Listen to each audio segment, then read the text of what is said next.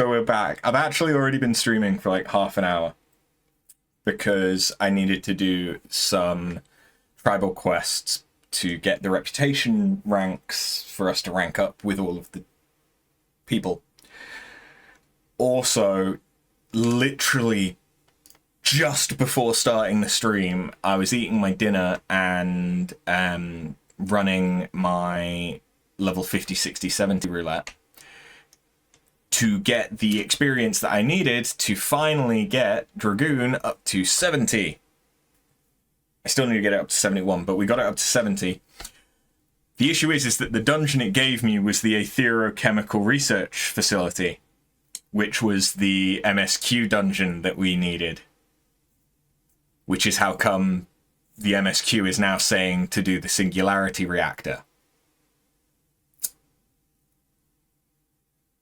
Don't worry, we're going to go back and we're going to do the dungeon. It should replay all of the cutscenes as long as I make sure to set the setting to that.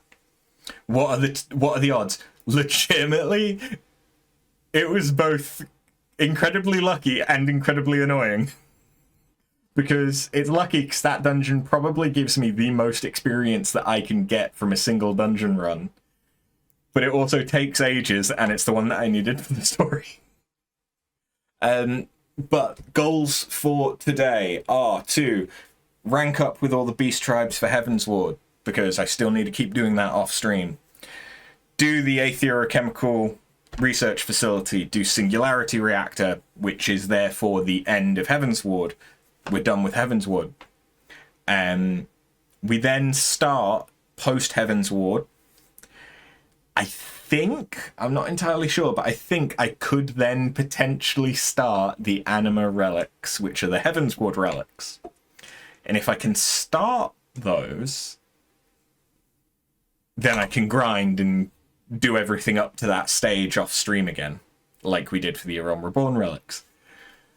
Speaking of A Realm Reborn relics, I got the Bard relic, and I also have the... not that one, we already had that one. I also have the Scholar relic. Not that I am using it on this glam, apparently. I do have it. The Last Resort Zeta.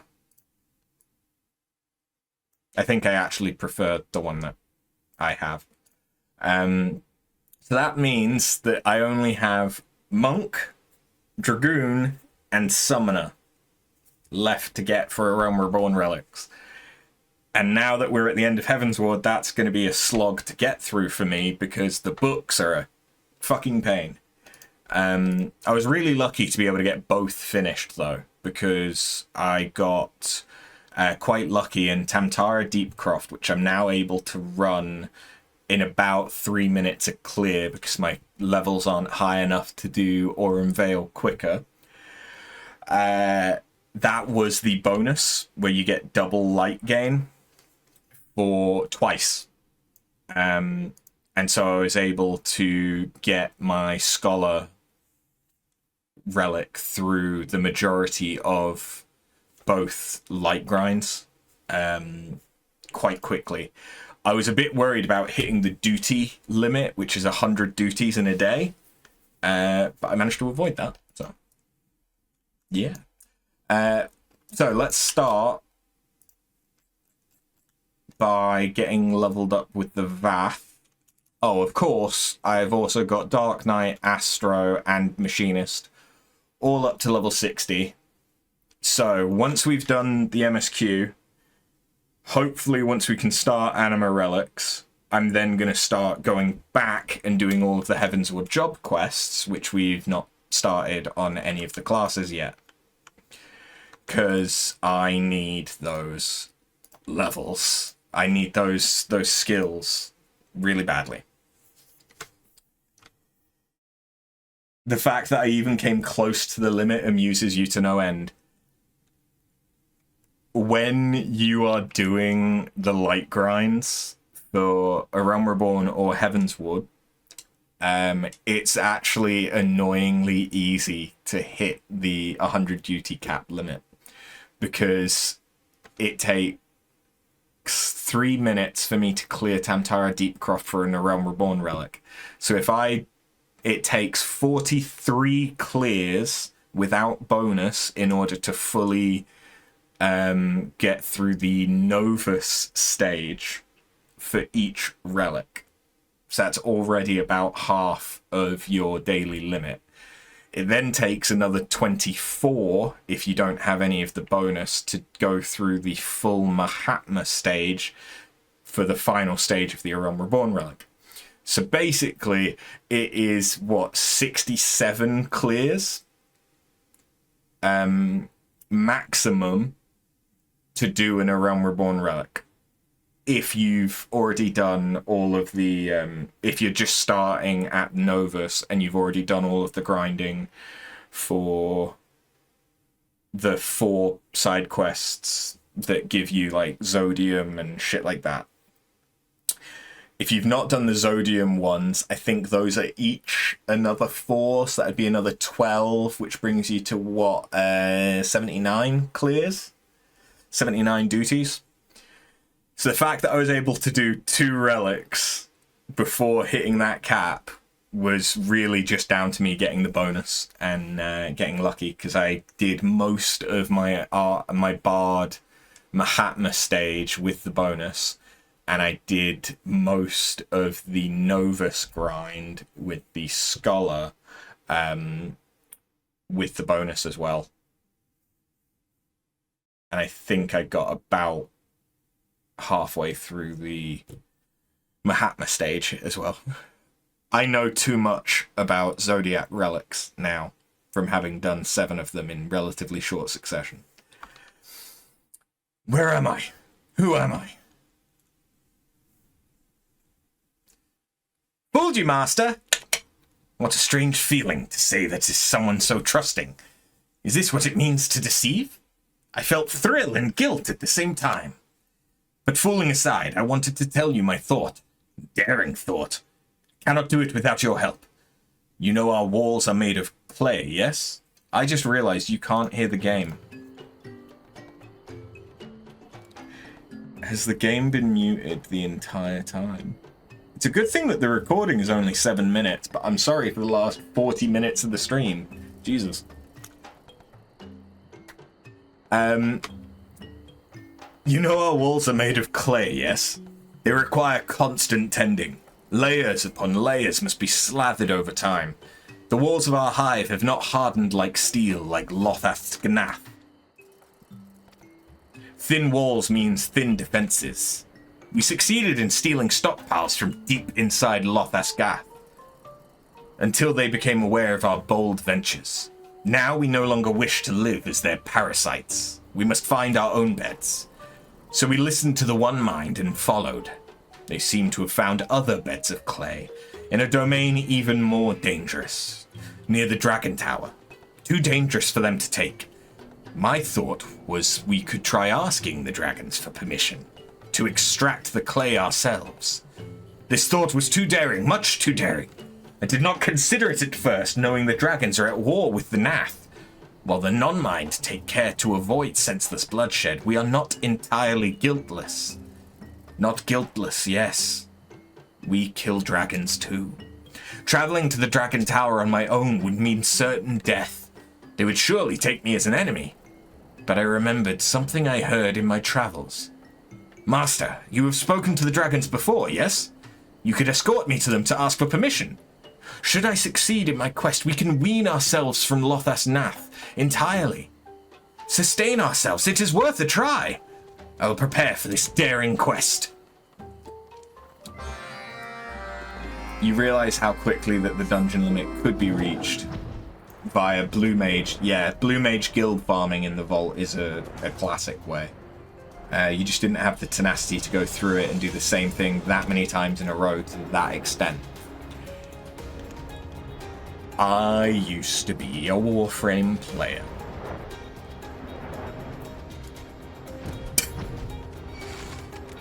I am quite happy to grind and farm stuff and just kind of switch my brain off whilst keeping my hands busy whilst watching something on Netflix or YouTube.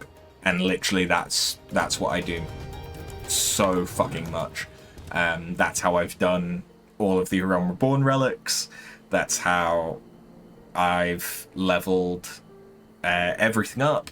Like, I am a gaming addict that has been doing this since I was a child. This is easy to me. That doesn't mean that the books aren't fucking annoying from A Realm Reborn relics, but the light grind is fine because it's the same thing over and over again. I can get into a rhythm with it. The thing that sucks with the books is the waiting for the fates more than anything else, because it's luck that you catch it and you can't do anything else whilst you wait for that fate to spawn, and so you're just sat there waiting for potentially an hour for something that only lasts 5 minutes when you're in it, and if you're not in it, it only lasts for 15 minutes. So there's also a good chance that you could miss it if you were doing dungeons and shit like that. So I do not think any non-mind has come as close to the Dragon Tower as I. Were you not with me, I fear I would soon be dust. And now to go closer.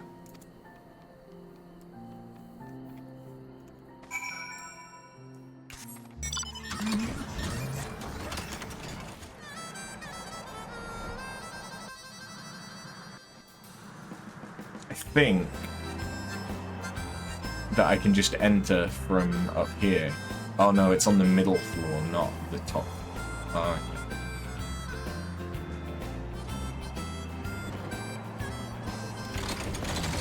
The joys of flight.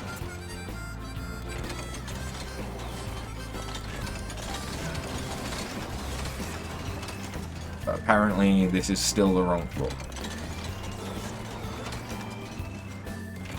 Ah, there you are, Vidofnir.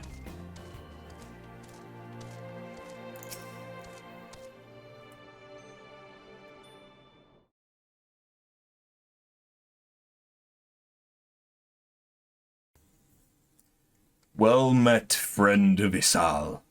Thou wish to speak with me?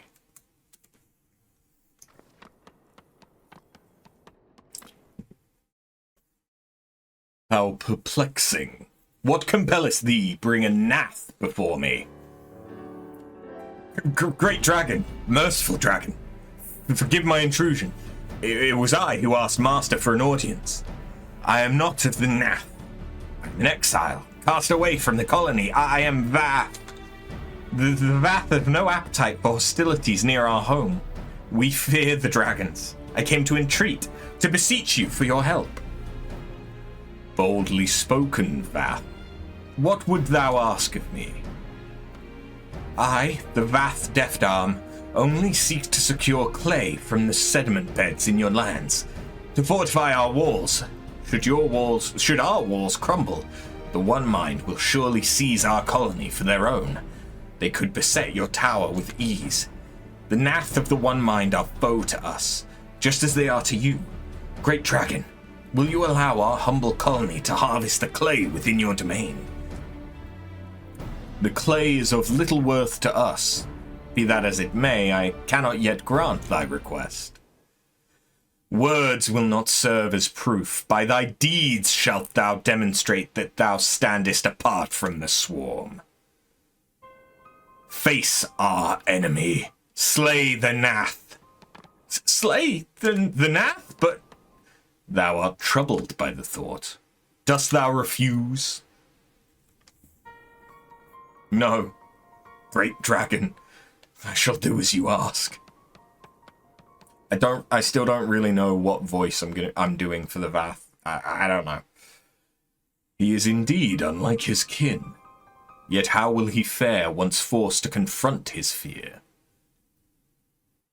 If thou art truly friend to him, thou wouldst do well to follow and observe. Assist him with his task if thou must, but be warned. If he slayeth not a single Nath, we will know.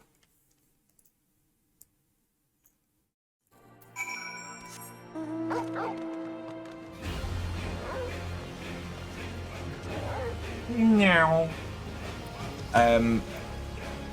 So off stream, I've obviously been quite busy leveling and doing A Realm Reborn relics, but in the process, I also managed to get a couple of the mounts from the current Moodle event. Namely the Ufiti or Ufiti mount, which is quite nice. It's like being held by King Kong. I love it. As well as the Gabriel Alpha, which normally you wouldn't be able to get until Shadowbringers, I think, for Gabriel. The thing I like about the Gabriel one, though, is it transforms when you're flying. I like it. I like it a lot. You applaud my efforts to voice act each character. It's been a lot of fun to watch. It's ruined my throat a couple of times. But this is also a way to try and keep it entertaining for me. Oh, this is not good. Not good at all. I cannot possibly fight the One Mind. What have I gotten myself into? An adventurer keeps his word. This is not about being an adventurer. You do not understand how it feels, Master. You are not that. This is not like the other requests. If I do not prove myself, the dragons will devour me. Oh, I wish to be left alone.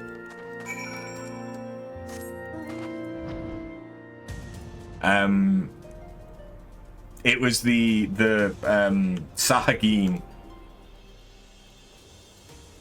and the Ixali that kind of sucked.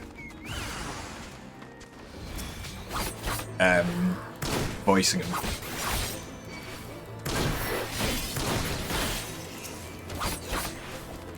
I'm looking forward to the Stormblood beast tribes, though. Especially the crafting and gathering one. Yeah, the extra S's. Like, I constantly felt like I was just making fun of people with lisps. Which made me feel a bit bad. As well as the fact that I was trying to make it gravelly as well.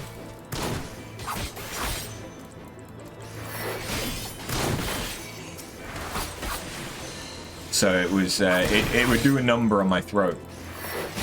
And I have a relatively deep voice anyway. So, yeah. I say that, and I've probably noticeably been talking in a higher pitch than I normally do, for some reason, right now.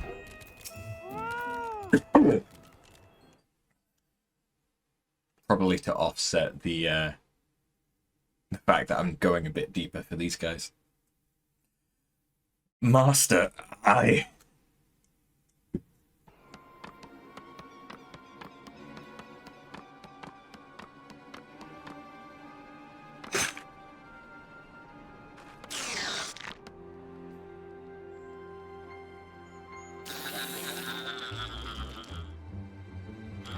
Aww. Oh shit. These whispers, all at once. 100 voices buzzing. Buzzing. I cannot move.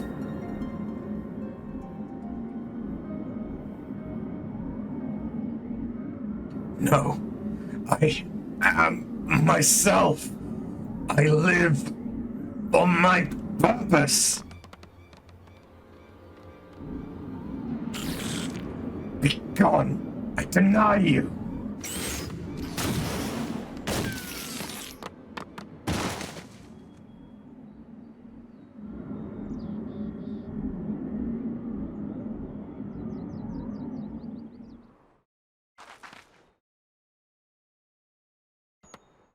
Good job, Defty. Quiet. So quiet.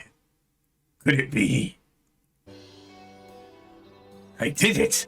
I subdued the One Mind's power. I have conquered the foe!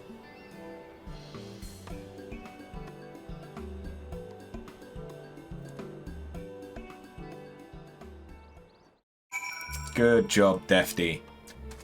They will torment me no longer. Get your ass out of our face, Chimcontendies. I am sure of it, Master. My sense of self is strong enough to withstand them. The White Dragon is trusting of Master's word. Perhaps this is enough to allay her suspicions.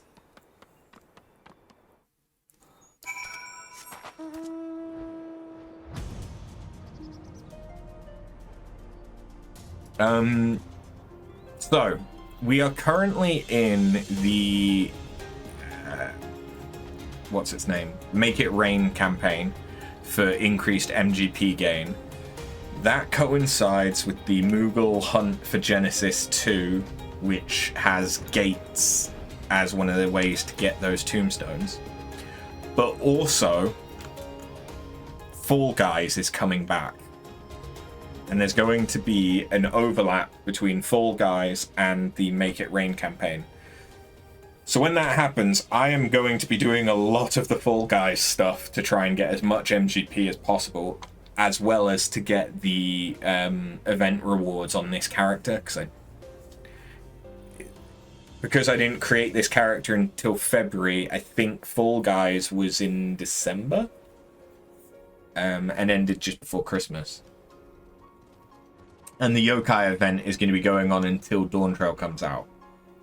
So I have everything from the Yokai event until we get to Stormblood, which is why I want to get to Stormblood before Dawn Trail, so that I can get the last 2 weapons in order to get the last mount from the Yokai event. Because I want everything, because I'm an item whore. But I want to get a bunch of MGP so I can at least get the Fenrir mount, which shouldn't be too difficult. It's only 1 million MGP, and the Fall Guys stuff makes MGP really quite easy to get. There's a few pieces of the Fall Guys glam that I actually quite like and use on my main. And because for another 8 hours or 12 hours or whatever, that is still my main by playtime. And there's also more bits of glam that I want that cost MGP, although I think I've got most of the bits that I care about. There's a lot of stuff going on.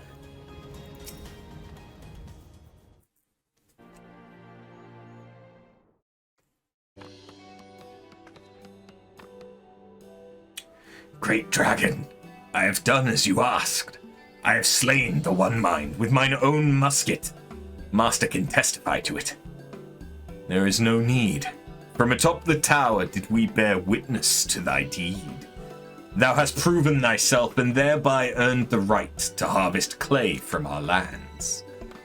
Great Dragon, the Vath are ever grateful. Should your kin be in need of our assistance, our guild shall come to your aid. Thine offers shall be remembered. We desire only peace, and any opportunity to strengthen our bonds would be welcome. The Vath shall be careful when crossing the stone tower. We will mark ourselves properly and use a single path. This do we swear.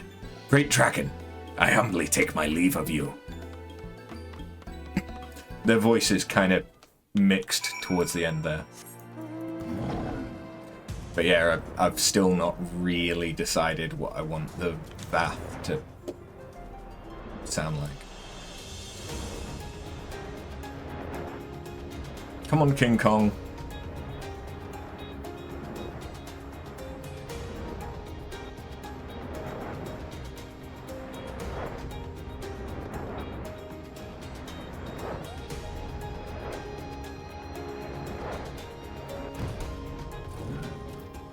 Alright, Storyteller.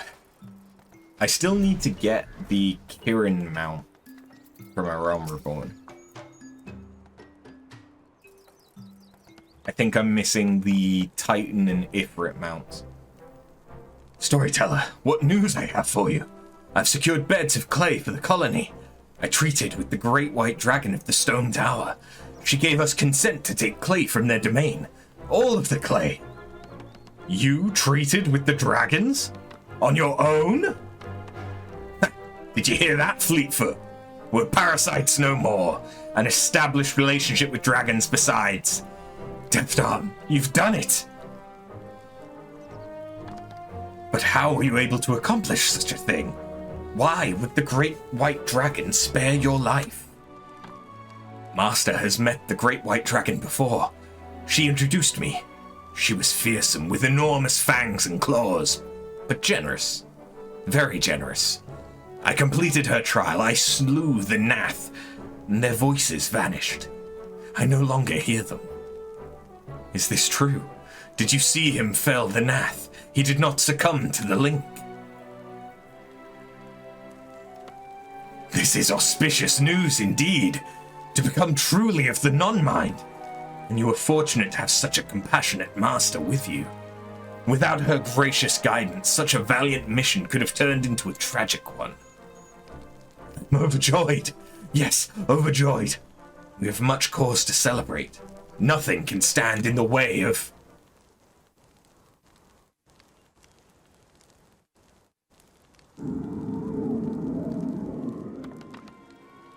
Deft Arm? Malignant flesh, scourge of our body. It cannot be. You forget your place. You are ever bound to us, ever bound to the Overmind. All are naught but vessels to hold our volition. You've been using the Deft Arm this entire time. Deformations. Heed well these words. Your existence irritates us. We will suffer it no more. Once you were inconsequential, anomalies sure to perish when abandoned to the wilds. This we allowed, but you survived. You came together. You thrived at our expense, corrupted flesh, sapping us of our strength. We are not without mercy. You will be granted one chance. Return to the colony. Rejoin. Repent. Refuse and be purged. Consider your last decision as Vath. We will not wait much longer. Curse the Overmind, taking over my thoughts as he pleases. We will never obey. He means to destroy us. We must not take his words lightly. There are not enough non-mind nor cannons to withstand a full invasion. Their numbers are far too great. Then we have no choice but to flee. Leave the colony behind. We've learned much from our guild. We can survive elsewhere. Do what you will, but we are not leaving Lothast Vath. You cannot mean to stay behind, storyteller. To flee means to live. We will stay. We are the storyteller. Our purpose is to tell our story. Without this sanctuary, there will be no stories to tell. No storytellers to continue after us. Without Lothas Vath, there will be no non-mind left to feel the joy of individuality as we have. The Overmind will make certain of that. If I abandon the colony, I abandon my true purpose, to help all Vath in need. Forgive me, storyteller. I'd forgotten who saved me. It would be shameful to ignore others who have chosen my same fate. Most shameful. All of us yet draw breath because of the colony. We have become too accustomed to our freedom to submit again to the Overmind. We too will stay and fight to protect our own. So, we are to go to war? Is there no other way? No. There must be. I will find it. I must think. Thank God that's over.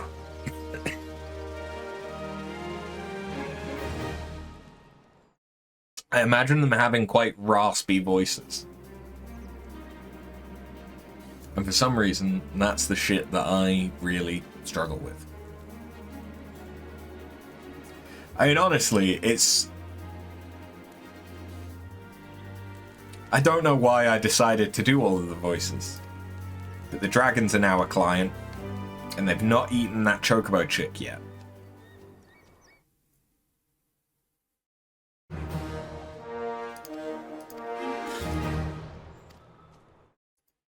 And now I have more items at the stick peddler, huh?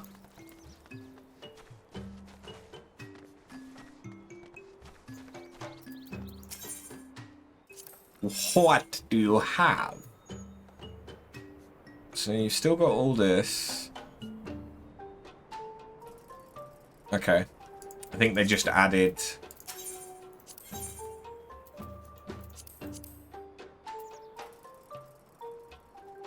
I think they... Did they add the nuggets? I don't remember having the nuggets before.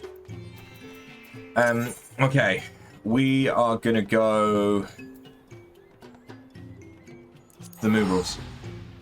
We'll do the Moogles, then we'll do the Vanu Vanu. Then we'll do the Aetheric Chemical Research Facility.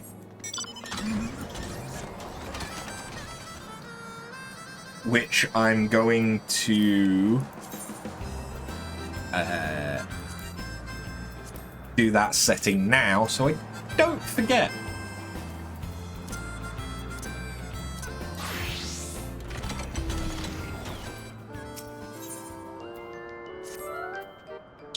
After, I thought that was you. Tarrison has decided where next to focus our efforts, Kupo.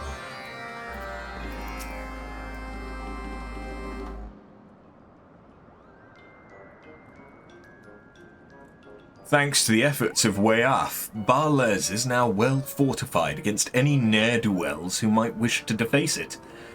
Well, that's what I would say if there was aught in it to deface. I believe now is the most opportune time to start the core of our... Mogson! Tarrison! After! Gullenbursty! He's spoken! He's livid. Oh, shit. Aldi, my friend, calm yourself. What matter do you speak of? Who is this Gullenbursty? He's an ancient dragon, more ancient than most. In passing, he asked after the Mogmenders and became enraged when I told him of your work here. He demanded I tell you to cease at once. I thought he was only curious, I swear. Please don't be cross with me. Just when things were going so well. Still, I suppose we can count it as a blessing that he did not drive us away by force. Doubtless, he is capable. Perhaps the fact he is not means there is yet hope for reconciliation. Let us parley with Gullenbursty, if for no reason other than to make it clear that we bear no ill will towards him. After, Mogson, I would ask that you accompany me. Aldi, pray, deliver us to where this ancient dragon resides. Certainly. Hopefully Gullenbursty will listen to reason. With luck, hopefully we can put this incident behind us soon enough.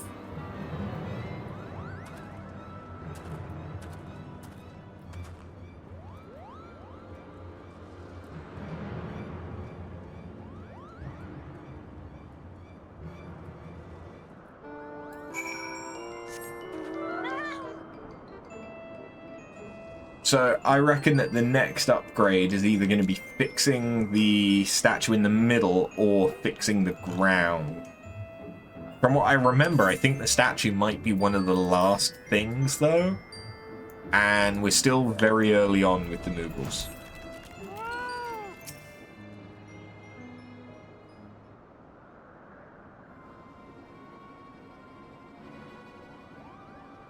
Well, you're an angry-looking bastard.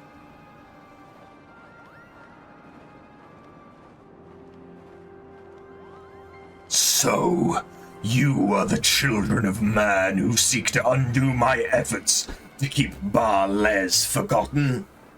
Enough. Cease this affront and return from whence you came.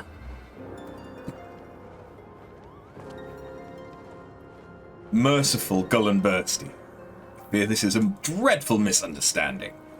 It is not by our own volition that we endeavor to repair the plaza. No, we are here at the behest of the Mughals, and in fact our role is merely to teach them of stonemasonry, not more. As you are doubtless aware, the Mughals are bound by an ancient accord with Hraesvelgar to guard and maintain Zenith. As it happens, several of Hraesvelgar's own brood are even now lifting stones in a show of support.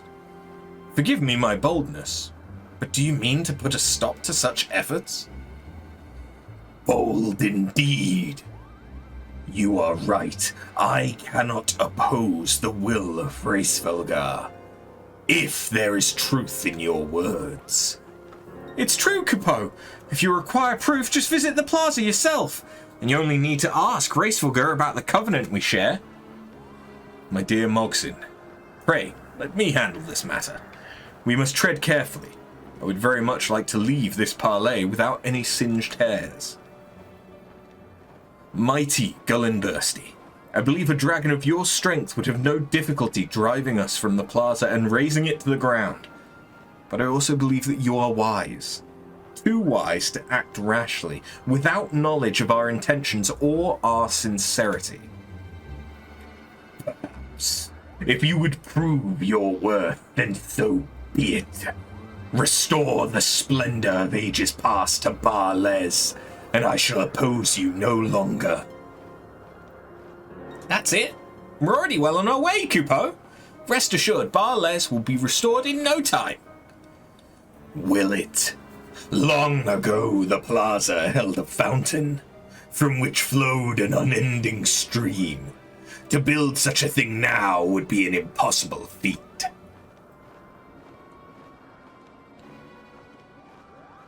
I'd expect no less than to be tasked with the impossible. To construct a fountain on barren land seems an unsolvable riddle. Do not fear, however, for we will find a way, as we have many times before. Won't we, Mogson? Naturally, Kupo. We'll show you the worth of the Mockmenders. Nod.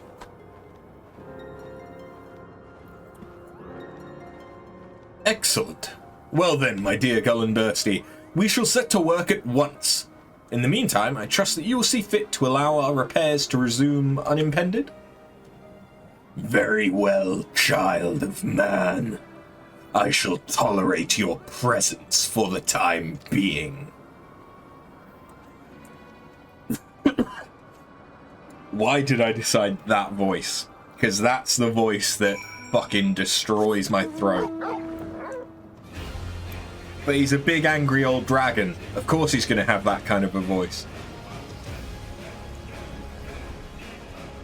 Problem is from doing that voice, it then kind of bleeds into anything else that I try and do, because my throat gets fucked.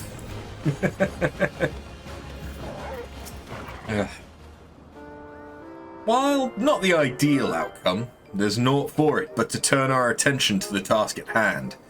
Not only must we build a fountain, but we must also secure a source of water.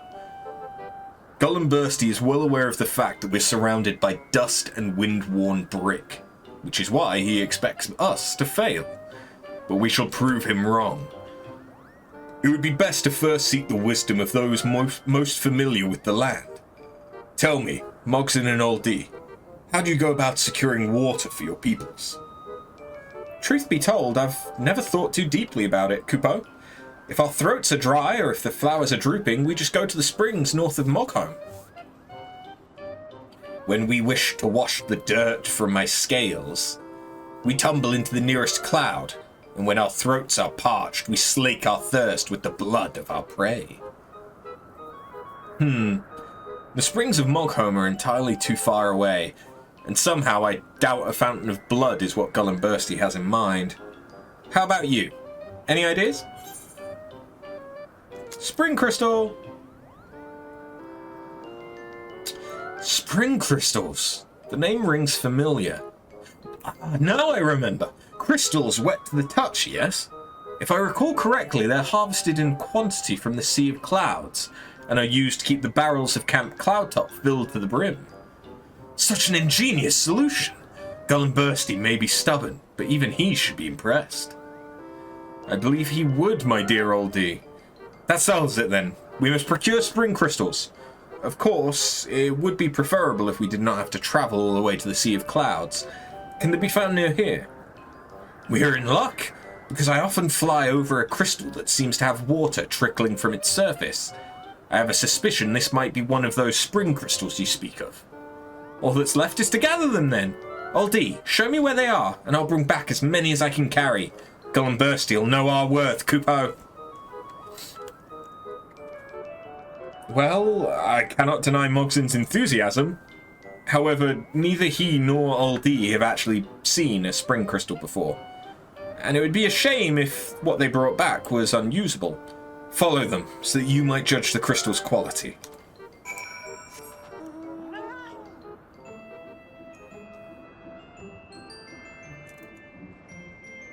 I still need to get some better gear for my crafters. Even the voice acting, even the nods have voice acting. Some of them, yeah. It's the fact that when the only interaction between the characters is them just turning to each other and nodding. It's like you pan through all of the scions of the Seventh Dawn and each one of them nods at each other. Like, after about the second or third one, you can't help but just go, nods. Nods.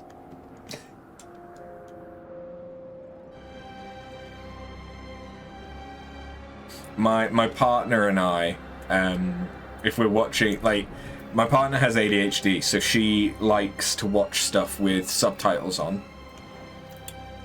because it helps to process, because there can be some auditory processing lag with ADHD, which is that they'll hear you, but they don't pass what you've said until like an extra couple of beats later. So if you've got subtitles on as well, it gives them two ways to pass the information, and it helps them. And so there'll quite often be like closed captions at the bottom of the screen, and sometimes they can be very funny.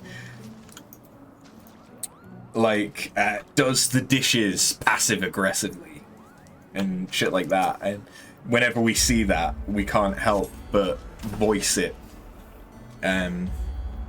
So I think that may also be part of why I do it. Water trickles forth from the crystal in thin rivulets, each running dry before reaching its base. It seems there's little hope that this can be used as a supply for the fountain. From the skies I could not tell that this crystal was so dry. But worry not, for you are in the company of a dragon. When I unleash my mighty roar, this crystal will awaken, and water will gush forth from it like a geyser. I simply need some time to gather my strength. 1 century should do the trick. Brother was around that age when he learned to roar. You cannot wait even 100 years? I pity you, truly. Well, I suppose we must ask Brother for his help again. I'm certain this time we can skip the trial.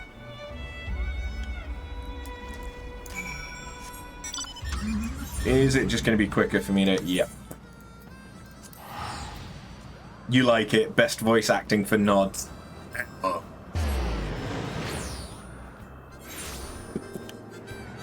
I try.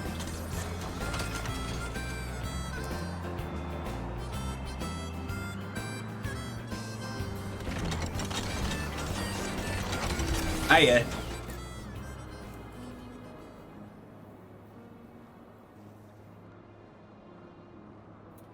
Well met. My brother tells me you wish to borrow my strength again.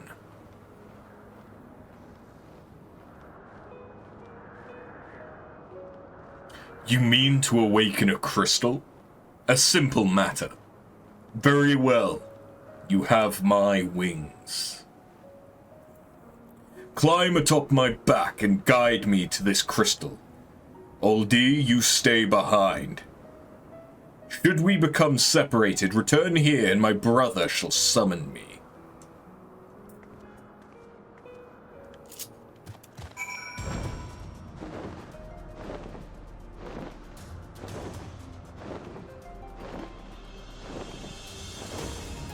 Now we just have to get all the way across there again, which may take a moment. So, how's everyone doing? Do you come here often?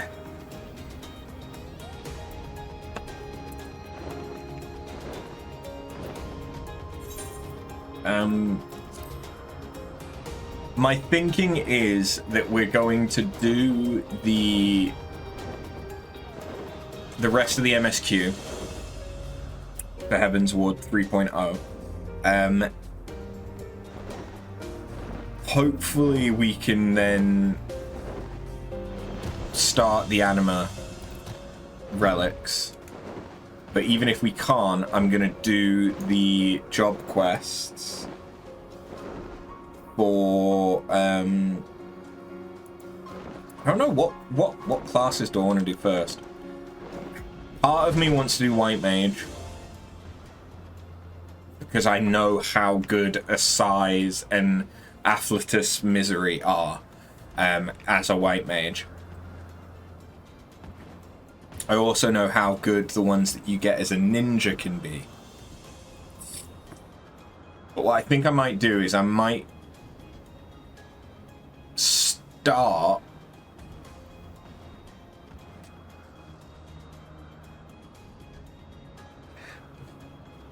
start with the class that I want to play the least,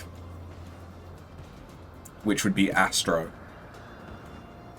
Like, Astro is just, I'm not really getting in.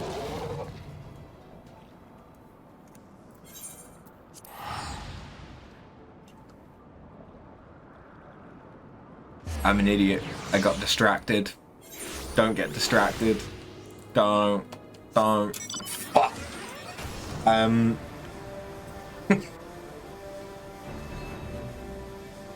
Yeah, Astro isn't that fun for me. Because the cards don't seem to have a big enough effect to feel worthwhile.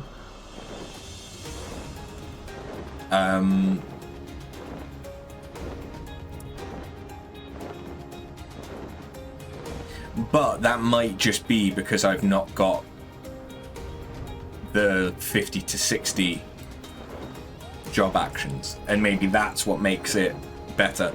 I know that Astro has been reworked a bunch of times, and that I think it's supposed to get another rework with Dawn Trail, so I might prefer it after that.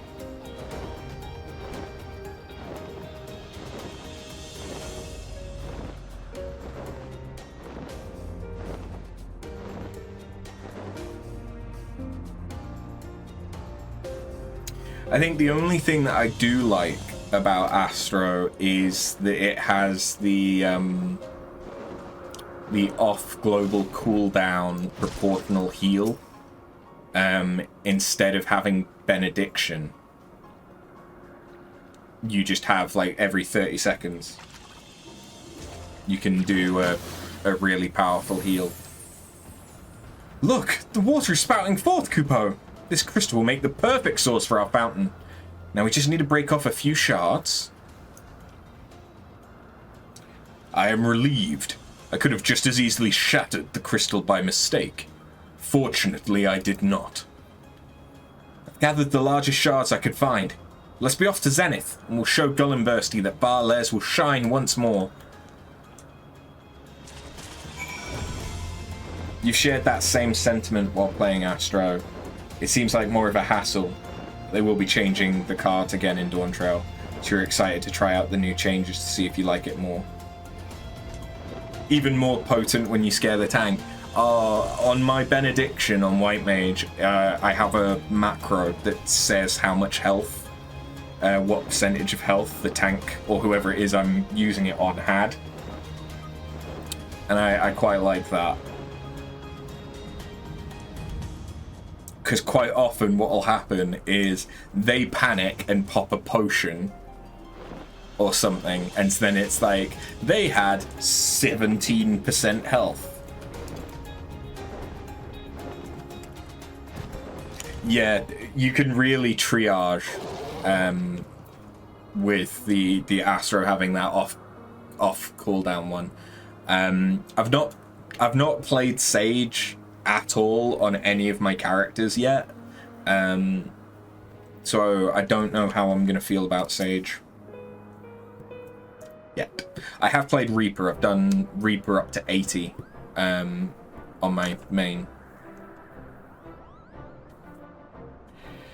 Gull and Bursty, we've done it! The fountain in Barles will flow as gloriously as before, Kupo. So, you have secured a water source? I'm dying. This is what 500 cigarettes a year will do to you.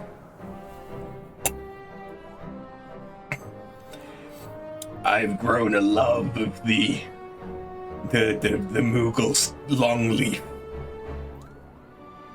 It was a team effort, Kupo. After suggested we use spring crystals,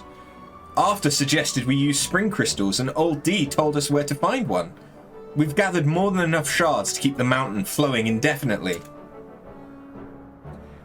I know of these crystals, but do not attempt to deceive me. There are none with the strength of which you speak. There were none, Kupo. But through will, perseverance, and determination, we were able to find a solution. Those words. It's nothing. Proceed, Moogle. With Wayaf's mighty roar, we awakened a spring crystal, and now we have enough water to make 5 fountains. Surely our deeds have proven that we are worthy to continue our work. Impressive, little one. However, our story tells only of the deeds of man and dragon. What has your kind contributed? There is still much work to be done, and the spring crystal is but one component. From here on out, it's the responsibility of the Mog Menders to see the fountain completed, Kupo. Your words bespeak confidence, and more importantly, sincerity.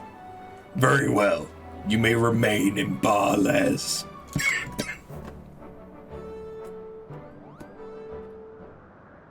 On one condition.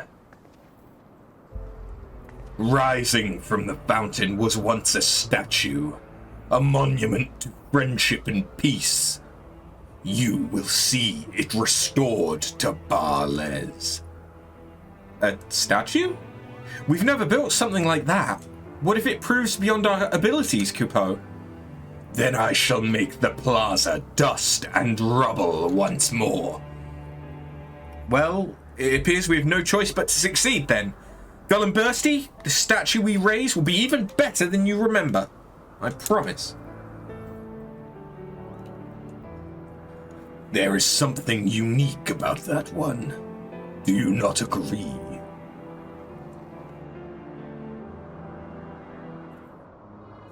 Oh, thank God it's done. Ugh. You think Sage will only become more enjoyable to play after the changes for it coming up in Dawn Trail? It seems like. Fair. Basically, the only thing I know about it is that it's like a healer DPS. Because Astro has the skill that you can link yourself to a party member, and then if you heal, they get like 40% of the heal. And I think that Sage's main gimmick is that it has something similar, but instead of it being any healing spell, it's just any spell that you cast heals the person that you're tethered to. But I don't know, because I've not really played it. A monument to friendship and peace, and our latest challenge, Kupo. I suppose we can consider this the Mogmender's first commission. I must admit, I'm a bit nervous.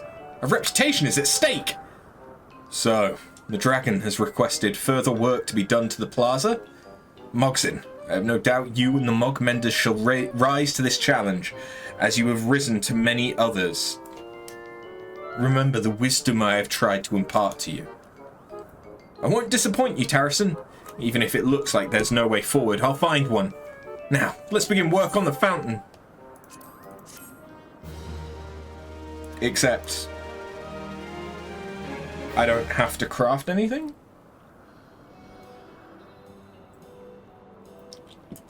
Ah, okay.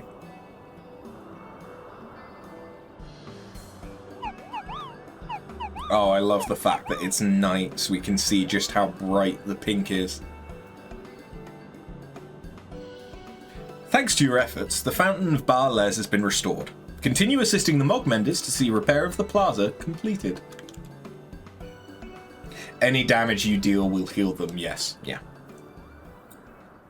So it's a very different style of healer. Okay, no new items, just more experience, which really doesn't matter to me because I'm not getting experience anyway. The Vanu Vanu. And then we get to the story.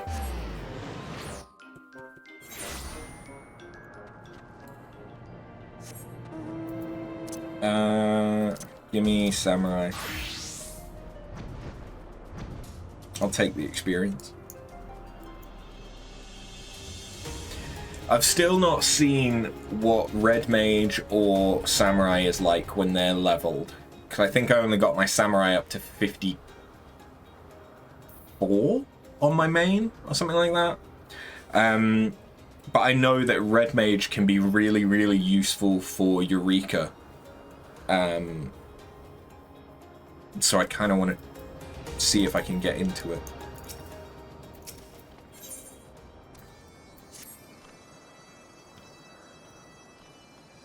If you understand the live letter correctly, you think it'll only go further in the direction of the damage that you deal will heal them. You really like the concept of trying to deal as much damage as you can to in turn heal more. And you think that gives you the motivation to try and improve your DPS. My understanding is that Yoshi P felt like the game was too stress-free. And so they're trying to bring an essence of stress back into it with Dawn Trail.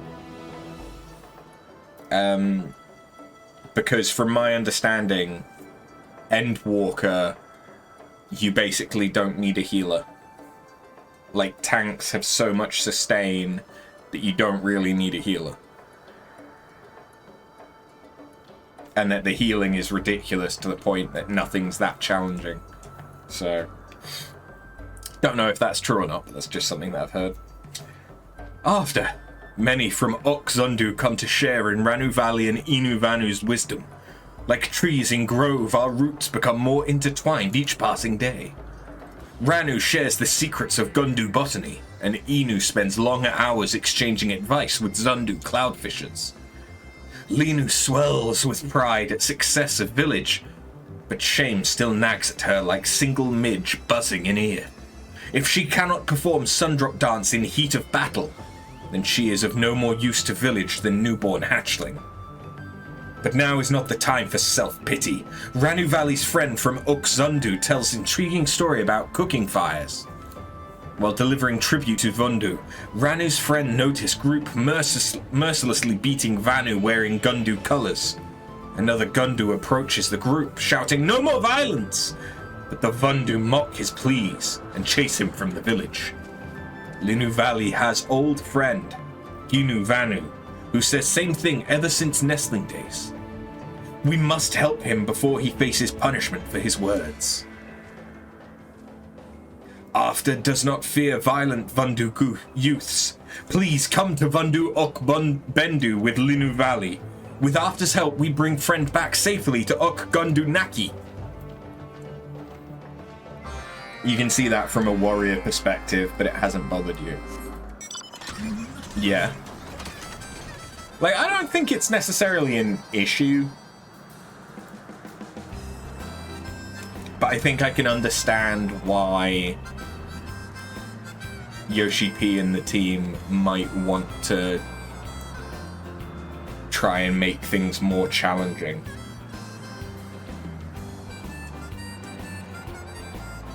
But I don't know, we're a fair ways off from Endwalker. Never mind Dawn Trail.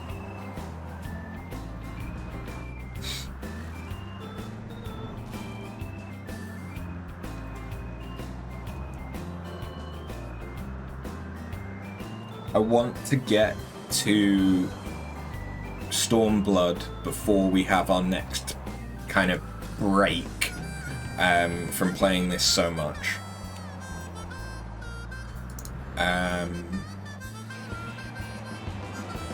Partly because I need to play Elden Ring. I need to get a new playthrough of that in and done, ready for the DLC, which comes out just before Dawn Trail.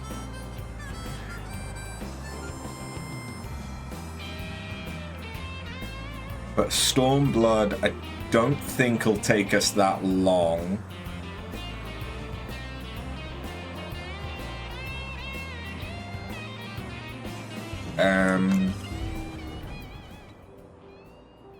And Shadowbring, like, honestly, if we go the way that I've been going with, like, Heavensward, I don't think stuff's going to take that long, because A Realm Reborn was the thing that took the longest. It's like, how many sessions did it take for us to beat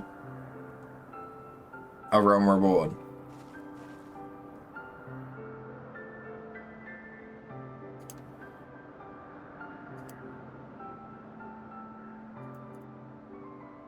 Just checking the YouTube. It took us 23 sessions. And we're now on session 31, and we're at the end of thingy. So it's, yeah. I don't think it will take us as long to get through the expansions if we focus them down. Linu sees no Vundu patrolling area, but we must act quickly. Like storm during monsoon season, they are never far away. Here, take bones of Sanua. Linu carve mark only her and Ginu Vanu recognize. When Ginu see mark, he know Linu come to rescue him. Place bones through Vundu Okbendu in trail leading to hiding spot, and he follows. Ginu Vanu spends many moons under brutal rule of Vundu, and he may fear consequences of being captured. But when Linu Valley tells him of Ok Gundu Naki, the promise of a new home gives him courage to come with us. Place bones around Vundu Okbendu and guide Ginu Vanu back to us. Linu Valley keeps watch for any Vundu patrols. Dear God, the Vanu quest dialogue is it's challenging in an entirely different way than any of the other. I did that too quickly, didn't I? In an entirely different way from any of the other beast tribes, and it's because of the words that they fucking use. It seems like you made it through Heavensward in like a week. If you keep up that pace, you'll be at the end of Stormblood in no time. So the thing is that I've been focusing on doing Heavensward. Like, this has been... We've been playing a lot of Final Fantasy XIV in order to do that. But normally, my current streaming model is to do 3 games. So Fridays be Final Fantasy XIV, because Final Fantasy XIV Fridays. Duh, alliteration, it's great. A main Let's Play longer game on the weekends, which recently was Dragon's Dogma 2, but we finished that. And then Monday and Wednesday when I stream after work, those would be either going back and polishing off something in a game that we've played before. Like, notionally, I'm doing Final Fantasy VII Rebirth, doing the like hard combat challenges and things like that. But I need to do a bunch of grinding in that, which has been on the back burner because I've been focusing on grinding in this. There's a lot of grinding. So I'm probably going to start... I might start a new Elden Ring run tomorrow to try and prep for... I mean, I don't know. Or would it be better to start that in June and play something a bit short? I don't know. But yeah, so normally I don't play quite as much of 14 on stream of a given week.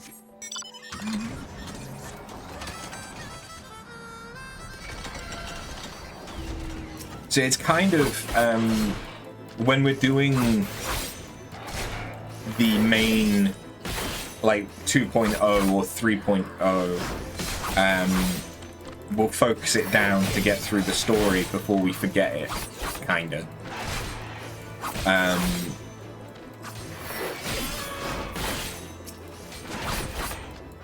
But when we're in the patches in between, that tends to be slower because I'll just do it on Fridays. Because that gives me time to build up the Beast Tribe reputation so that we can do the Beast Tribe quests and stuff like that. Oh, my chocobo timed out because I've been talking too much, huh? I should probably be doing the main mechanic of Samurai. Because I've really just not so far today. There we go.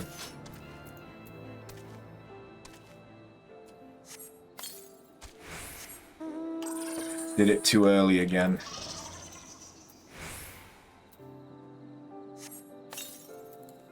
There we go.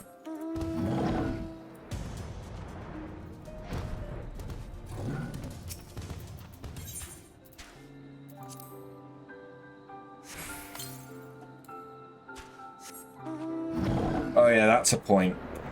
I also need to do Kettle to the Metal, but I need the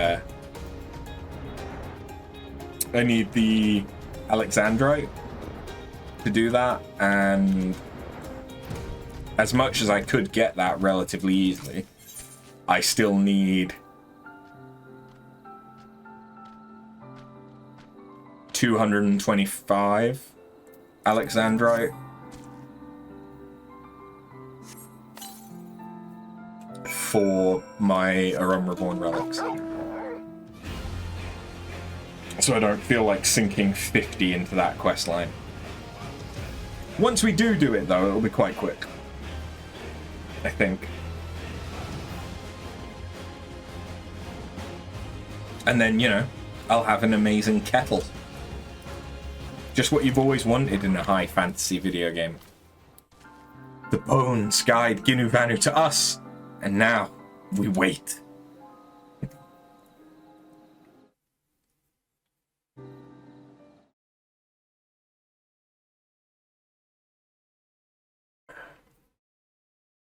Gundu rebels, surrender or else. As ever, Linu scares easily as nestling lost in dark. When Ginu sees marks on bones, he knows his friend is come.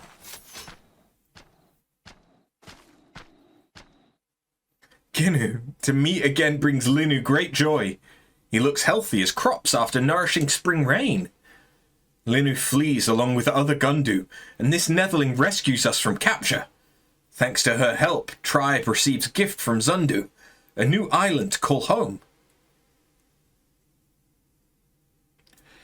Ginu Vanu, return with us to Ok Gundu Naki and share knowledge of Gundu carpentry to make our modest village grand.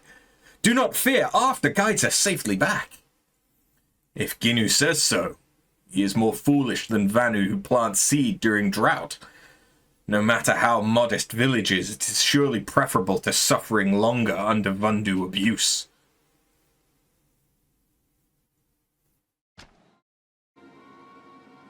A Vundu patrol, quickly!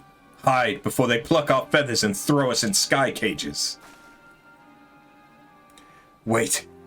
Linu practices Sundrop dance day and night, and now the time comes to prove herself. But the Vundu look fierce, and Linu cannot hope to strike fear into their hearts without inspiration. After, show Linu the dance of your tribe. Linu, rouse Linu's strength with your mighty dance, and she will send the Vundu fleeing. Quickly!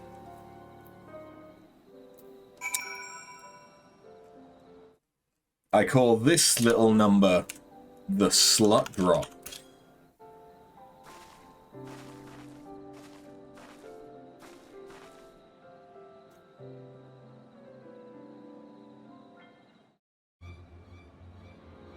Linu feels the warrior spirit within her, coursing through her entire body.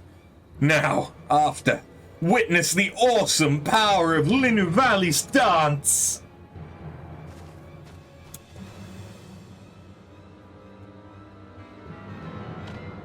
Oh. What the fuck you doing here then?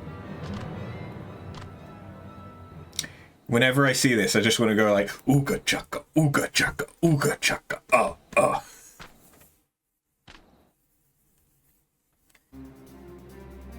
Forget what that's from. Is that from the Scooby-Doo movie? He's going Super Saiyan!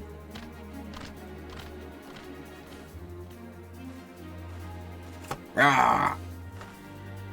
Like a fucking red panda. They run like cowardly Corrigans. This dance reawakens Linu Valley's ferocity, brings forth true might of her Sundrop dance. Come, let us return to Okzundu and speak with Sonu Vanu before patrol returns.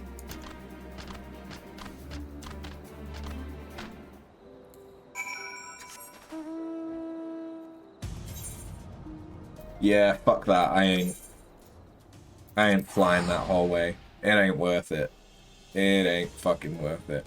Oh, I've only got this corner of the map to grab. I will grab that, because that'll probably be about 100k experience.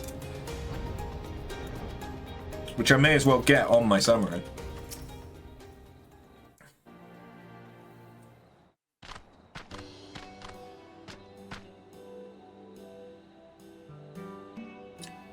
Chief Sonu, today Linu Valley brings before you Ginu Vanu, greatest builder of the Gundu tribe, and a dear friend.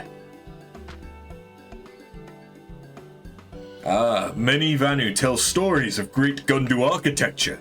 Today a renowned builder stands before us. Sanu has much interest in hearing Ginu Vanu's wisdom. Sanu apologizes for his interruption. Forgive me, Chief Sonu. There's no need for apologies. Like the most precious of crystals, Gundu culture possesses many facets. All Zundu have much to look forward to as our tribes grow closer.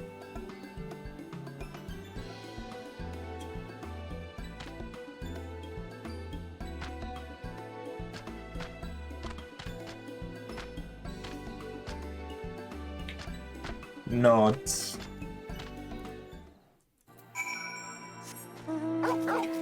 You only know it from the dancing baby. You're not sure about the dance. Yeah.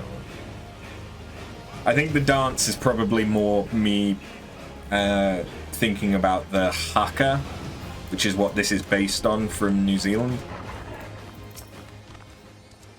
Ok Gundu Naki is alive with the sound of celebration, and Linu Valley finally dances. Like skies on clear summer days, she is free from worry. Occasion calls for hearty feast. Linu Valley eats until stomach can hold no more, and then practices dance until sun itself smiles in approval. Alas, Ok Gundu Naki still lacks a leader, a strong chief. Brother is yet trapped in sky cage hanging somewhere in vast cloud sea. Although Brother's whereabouts remain a mystery, Linu Valley swears to find him one day. When that day comes, the Gundu may call on your aid once more. Sure thing, whatever the fuck you say, just don't make me read more of your stuff for a minute. Thank you. Ginu Vanu has started construction on the Chief's Roost.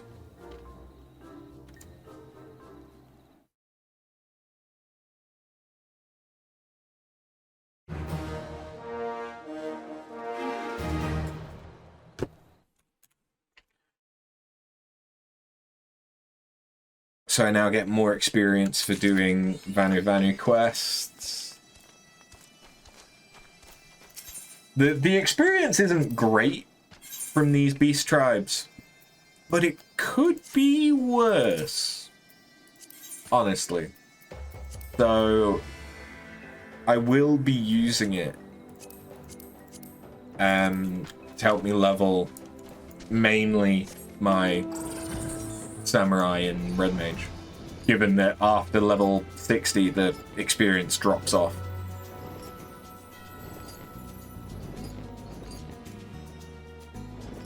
Alright, let's grab this real quick. We will swing by somewhere, probably Foundation.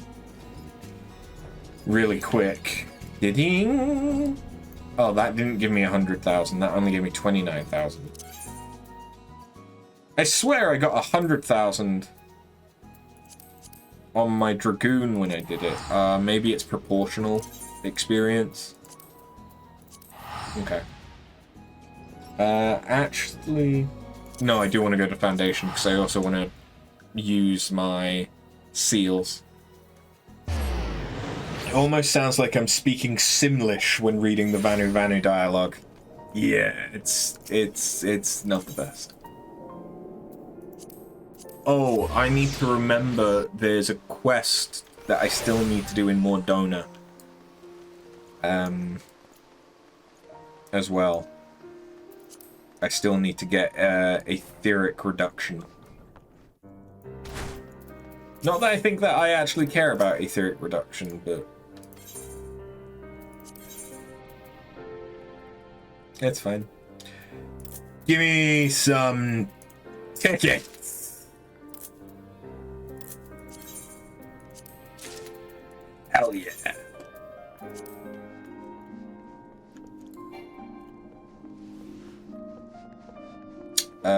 Now I want to head to the Jeweled Crozier for my retainers, and then we'll do Aetherochemical. What class do I want to do it on? Queue time. Actually, no, it's part of the current Moogle events. The queue time on it shouldn't be too bad.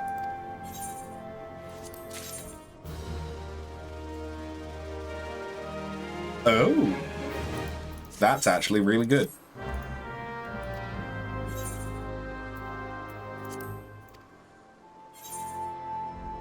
You may if you end up seriously getting into lots of crafting. Streamer curse. I've forgotten what it is that you're responding to.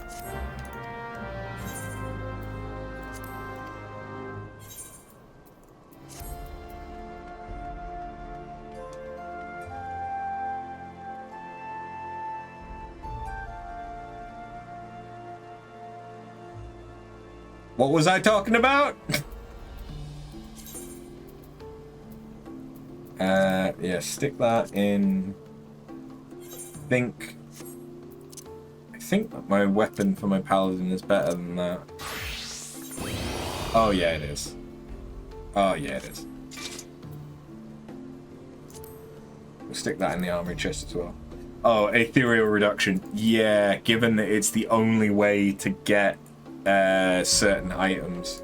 I will need it, but I just mean I don't think it's that important in that I'm not sure if it is a required quest to progress the craftsman quest chain that lets you unlock new shit. Like craftsmen go west and go east and things like that. It probably is. So I'm still gonna do it, but it was slaying. So go to a monk. Do this. Yeah, it is better. Wait.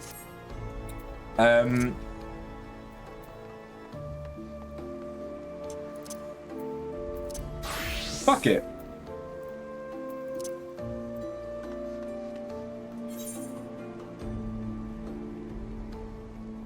No, it isn't required for that. Good, good.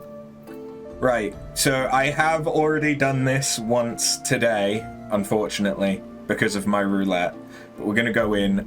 I should still get all of the cutscenes If not, worst case scenario, I'll go into the Forgotten Night and we can watch them from there, I believe. But I'm going to try this as Machinist because the experience would be nice to have on this. What's the queue time like? 7 minutes isn't terrible. That's really not terrible for a DPS. So let's quickly go to Mordona and do that. Let's do the thing that I said.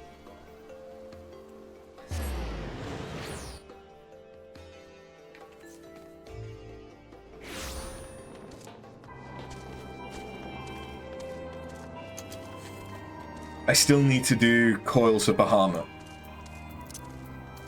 I need to remember that I still need to do Coils of Bahamut.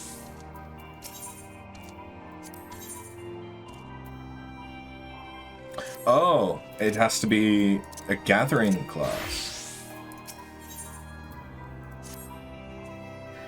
Given that you are also an accomplished fisher in your own right, perchance you're already familiar with ethereal reduction? Simply put, it allows one to break down an item into its base ethereal components. Or something to that effect. The process is admittedly difficult for a layman to explain. Koko Samu, a disciple of Master Mutamix, would surely be able to glad to tell you more. And she's back at the bonfire. Okay.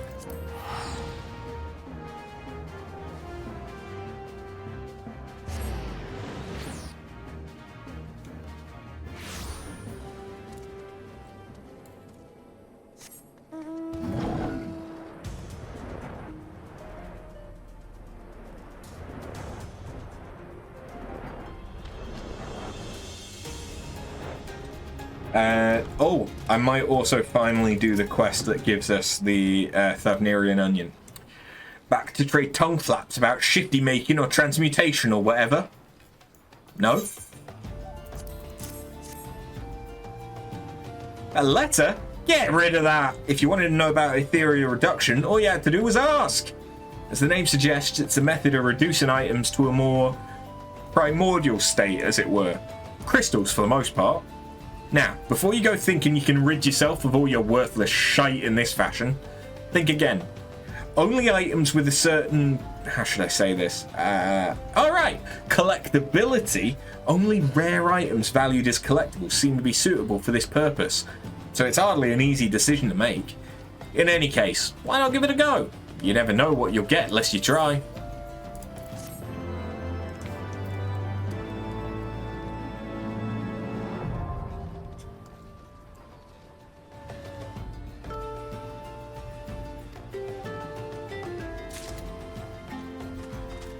Mutamix Bubbly Pot's one of your favorite character names. It's definitely not a bad one. Oh, my fisher doesn't have any shoes. Well, shit. Wait, what is the fish? A mist eye.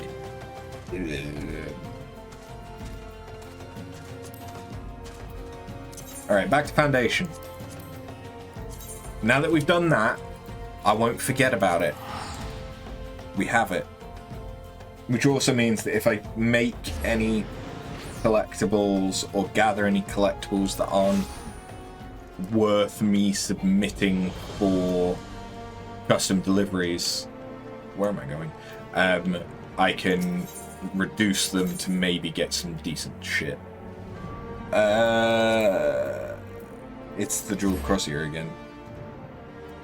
This is where the quest that gives a Thav Onion is. Because in my leveling of Samurai and Red Mage, I will most likely rank up my Chocobo again. Hopefully. If not, I imagine that we will level it up in Stormblood when I'm trying to level everything up in Stormblood and doing the Fates especially. What's this? Looking for a bit of work, are you? Don't look to be one strapped for coin. I never turn away anyone looking to make an honest gill. Would you mind taking a sack of chocobo fodder down to the Holy Stables in Foundation? Stable Master Sevilla is expecting a delivery. She paid me, up front, but fear not. This was merely for the fodder. There's still a delivery charge, and you're welcome to it if you take the fodder down there for me. The fish, they'll come from ephemeral nodes. Most likely.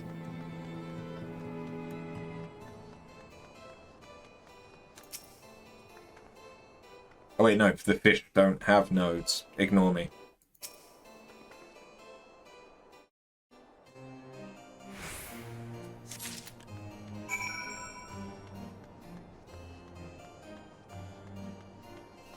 I have got miner and botanist to 90 on my main, but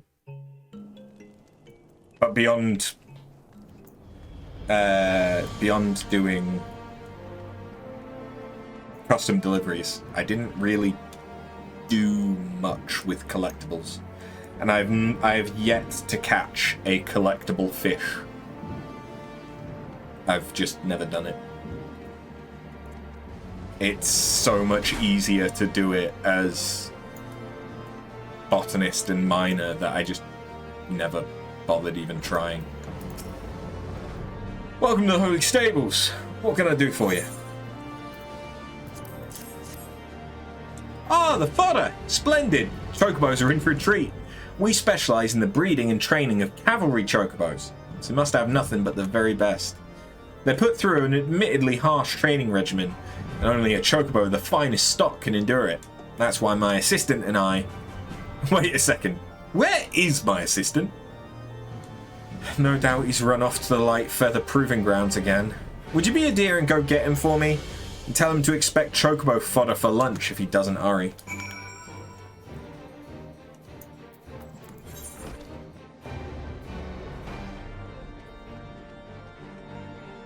You've never bothered with the fish either. Yeah. I like the spear fishing in Stormblood, I don't hate. But the fact that even if you're using the perfect bait, that you could be at a timed node, or you could be at a node where you can only catch a specific fish at a specific in-game time. You could be using the right bait, you could be using all the best equipment, and you could still not catch, not even hook that fish because of RNG. Annoys me. Whereas with miner and botanist, you'll at least see the item is there, and then it's just whether or not you can get it, which is at least better than never getting the option to get it in that slot. Someday you'll get around to catching them all. Oy. That's a grind that I don't particularly want to do. Looking for who? Ah, the stableman. He went inside not too long ago.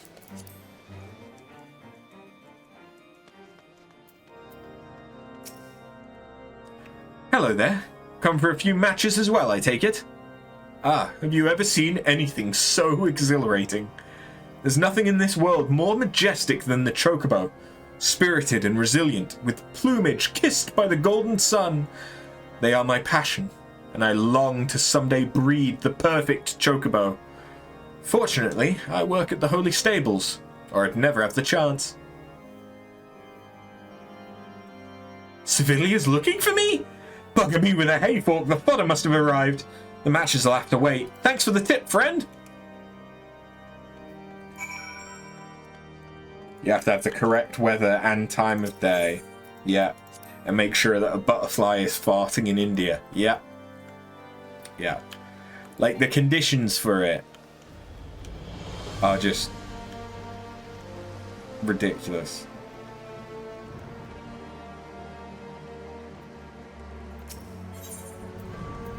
And after all of that, there's still a chance that you could not hook the fish.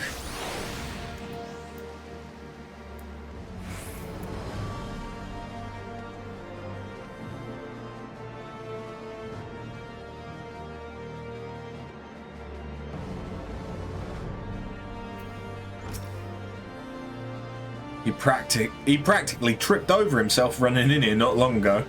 Thank you for finding him. He'll have to buckle down if he's serious about becoming a realm-renowned breeder. Though he's off to a good start having come here. Ishgard's famous for raising chocobos, you know. They've always been the steed of choice on the battlefield. The proving grounds, where you found my starry-eyed assistant, ensure they get plenty of practice. Well, I say it's practice, but it also makes a good show for the folks spectating it as well. You should see for yourself sometime. Nothing like feathers flying from two chocobos fluttering, almost dancing, back and forth in the arena. You'll quickly come to understand why they call it the Light Feather Proving Grounds. And as long as this stable stands, you can be sure our chocobos will be there. I'll confess, the weather has been more than unkind to our chocobo chicks, but we have traditions and a reputation to uphold. Hey! Let's go!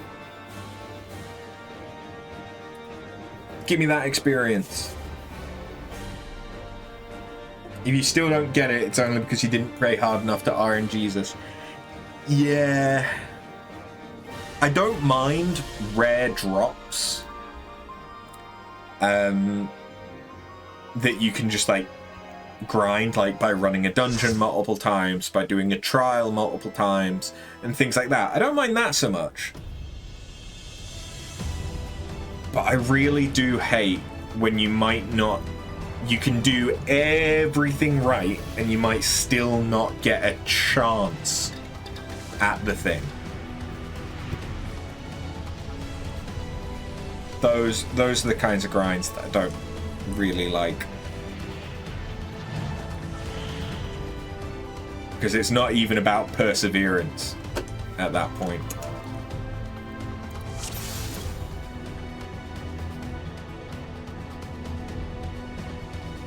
Oh, my glam broke my portrait. Oh well. Dungeon time! So, this is the Aetherochemical Research Facility.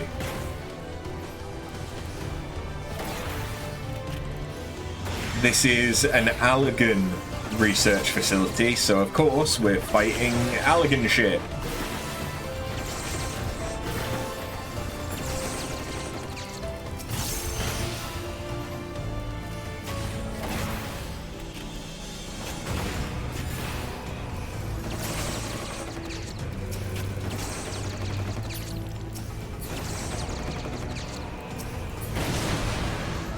Honestly, even with cutscenes, I think the first half of this dungeon is a little bit odd.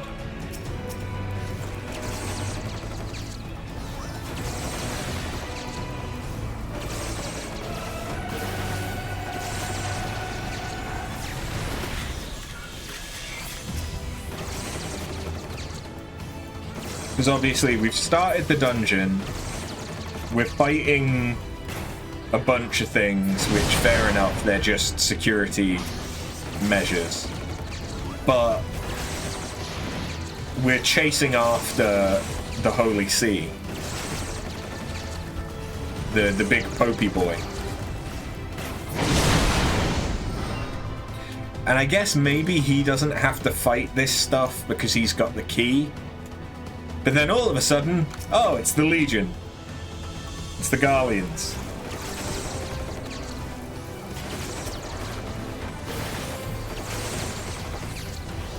Because they somehow got in here before us. Okay.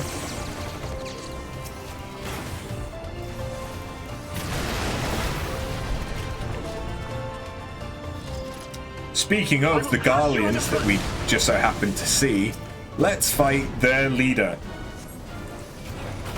In the name of the Emperor!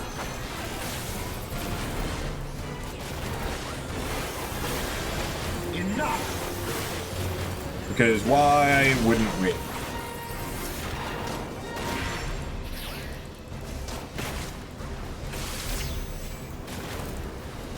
It is always the Garleans. I don't have an issue with fighting the Garleans. It's just, it seems a bit odd. In the name of the Emperor! Enough!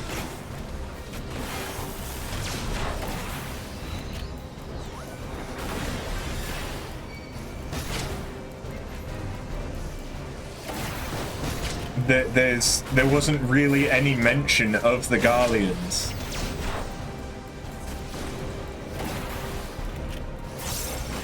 But suddenly I'm fighting the Regulus.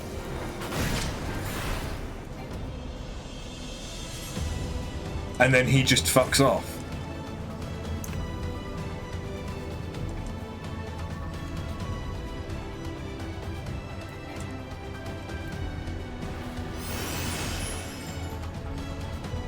In case you didn't get enough of them in A Realm Reborn, they're back again.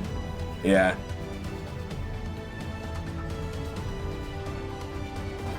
And now we're back to just fighting Allagan stuff.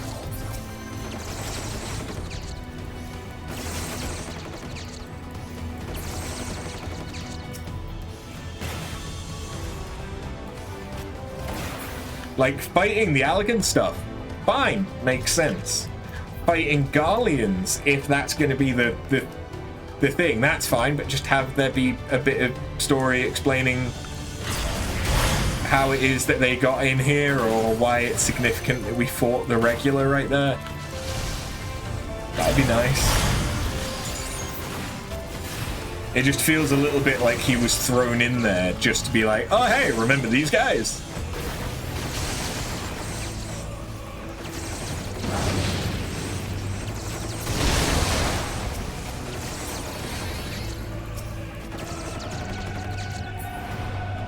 Unsurprisingly, this area is very reminiscent of the Coils of Bahamut.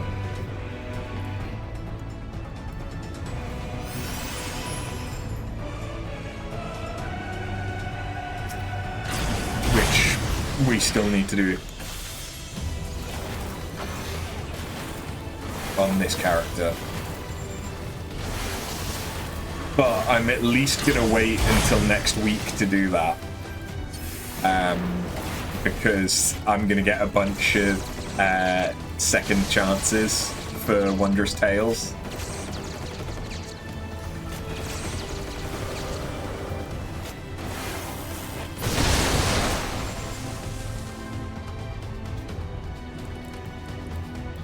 What the hell is the tank doing?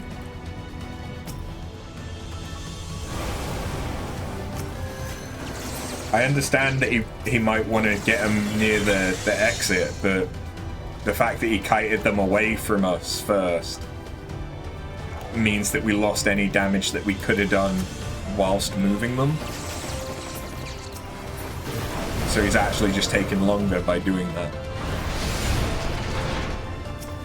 Next boss, and it's an Allagan thing. To be honest, this is not a terrible boss. It's interesting because it transforms. It's the first boss that we've come across that transforms into different things, I think.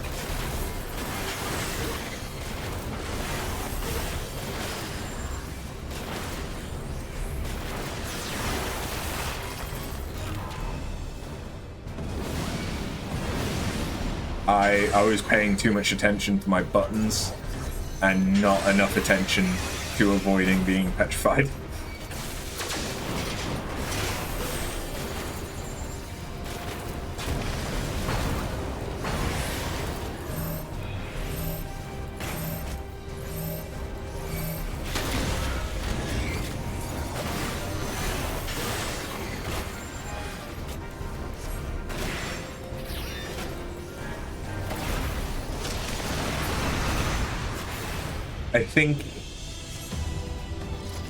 I think in Google Library Hard there's another enemy that shapeshifts.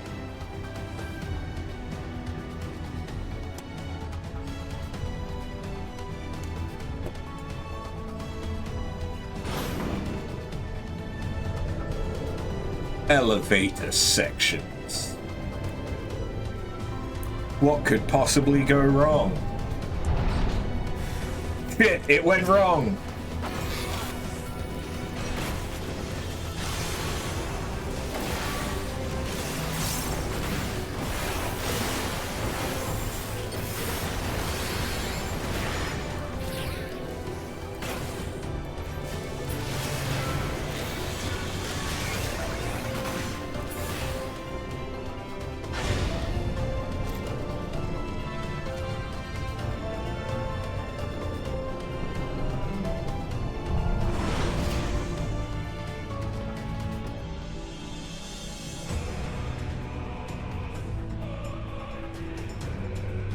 Okay, and this is Triad Control.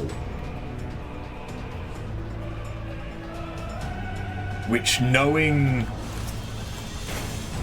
what I know about the Triad, makes this area significant, but it doesn't make it significant that we're just going through this. The fact that we have cloned Alligans, like in Crystal Tower, is nice. And oh look, lightning returns.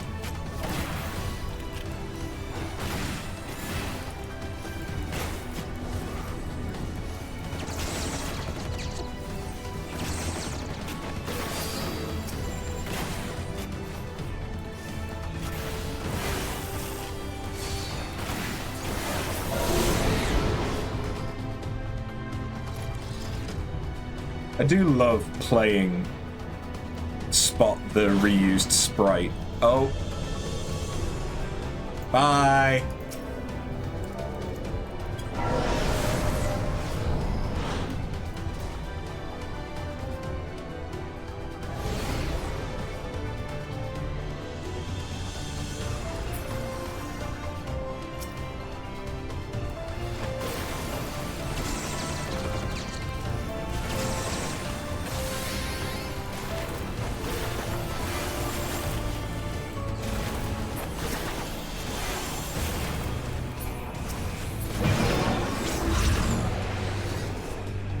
The tank aggro.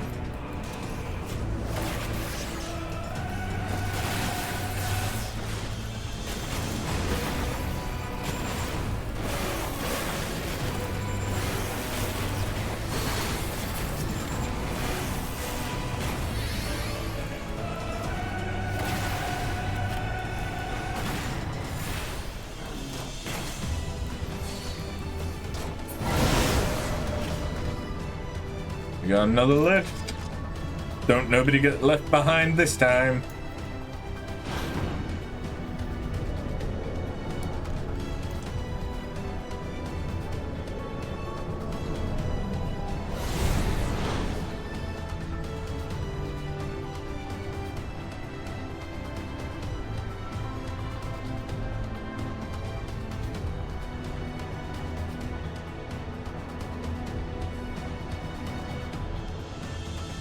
Now time for story. Because we've not had any story throughout the entire dungeon so far. Things have just kind of happened. The champion of Hydaelyn. Two? Tell me, why do you despise the primals so? They are the embodiment of mortal will, of mortal desire.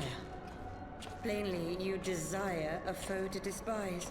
And 'tis well that you do, for it is from the vortex of ceaseless conflict that Lord Zodiac shall be reborn. Through the joining, the world shall become whole again. Then all shall be as once it was, as it should ever have remained.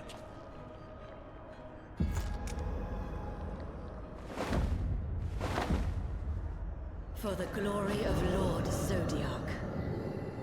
Your meddling ends here and now, warrior of light.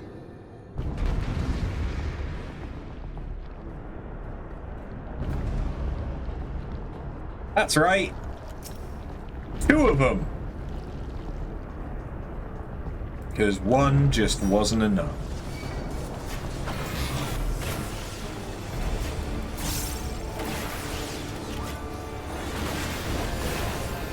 Now, thankfully, they don't have any kind of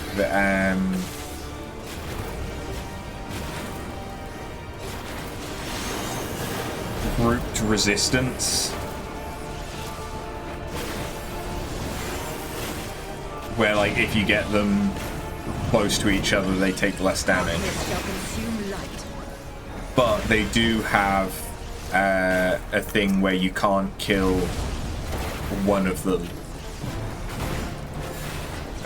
You basically have to take them both down at more or less the same time.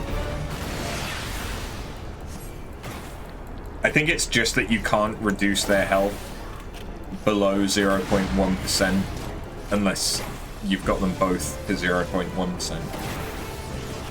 Mortal scum!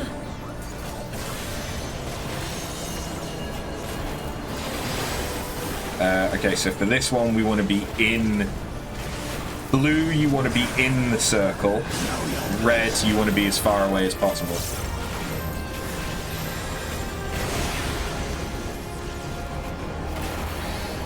If I hadn't already done this dungeon earlier today, I would not have remembered which way round those were. I will not lie. Okay, this means that they're going to come together.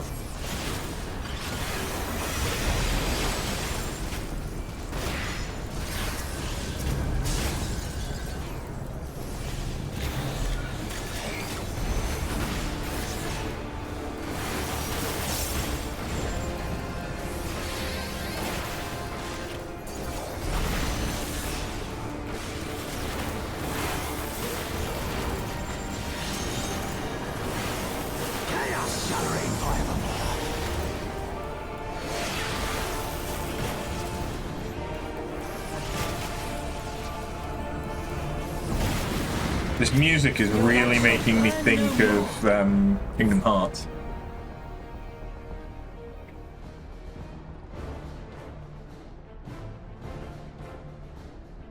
Such strength, it defies all reason.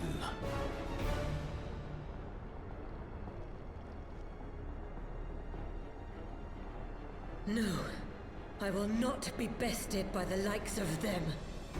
La Habrea, it is time.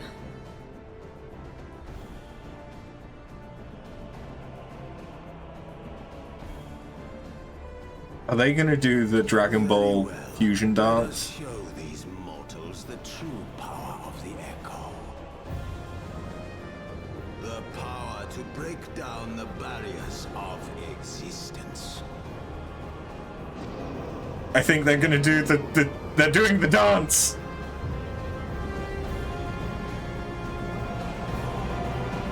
Okay, maybe not. Oh no, there's still time. And we are become one.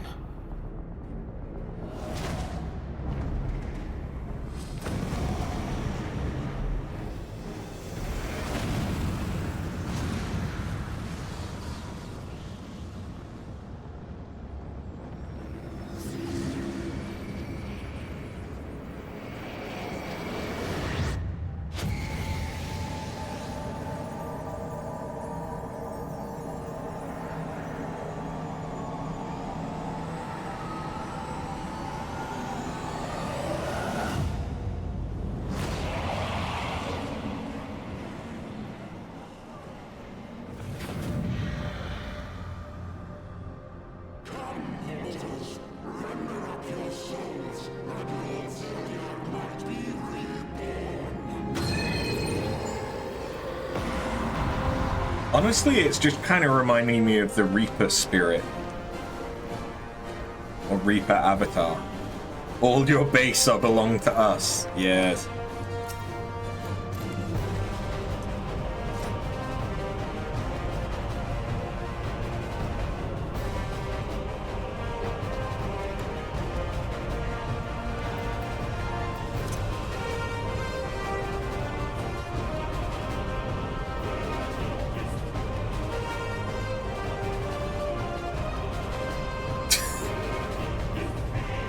This is a nice, polite group. Okay, he's back.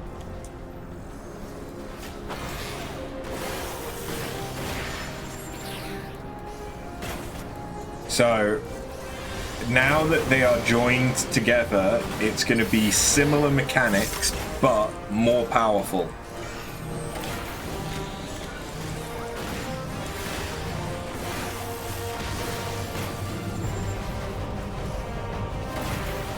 I won't lie, earlier today we wiped on this phase.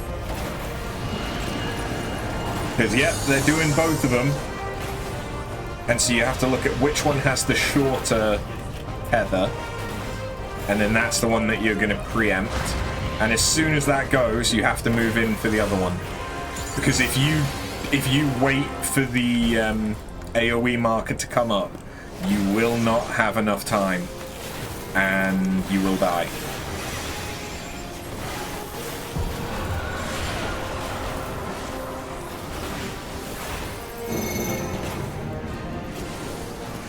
This is overlap is safe, so we want to be close to each other. And then they do don't be close to each other.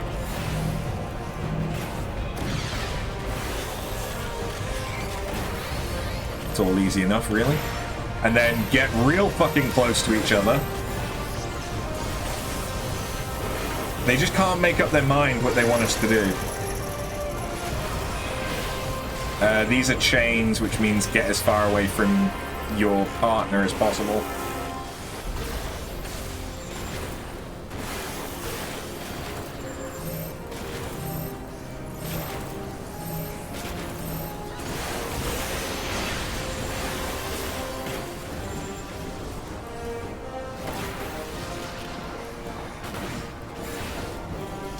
Yeah, there's like 0 extra seconds given for mistakes on that mechanic. You can't imagine anyone being able to intuitively figure that one out on the first try. Yeah, I think that you're relying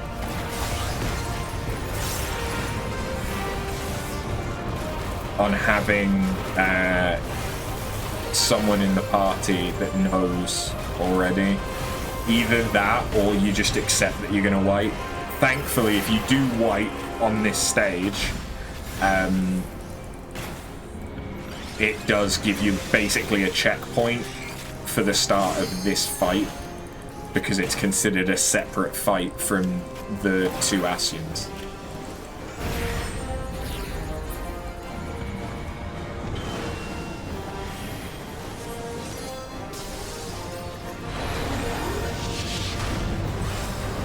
Owie. That hurt, dickwad.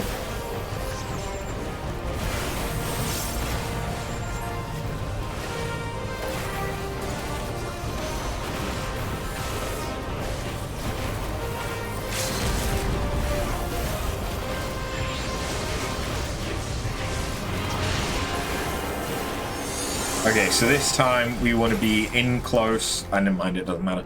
We want it to be in close for ice and then to get out for fire.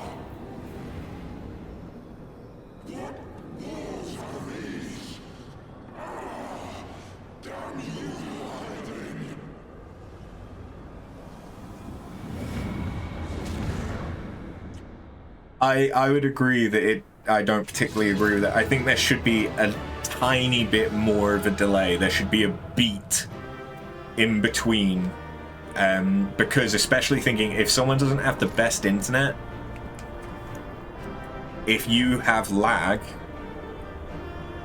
you could end up still dying even though on your side you've done it. So yeah, it's like saying, hey, let's punish you as a player for playing this content for the first time. Yeah, it's artificial difficulty, which is the same thing that you see in games trying to be like Dark Souls. It's you getting hit by a boulder and dying immediately because there was no way for you to know that the boulder was going to come and hit you. Not you seeing that there was a danger and you not doing anything and dying, or being given a chance to react to the danger. Yeah, if the servers are being DDoSed like they have been the last couple of weeks. Well, last week.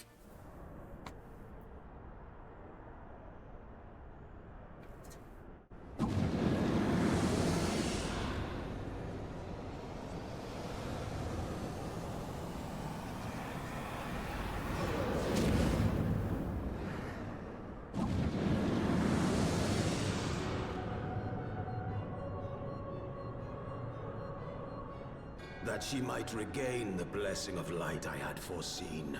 But she has grown so strong in it as to deny us our power. Let us withdraw, La Habrea. That power remains to us, at least.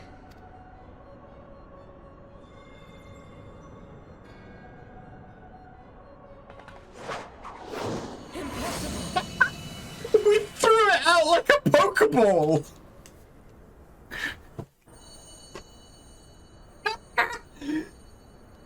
Oh god. Final Fantasy XIV predicted Pal World.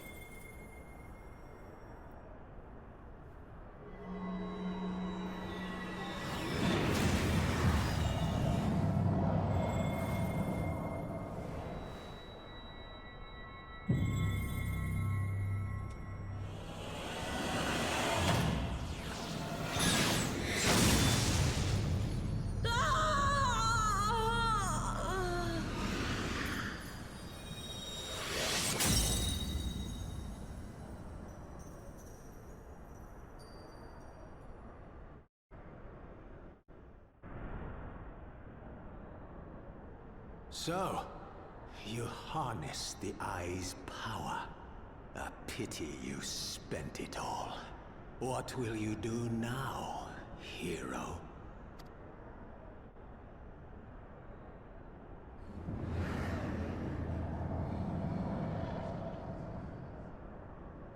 So, not even the vaunted warrior of light can unmake an Ascian without relying upon mortal contrivances.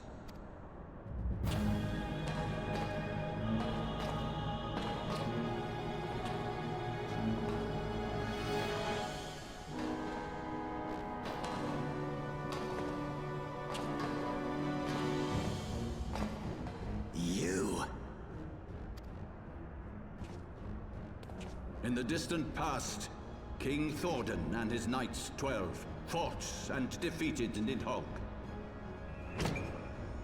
Though the victory cost them dear, they were rewarded with a great prize, the Dread Worm's Eyes, both of which have since been held in the Holy See's safekeeping. The eye you possess was Nidhogg's left, and long has it served as a source of the Azure Dragoon's might. As for its twin,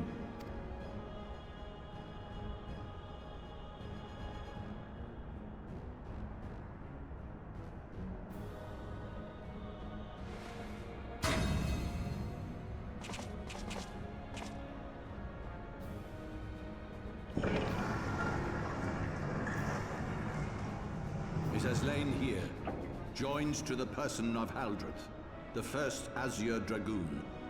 For though he learned to harness its power, he was ultimately consumed by it. Even in death, his body decays not. A pitiful end for a fabled hero. My Ascian friend, long have you and your kind sown the seeds of chaos by teaching mortals the secrets of summoning. But if you assumed that we would meekly serve as your pawns, then you are gravely mistaken. You would raise a hand against us.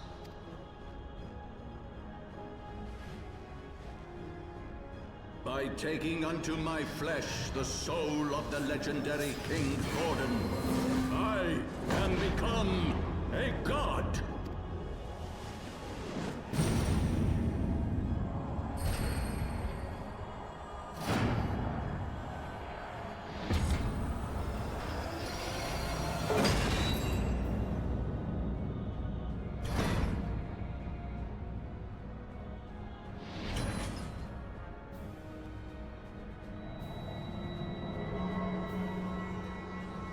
He turns Haldreth into his blade?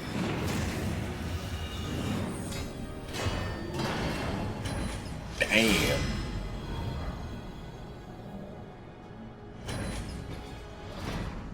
A god who knows not cessation, whose being is sustained by a millennium of fervent prayer, and the eye's nigh bottomless reservoir of ether.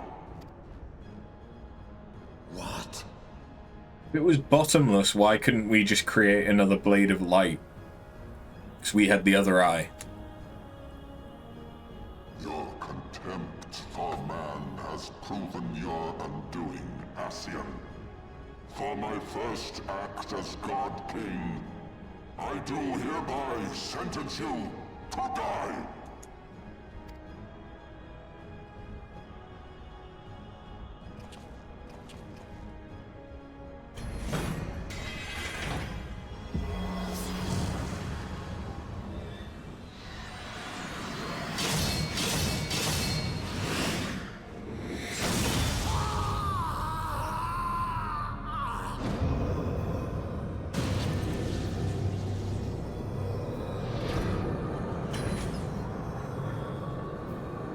Oh, okay, so he sucks up his ether into the eye. Feed upon ether. It matters not what form that ether takes. Ascian souls are no exception. With this power, I shall put an end to 1,000 years of conflict. Be they sown by Ascian, dragon, or primal, wheresoever the seeds of chaos threaten to quicken, I shall excise them with my divine blade and bring order to the world. I have become that which you abhor, warrior of light. If you would take issue with my godhood, I shall answer you with my blade.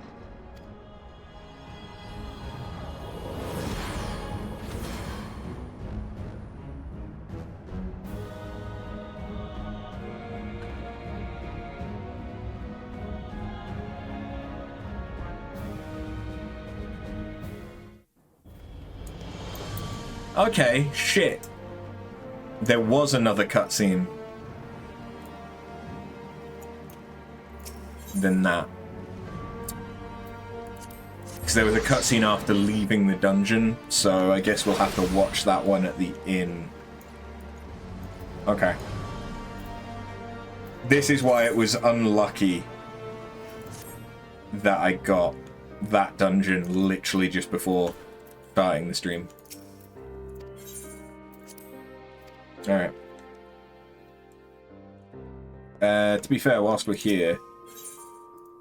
Nope. So, the unending journey.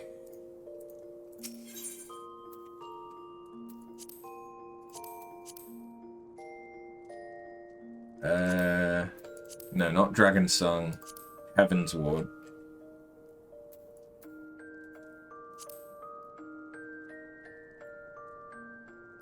I can't watch it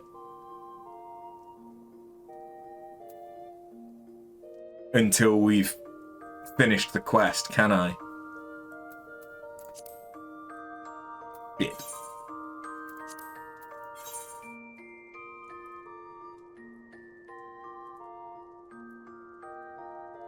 Okay, well, realizing the battle is lost, Igiorm attempts to flee, but before she can make good her escape, you destroy her with a blade of light forged from the eye's remaining ether.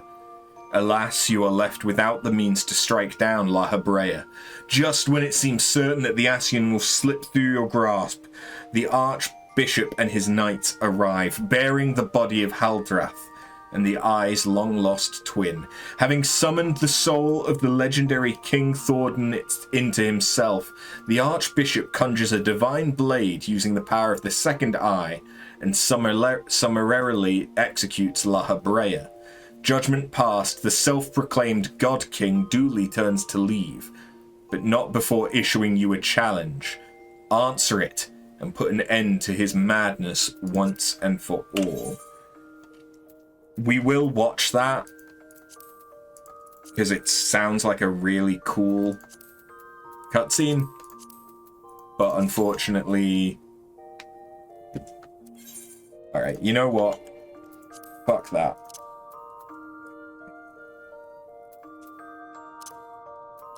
No, don't fuck that. I want the experience.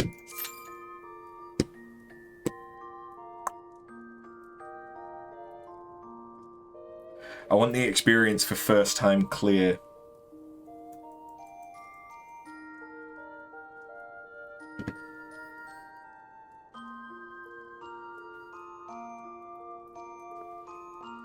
But I don't think there's many people queued in for it. Because it's not...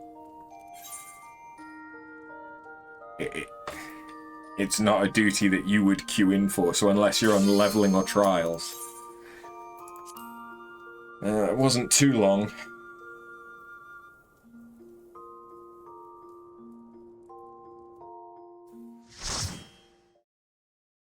I do find it odd that a therochemical and this aren't considered part of the main scenario roulette. It only includes A Realm Reborn.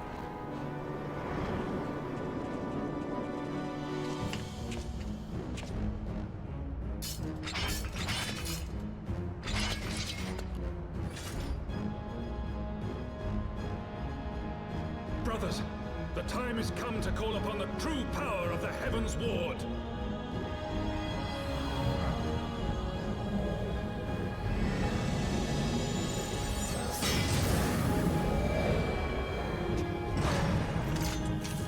Huh. It's a bunch of knights. All around. I cannot.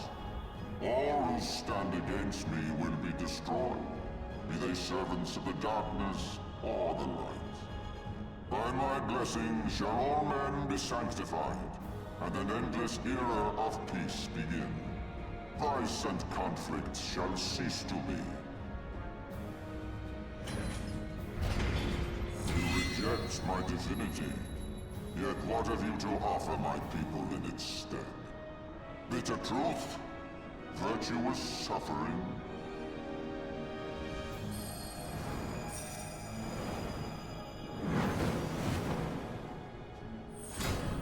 No matter. If you believe your cause just, I call upon you to defend it with your life. Yeah, so these guys are based on Knights of the Round.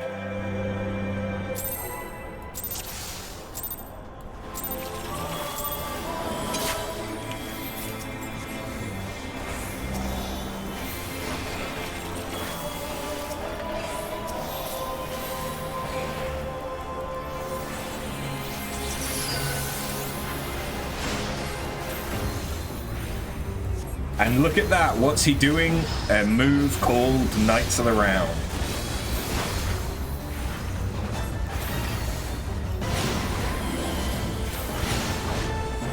Basically, similar to the fights in the Vault, they do some stuff. I believe that Thordan himself is based on Arthur of Arthurian legend.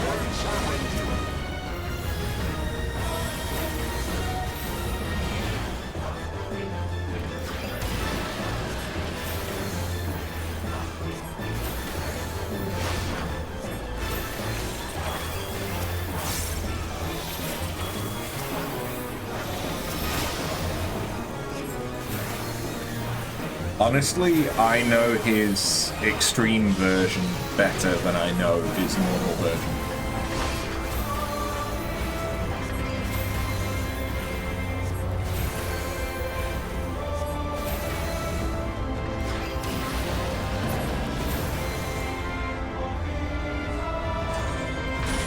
Yeah, because his sword is Ascalon, which is usually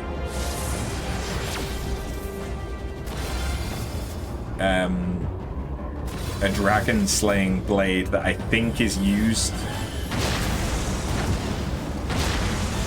Isn't that the sword from the Lady in the Lake? So now this is just the Knights of the Round.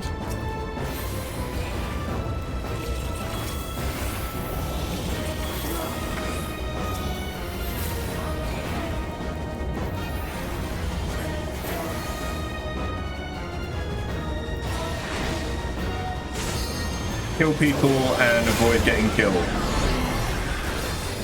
They're going to do a bunch of different attacks.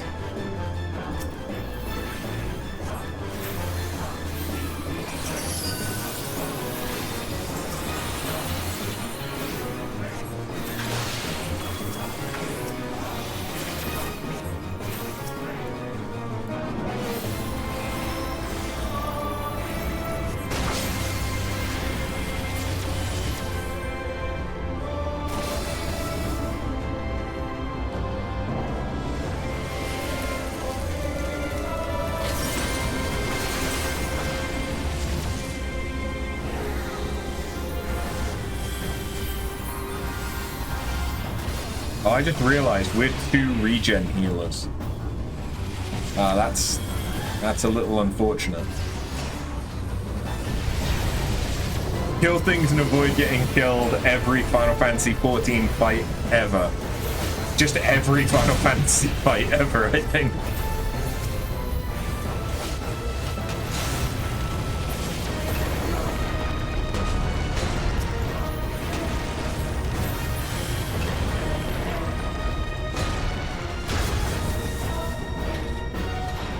Oh my god! It's Endwalker!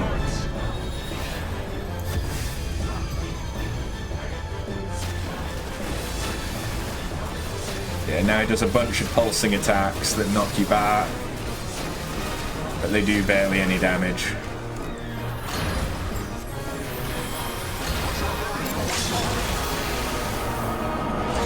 Now he's going to do a big one that does a bit more damage.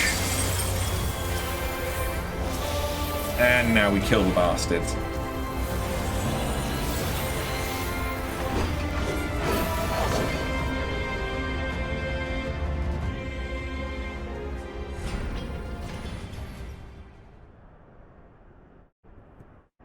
He looks a little bit like Megatron.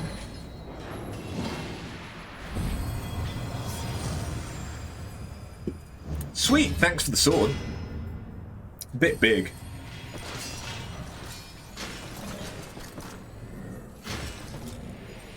So, were the knights transforming into the Knights of the Round through... How can this be? A millennium of prayer and the eye's power combined, and still you stand. Through basically being his primal?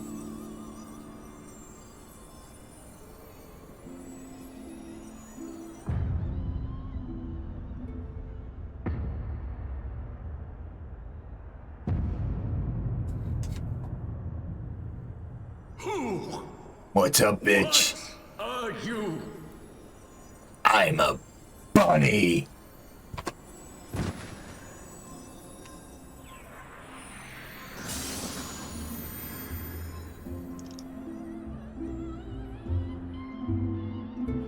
Well, Santa's dead. Long live the Easter Bunny. That is a fucking huge sword. Jesus.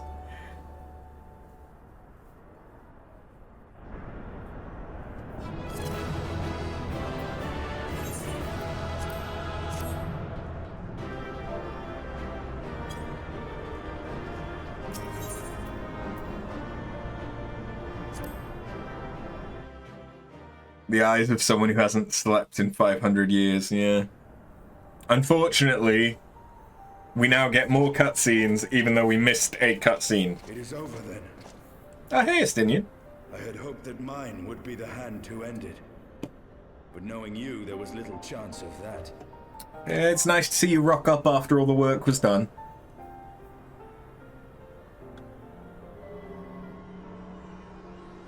Here you go.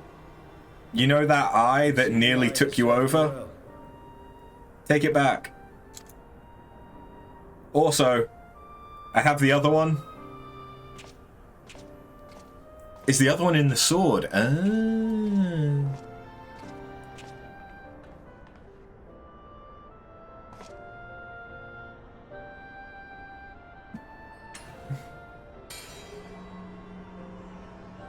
Yeah, so you've got both of Needhog's eyes, and just one of them At long last. nearly took you over.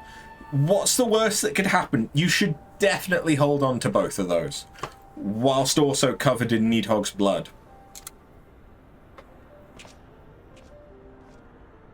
All that remains is to take them beyond the reach of man and dragon both. With this task accomplished, my toil shall finally be at an end.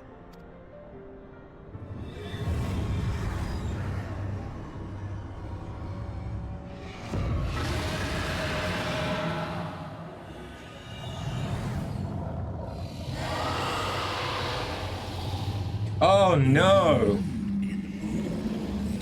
Thou hadst done well to resist mine influence. Bathed in my power and blood as thou wert. Alas, in thine anticipation of comfort, thou hast lowered thy guard. The keening of my fallen kindred, their smouldering desire for vengeance. Mine eyes have partaken of 1,000 years of pain. A pain which I shall bestow upon thee. Drink deep of my rage, mortal, and become me!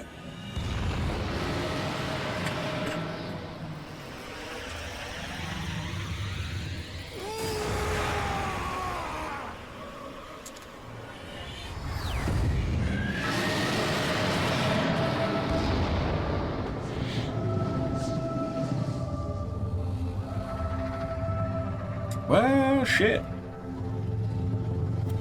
Hey, Needhog, how you doing? Feel good to have both eyes back? Okay, bye. Have a nice time.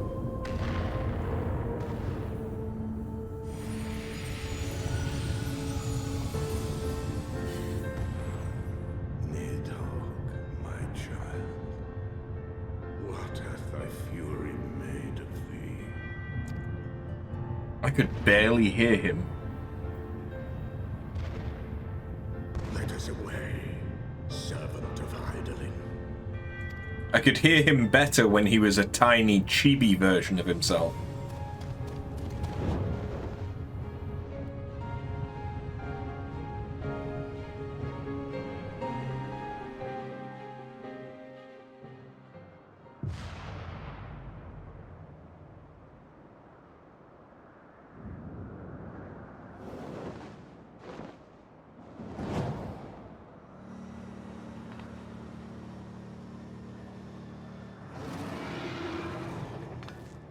Chief! Over there! Oi!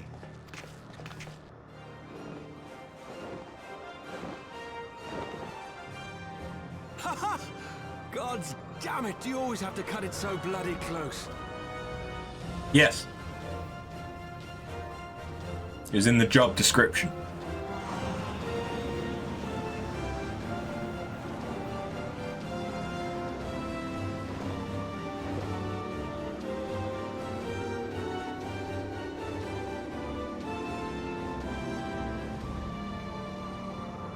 It would seem she has done it again. Yep, nothing bad is ever gonna happen from the fact that Needhog is back. Was there ever any doubt? Let us return to Ishgard. Our friends will be eager to learn the battle's outcome and welcome back their champion.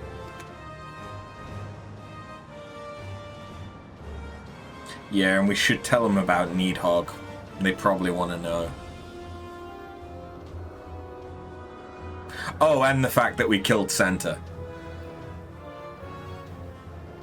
Where is Estinian?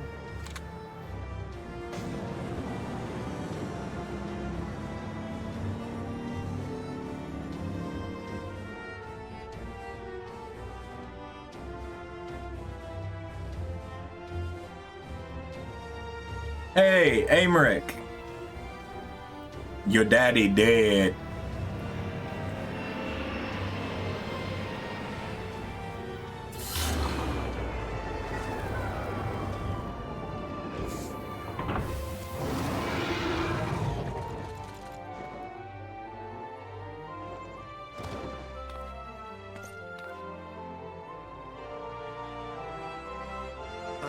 say you are the first soul in Ishgardian history to arrive in our city upon Dragonback. This scene shall be remembered for 1,000 years to come. Bitch better make a statue of it. I want it to look like Link riding... The Archbishop summoned the soul of King Thordan into himself, and thence became a primal. Sidon in Tears of the Kingdom. But he and his knights are no more, thanks to the Warrior of Light. Your struggles are not yet over, mortals. Whom do I have the pleasure? I am Midgard Sormer. I have journeyed with Hydaelyn's champion and observed her deeds in the conflict between man and dragon. Tell me, children of Thordan, do you desire peace?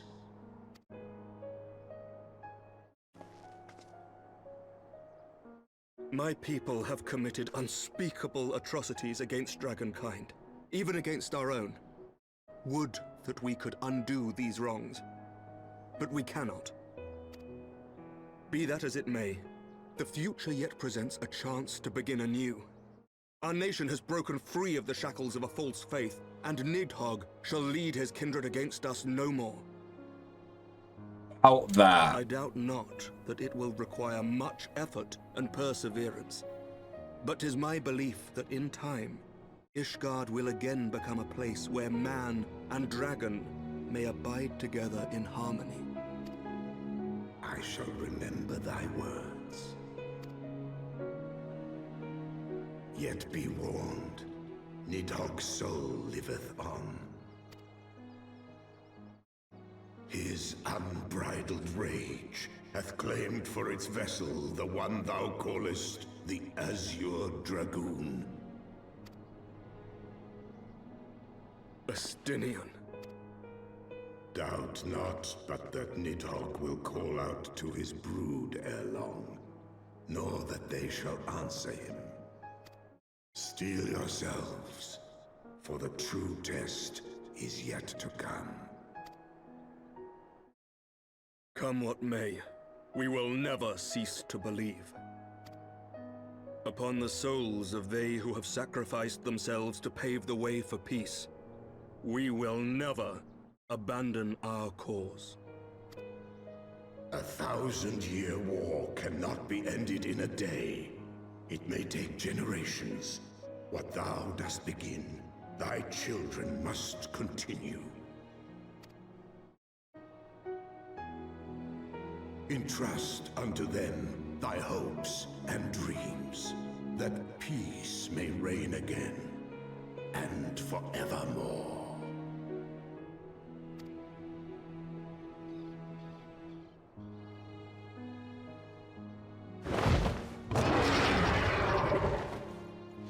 I'll call you later if I need a lift.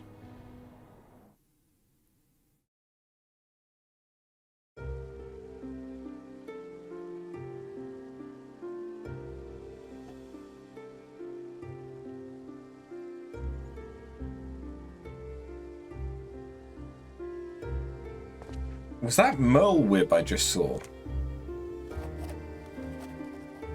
Ah! It was!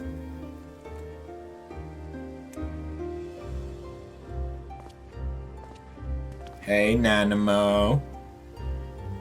Looking much better. Let all here present attest that Sir Emmerich, acting on behalf of the Archbishop, has appended his signature. I do hereby declare that from this day forth, the Holy See of Ishgard shall once more be counted a member of the Eorzean Alliance. Let our nations move forward as one and stand united against the Garlean Empire.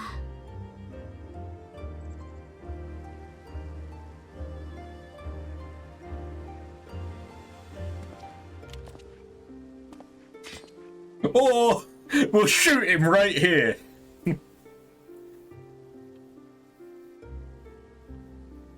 For the future of Eorzea. It is so funny that Merlwyb is basically just pointing her gun at Ralban's crotch the entire time.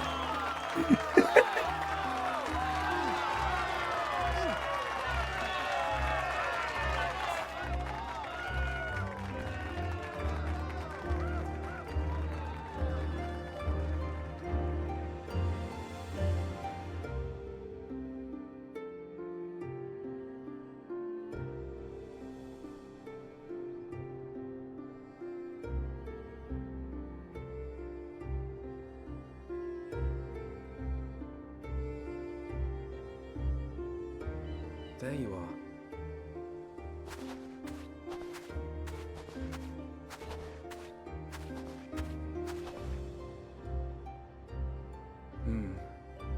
A noble monument to a noble soul.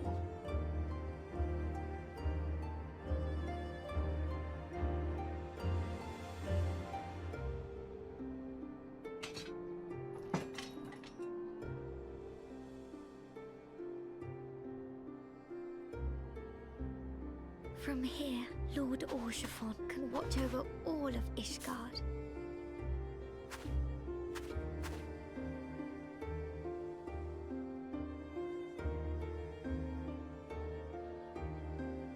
It has been a long and arduous journey, and we have lost much and more along the way. Yet come what may, we must stay true to our purpose and press on. That's right, you two. It's high time we got back to rebuilding the Scions. Which means we're going to need money! And lots of it!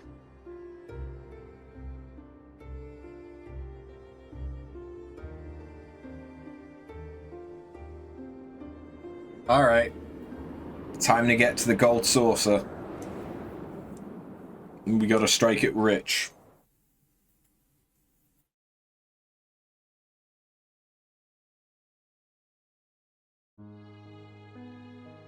Tataru on the slot machines.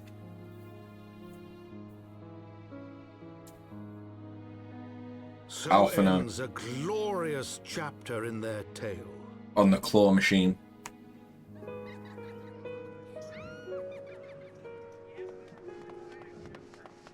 Oh god, children. However, tumultuous days yet lie ahead for Ishgard. After 1,000 years under the yoke of the Church, the people take their first tentative steps into the unknown.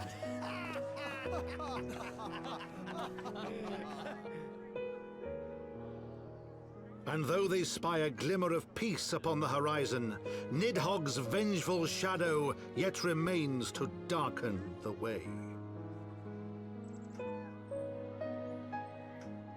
Be that as it may,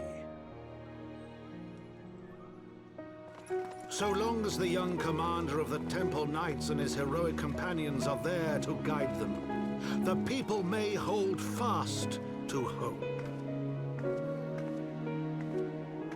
The hope that one day true peace will return to Ishgard, and that man and dragon may live in harmony once more.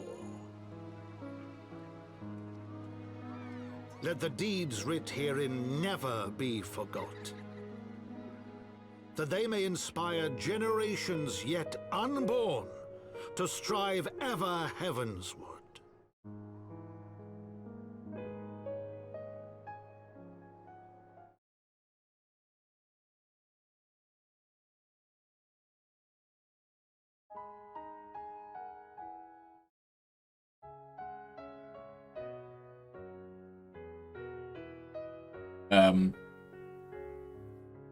There we go, okay.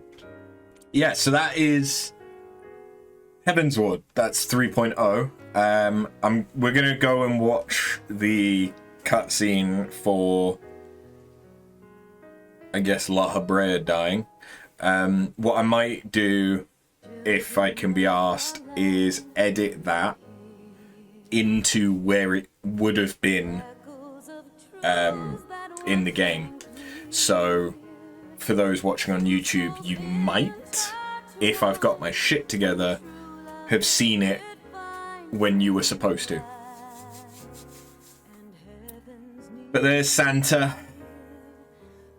Rest in pepperoni.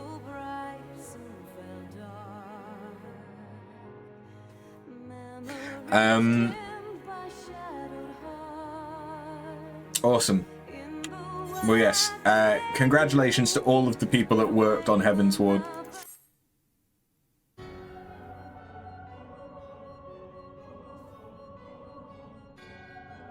So La Habrea and Igaeorm have fallen. Bested by mortals in their attempt to initiate the Eighth rejoining. That they should be so complacent. And now it falls to me to deal with the consequences.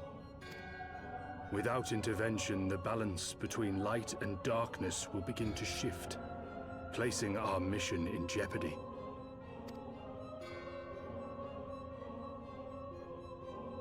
Hydaelyn's champion has grown too strong. Her might encroaches upon the realm of gods. Equilibrium must needs be restored. The time has come for you and yours to join the fray. Warrior of Darkness. Oh my god!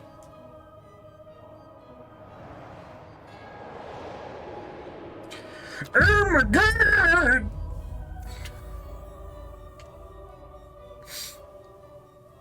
They're on the moon!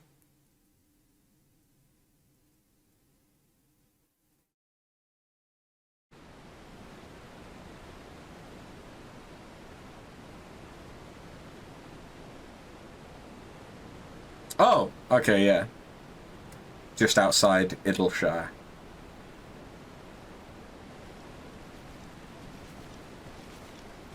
I guess it might finally be time for us to learn about that bubble, eh? Remind me, why is there no rest for the righteous? Because they care, Master Garland.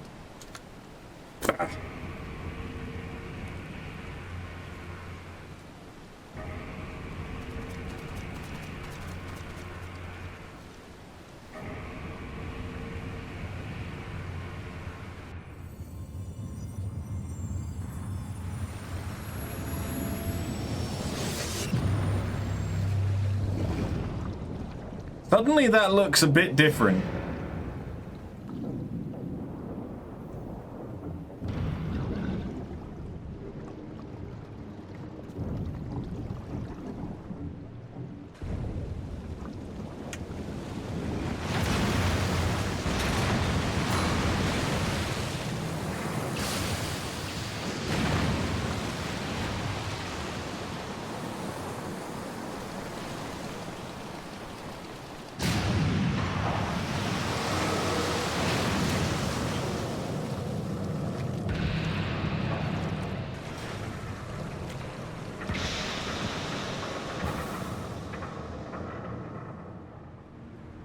Okay, so he can get out of the bubble? Of all the things they could have picked to play with, that's not a toy, you bloody fools, it's a primal!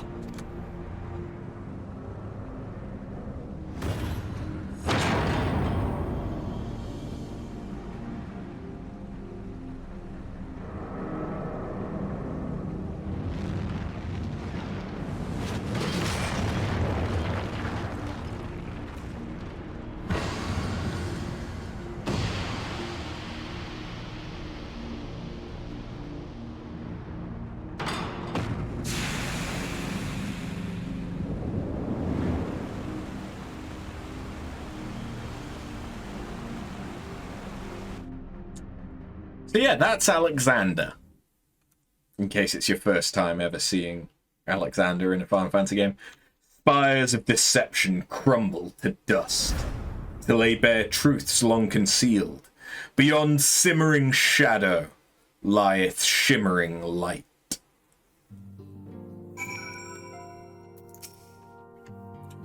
After long years of estrangement, Ishgard rejoins her sister nations in the Alliance. Words cannot well express my joy. None of this would have been possible without you, my friend. Change is coming to Eorzea, though it will inevitably bring with it a measure of upheaval. With hard work, and peace and prosperity are sure to follow. And yet, even as we look forward to the coming of a new age, we must needs be wary of old threats. The Lords of Garlemald have not relinquished their claim upon Eorzea, and we shall be forced to contend with them again ere long. And then there's the matter of our comrade Estinian, claimed body and soul by Needhogg. If there is a way to rescue him, we must find it. Suffice it to say, the path ahead of us holds no shortage of challenges, but together we shall overcome them.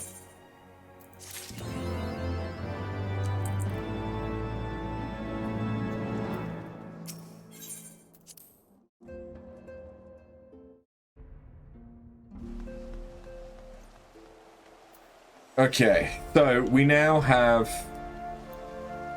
lots of Eld.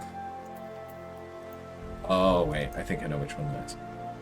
We now have a bunch of stuff that is unlocked because we're obviously at the end game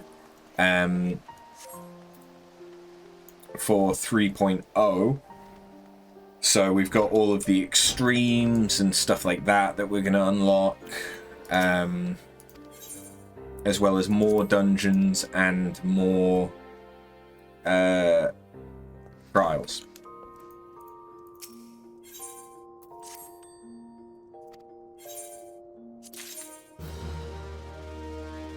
Huh.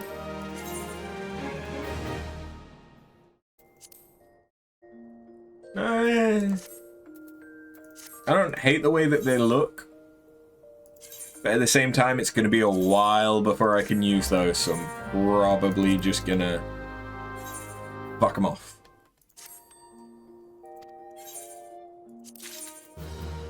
Great! Thanks for that.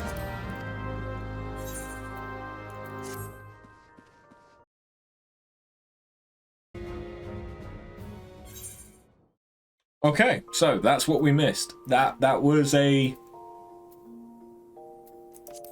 indeed a significant cutscene.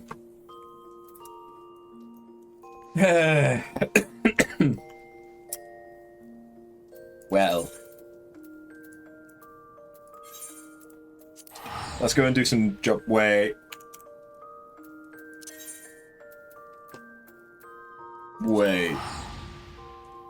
First.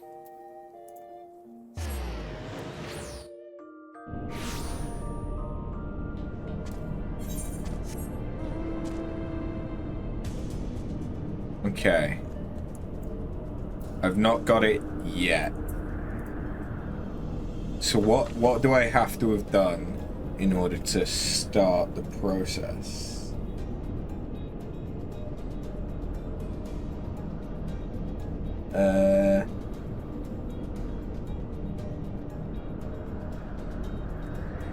Oh, wait.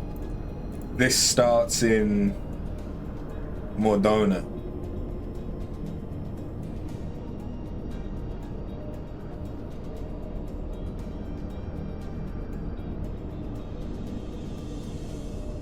Is it? No, Idleshire. Start in Idleshire.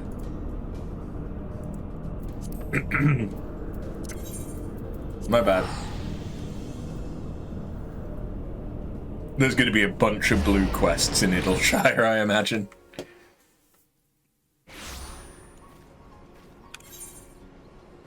Yeah, just a couple.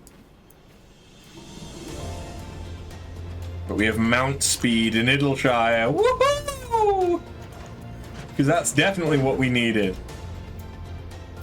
Hey, Rowena.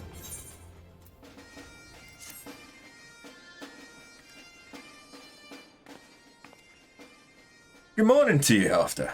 Something on your mind? I've been called back to Revenant's Toll to take care of a new shipment of wares. But if you've matters of money that require my attention... Hold that thought. Seems I have visitors. Some more welcome than others. Pardon the intrusion, Mistress Rowena. I realize I was here only a few days ago. I really must speak with you about... Good. You're still here. We need to talk about that promissory note. Now I know what you're thinking. That stinking sack of gobu shite ain't got me goddamn money. Well, you're wrong. I saved it up. Every last gill. Thing is, my mates took me out for a drink to celebrate and... Excuse me, sir, but when people are talking, it is generally considered rude to interrupt. I know not what manner of business you have with Rowena, but I am quite sure it can wait. As I was saying, Mistress Rowena, have you perchance been able to arrange a meeting with your associates? There is much I would ask them about their work on arcane sentries. Hold on a bleeding minute. You are telling me to wait? Didn't no one ever teach you to shut your gob when grown-ups are talking? Me life, and more importantly, me note at the tavern's at stake here. Now be a good lad and bugger off till Uncle Geralt's had his say. Geralt! Mind your own advice for once and keep quiet. I'll deal with you soon enough. Regarding your question, Ardashir, the answer's no. The client I had in mind's a bit of a recluse, and stubborn as all hells in her old age. She wouldn't hear of any meeting, and I ain't got time to press her on it at the moment. Too much to do by half. Sounds like you got enough on your plate without having to worry yourself over an old mate's owings. I'll tell you what, let's forget about it for... I know not what hole you have drunken yourself into, sir, and quite frankly, I do not care. I have important business to discuss with Mistress Rowena, and I demand you leave us be this instant. The youth of today. Jumped up, self-serving little shites, the lot of yous. Fine, tell us then, your highness. What's this business of yours that's more important than a man's life, eh? Well, out with it. Very well, if only to explain myself to Rowena. Together with my master, I have been conducting research into the manipulation of spiritual and etheric energies in what you call the Near East. Our work has shown that the soul is in fact an agglomeration of a specific type of force. This force defines the quiddity of man and makes us who we are. While the soul is indeed inimitable, we believe it possible to create a quasi-soul.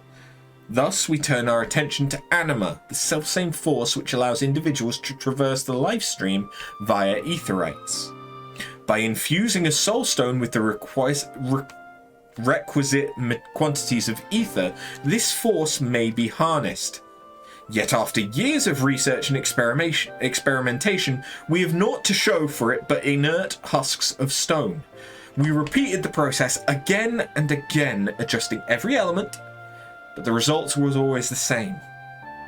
At length, my master declared the project a failure and turned his thoughts to other matters. But I could not give up, not after witnessing the beauty of anima, not after coming so close. And that is why I have journeyed hither to Eorzea. I am certain that with the Sharlayan's knowledge of arcane sentries, I can complete my project. I am also certain that the resultant souls will be worth more to mankind than the ale-soaked dish clout that passes for yours.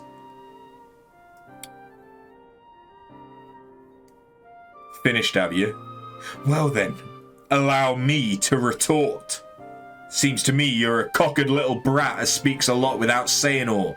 You talk like a man of learning when 'tis plain you're just a boy that's never had a thought of his own. Couldn't even if he tried. Not that you ever would, of course. And why? Because the youth of today can't be bothered to do an ons of honest work for themselves. No sense of duty. Things get rough and you run for help, leaving a trail of piss in your wake.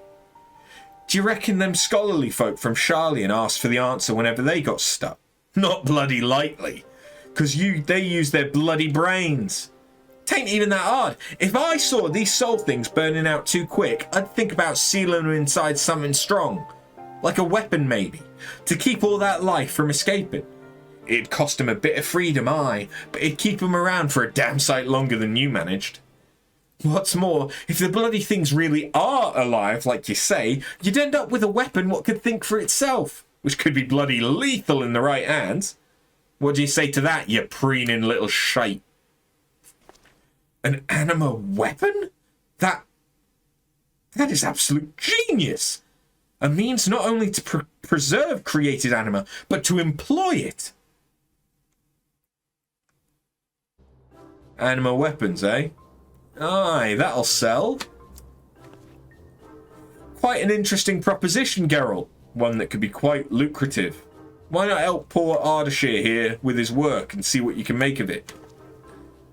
Help that spineless streak of piss? You're joking, ain't you? Why in the 7Ls should I play nursemaid to a watery-eyed brat like him? I'm just sprouting shite. Didn't really mean none of it. Is that right? Pity. Sounds like something we could have made a good bit of coin out of. Enough to make me forget my debts, like as not. Your debts that I won't be forgetting otherwise. Changed your mind? Good.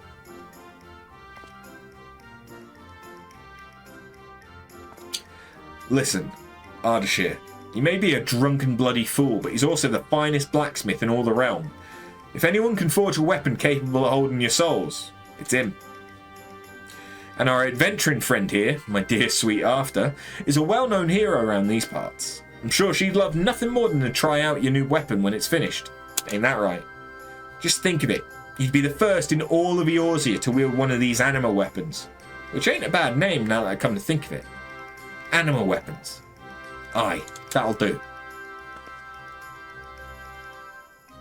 Now, don't be so hasty. This here is fate. What else could have brought the three of you to me at the self-same time, eh? And don't go telling me the thought of a weapon that learns and adapts to combat don't interest you, because we both know it does.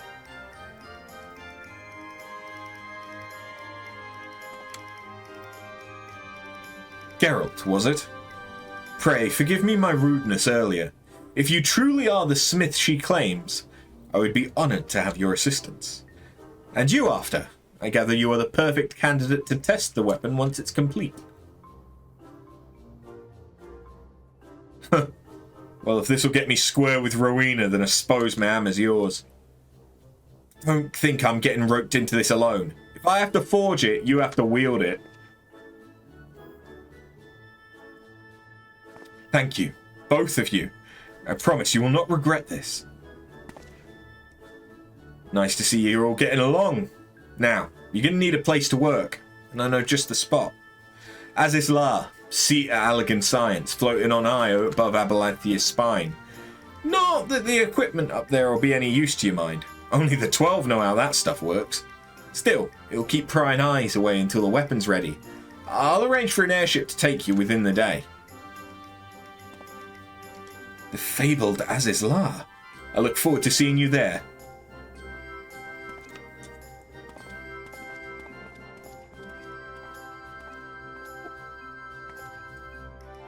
Today's proven to be more productive than I thought. Geralt's out of my hair, and soon I'll have new merchandise for the House of Splendors.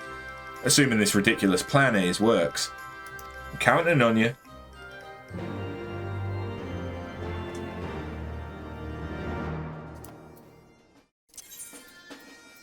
What is la?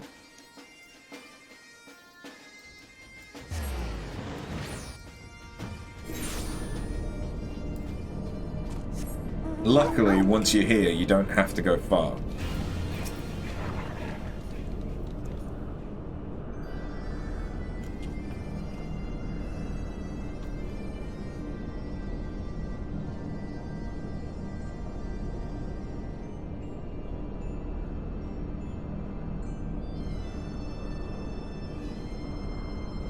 Fabled Azizlar. I'd heard stories. Who would believe such a technological marvel could exist? And floating in the sky at that? If only my master could see me now. This is not the time for gawping. Come, let us begin our work on the anima weapon.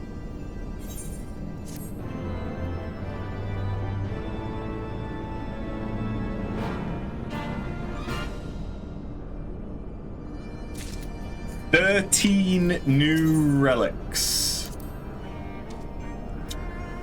Please note that upon completing the quest Soul Without Life, you will receive an anima weapon for an astrologian. Do I want to do this as Astro? I could. But let's start as something else. What do we want to start as? Let's do White Mage because it's what we went through the anima, no, the Zodiac weapons as. I didn't mean to press that.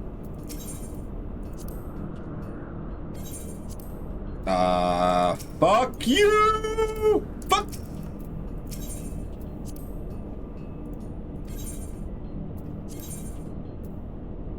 And so then this will give us Titty Star, as it is known. Titty Star. I take it you're ready to proceed? Excellent. Geralt has also already begun. Geralt has already begun work on the weapon. But without the appropriate stabilizing materials, I believe it should... But with the appropriate stabilizing materials, I believe it should be possible, provided we act quickly. I've brought several soul stones with me, so you needn't worry about that. I shall see that one is fitted to your weapon. The only needful thing I do not currently possess are crystals capable of handling the quantities of ether required for our work.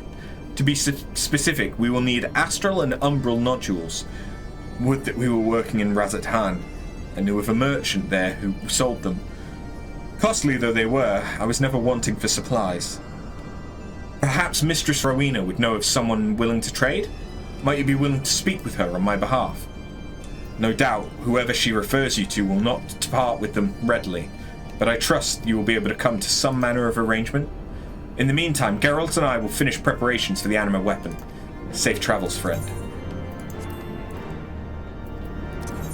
So now we go back to Revenant's Toll. This is going to be a quick but expensive stage.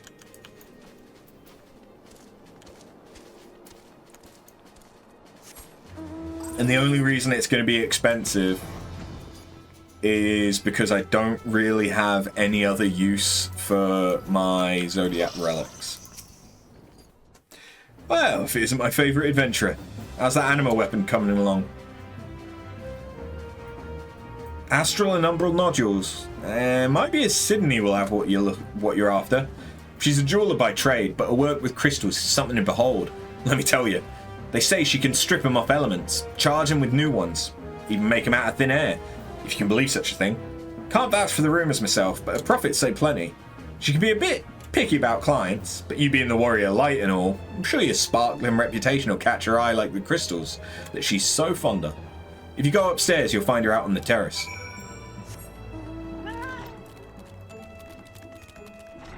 Oops. I'm stuck. I'm stuck again. Hello. Ah, the Warrior of Light. What a pleasant surprise. No need to be alarmed, my dear. It is my business to know all of Eorzea's treasures, be they material or mortal. But tell me, to what do I owe the pleasure?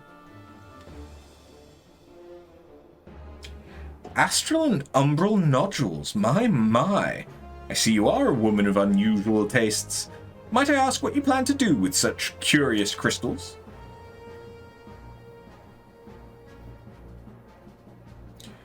An essence akin to a soul. I suppose such peculiar work would call for crystals as equally peculiar. Well, you were wise to seek me out. I've dedicated my life to the study of crystals, and I cannot bear the thought of knowing there are crystals I could not procure. Mind you, these are no mere baubles or trinkets you ask of me. Crystals of such purity are not easily come by, but to also be so rich in astral and umbral aspected energies. Still, with the proper materials, I believe it can be done. It'll require a great deal of ether, obviously, and of a specific persuasion. I'm informed that when a man falls in battle, a residual energy hangs in the ether long after his spirit is returned to the lifestream. This energy can infuse into crystals in the vicinity with a purity not often seen in nature, a purity essential for what you desire. I can use these crystals, luminous crystals I call them, to imbue empty ones with the astral and umbral energies necessary to create what you seek, but I will require one crystal of every element. They will not be easy to come by, of that I can assure you. You will likely have to scour every ilm of Eorzea to find them.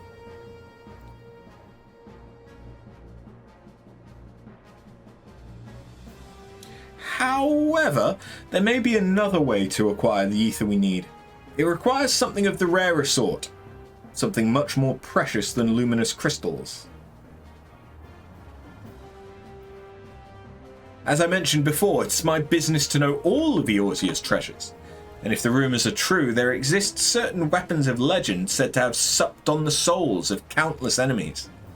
In fact, a certain great hero who wields one of these weapons is supposedly working with a young researcher somewhere beyond the Sea of Clouds. Though this is only what I have heard. I'll not hold you to ransom on the strength of mere hearsay. Even so, the rumours of these weapons are not so easily dismissed.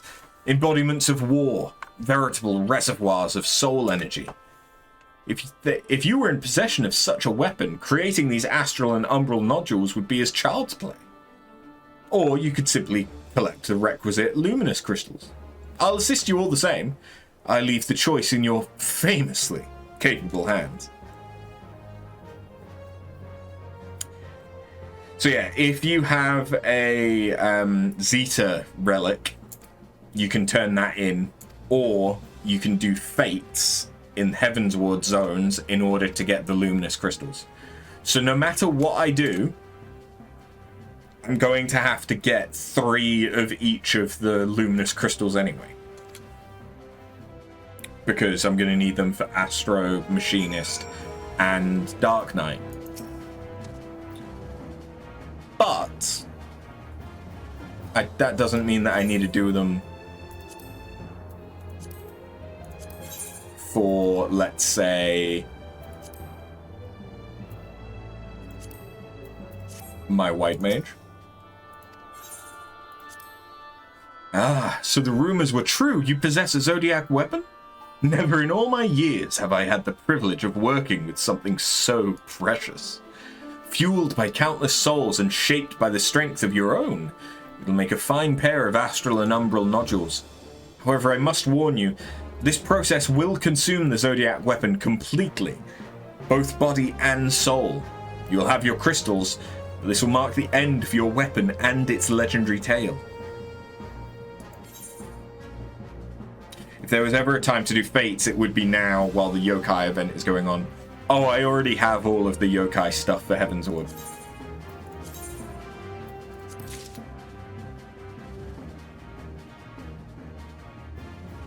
Exquisite, simply exquisite! Never have I seen such concentrations of pure ether in so lovely a frame. The life energy is palpable. Yes, with this I have all I need to infuse crystals with the energies of light and dark. Behold! The astral and umbral energies that once dwelled within your weapon have been made manifest. Nodules of the purest ether.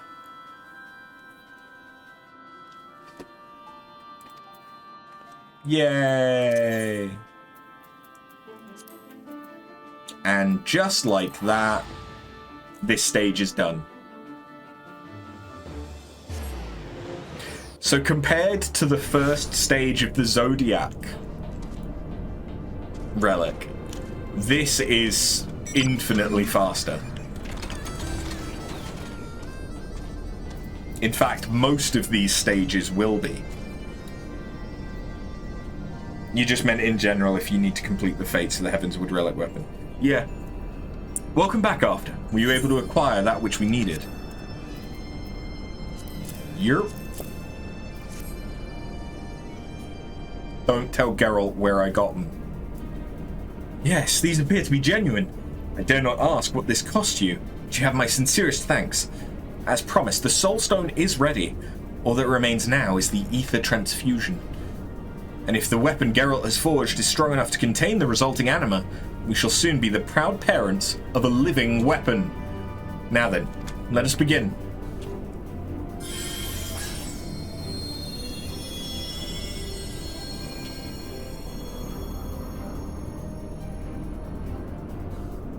The ether has taken hold in the Soul Stone, but it will not last long.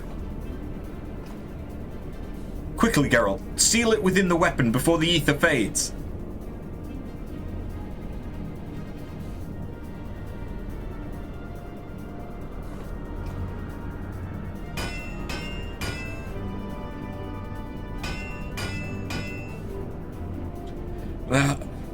That should do it.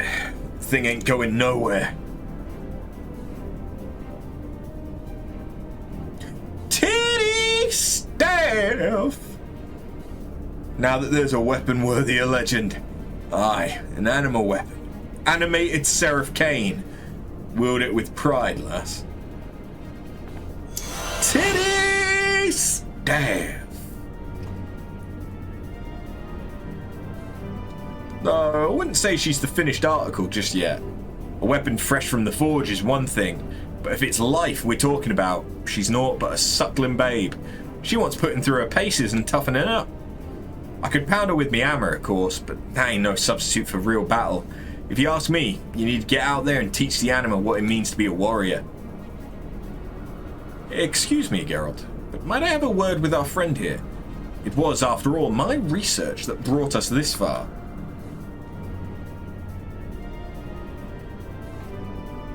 Come after, let us discuss the next step in developing the anima.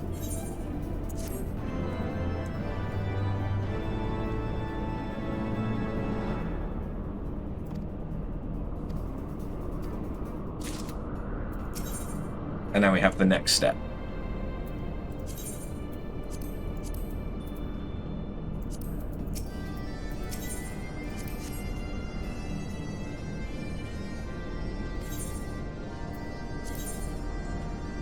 And this will give us the Seraph Cane, which is just a glowy titty staff. Glowy titties. So after, the task of unlocking the anima's potential begins in earnest. I only wish I could offer some words of wisdom on the subject. Alas, my original studies only went so far as the anima's creation. Now that we've given it a body in your weapon, I'm afraid we are entering unfamiliar territory. As of now, the anima is not unlike a newborn babe. A lack of proper sensory stimulation could well cause it to stagnate or even disappear despite the measures we've taken. As such, it is imperative that we help it to mature and grow accustomed to its new form.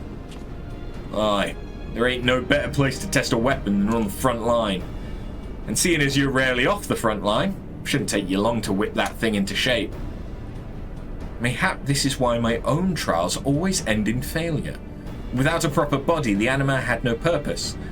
It could not be put to a task which would grant it the requisite stimulation. If you are all Mistress Rowena claims you to be, I have no doubt you will find a suitable challenge for our young charge. If you're not sure where to go, just think back on some of your more bowel-loosening adventures. Stroll through a few of them dark, dank holes you lot likes. Say 10 or so, and I bet my next round at Druthers your weapon will have got into the swing of things. If it's not too much trouble, I should very much like to accompany you on your travels. As I said before, this is uncharted territory in the growth of anima, and it would be a disgrace to my profession if I let any developments pass unrecorded.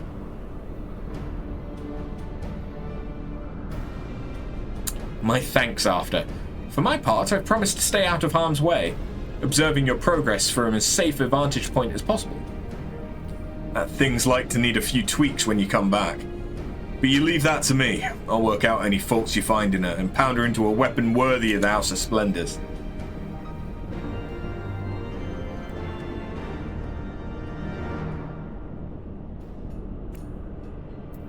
Okay.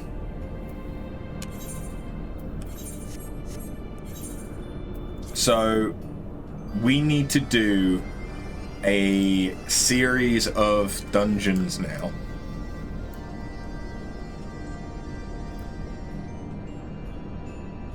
In order to get to the next step. So we need to do Snowcloak Sestasha hard, Sunken Temple hard, Keeper of the Lake, Wanderer's Palace hard, Amdapor Keep hard, which I haven't unlocked yet. But we can do the other ones pretty quick.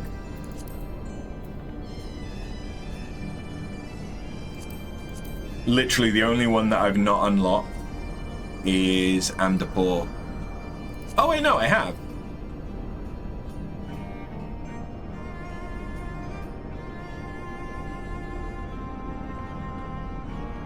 I must be getting confused then. I think I'm getting confused with the one that has the statue. Okay. Hold on. Weep. Weep. So we need to start with Snowcloak.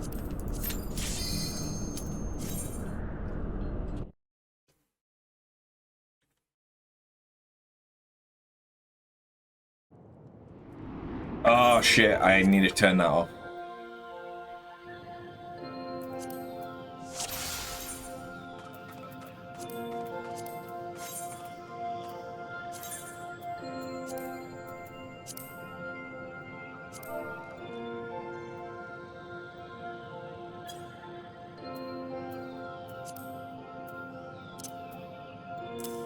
Sweet.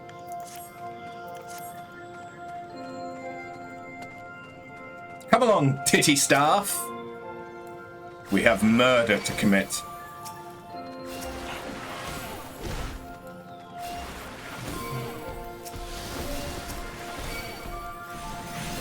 Do want to do job quests, but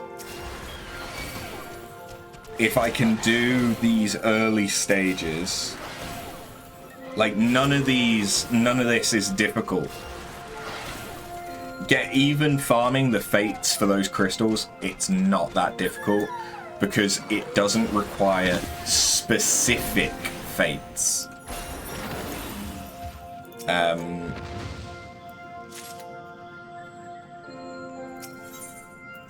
So yeah, this shouldn't be too bad, he says.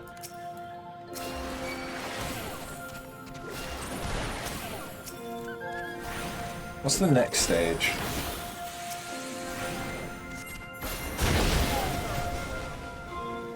Right, the next stage is the one where I need to buy stuff at Mordona, so that one we can also do. So we could potentially get these to the Crystal Sand stage today. Which is... what? 1, 2, 3, 4. 4. It's halfway. We could potentially get halfway through this. Sentences you never thought you would hear. What's that? Streamer's curse again. I've forgotten what you could be saying that to.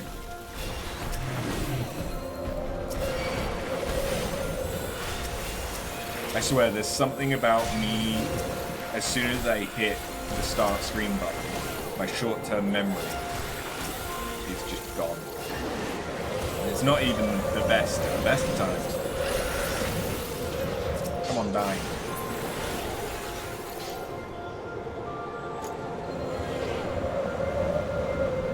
Did I miss something? Oh no. You just... okay. Just fuck me, I guess.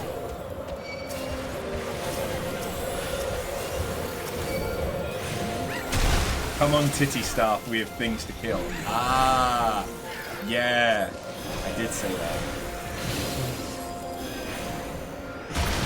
In case anyone is worrying about, gender equality or anything like that, don't worry. There is another titty staff with a male chest. or male presenting chest. But that is in Stormblood's realm.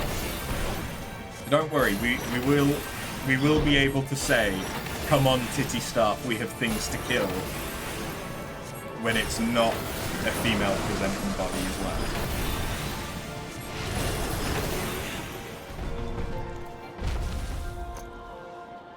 Just, you know, for the sake of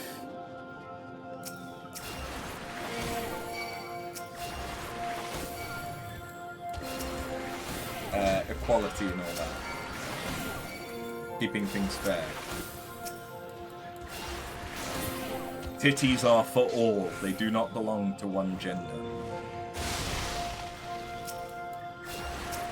And your titties do not define your gender. That's not a sentence I thought I would say today.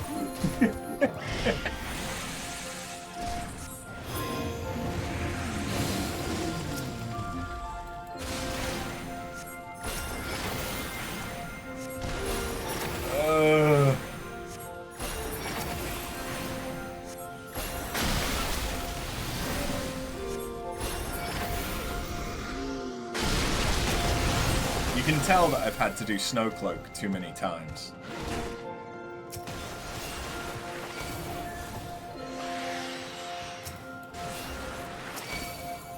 And how extremely comfortable I am as a white mage. That's right, I just made my titty staff explode all over you. How does that make you feel? Usually people have to pay extra for that.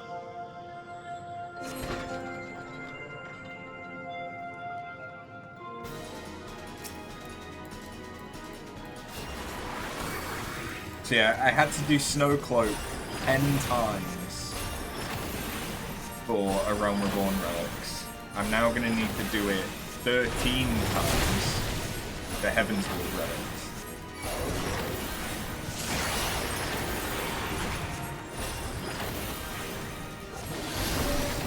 Still better than how many times I've had to do Sestaka Hard though, because that's one of the books. Like, I've done so many A Realm Reborn dungeons. So many times. And you get to watch it on Twitch for free? For free?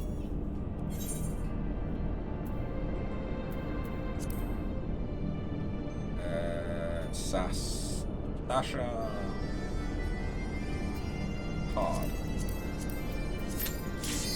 The thing is, they kind of got a little bit lazy with these, and it was just, okay, let's get them to do the last 10 dungeons all over again. What a privilege and an honor it is. You're damn fucking right.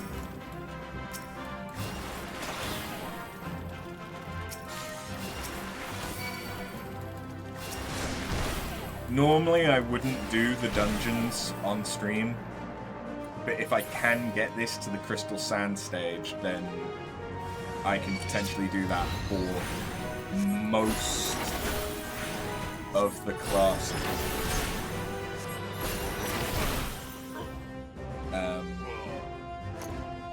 Quite quickly.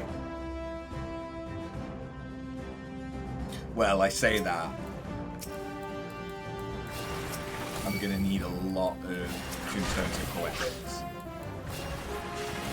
But that's fine, because all of the dungeons that give lots of Tombstones of Poetics are part of the Moogle event. So, I'll just go back to doing shit tons of Praetorian runs. Oy.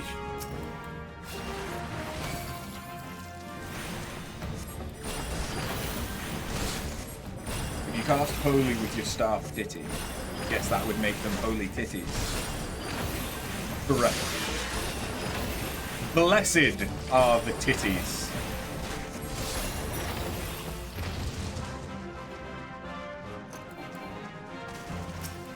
I've got to be honest, the only Heavensward relic that I finished was my white mage on my main. Do I still have to call it my main?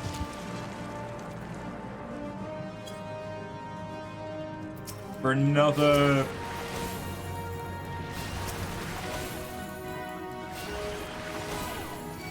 like 10 hours, yeah. For another 10 hours, I have to call my other character my main, and then this will have overtaken it for playtime. But yeah, I'd only done the White Mage one, and then I'd gotten a decent chunk of the way through it with Ninja. But I think I was on the Crystal Sand stage, to be honest.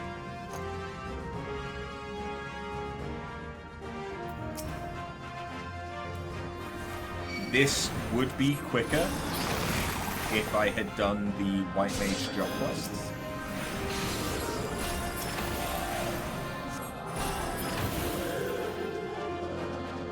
Having a size and Afflatus Misery would speed this dungeon up. It speeds every dungeon up. Because that is 1,240 potency.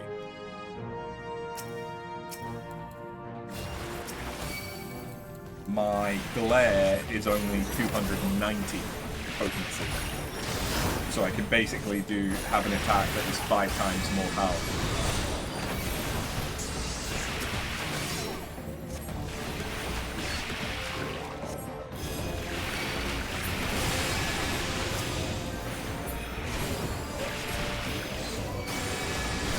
But alas, we have not done the Heavensward job quests yet.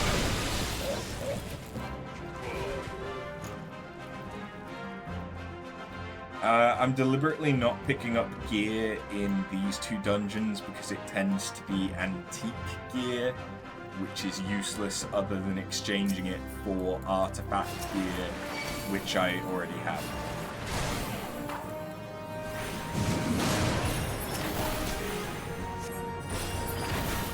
So basically, it's highly likely that any of the stuff in here or Snowcloak I wouldn't even be able to give to my Grand Company, so there's not much point in me picking it up, because the only thing that I'd be doing with it is taking it to my Grand Company.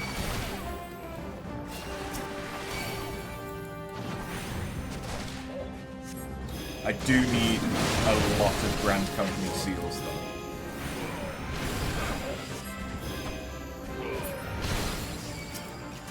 So basically, any dungeon that does give me something that's worth keeping to give to the Grand Company, I fucking will be.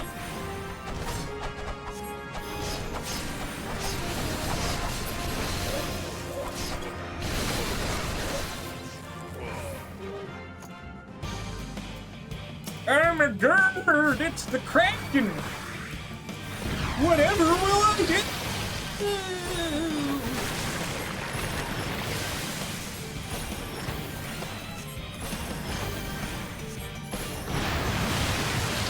I've seen enough hentai to know where this is going.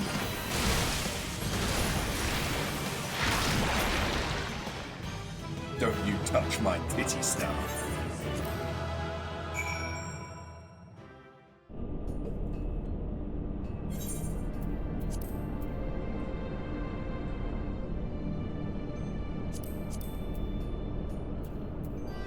It is legitimately so it's making us do from Snowcloak to the Vault. It's making us do every dungeon.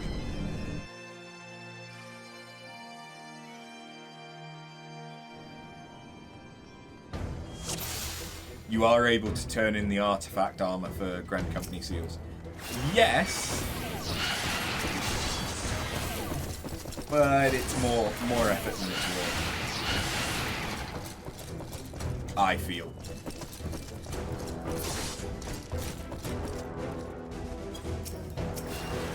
Like the amount of seals that you get for it.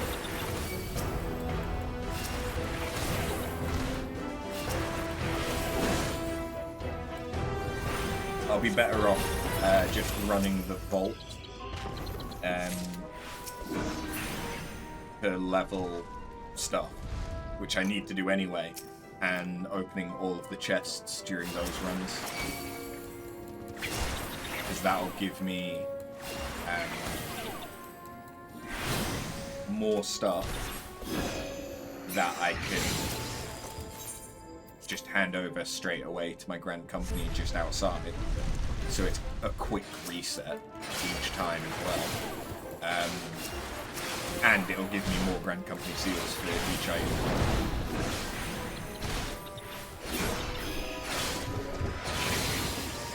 I can also make sure to do the gold hand-ins, the start hand-ins. Though I don't really want to, unless it's for the gatherers, because I don't want to level my crafters. Alright, don't hit the arm. Got it!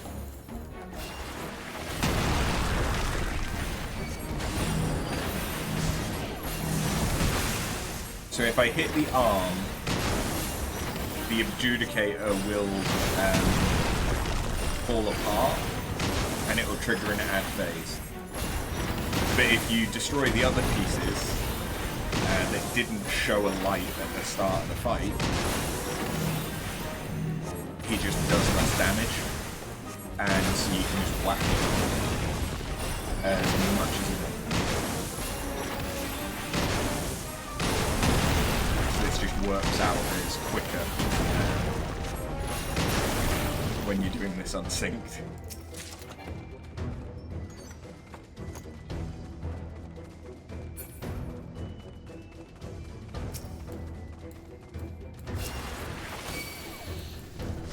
So the joy is that I'm now going to need to level my Machinist, my Dark Knight, and my Astro into the 70s for the Epic Echo buff, 300%.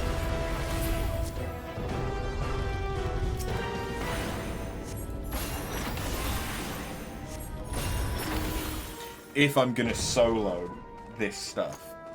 Or what I could potentially do is try Party Finder and see if I can find a party that wants to just go through all the Heavensward stuff.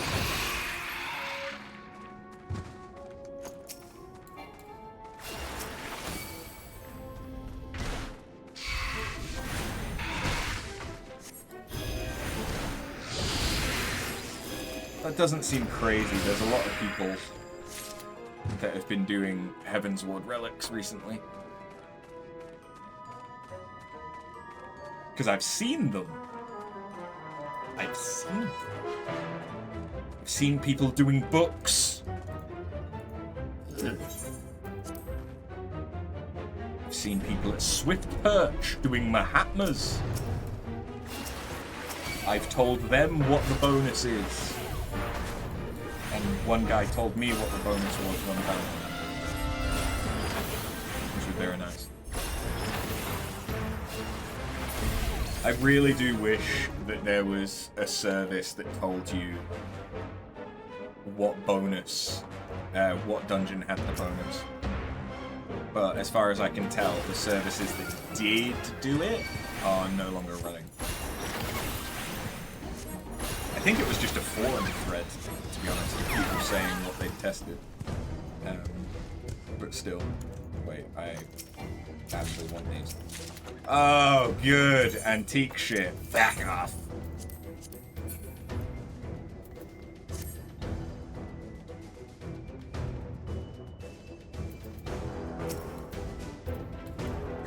Hello. Boys.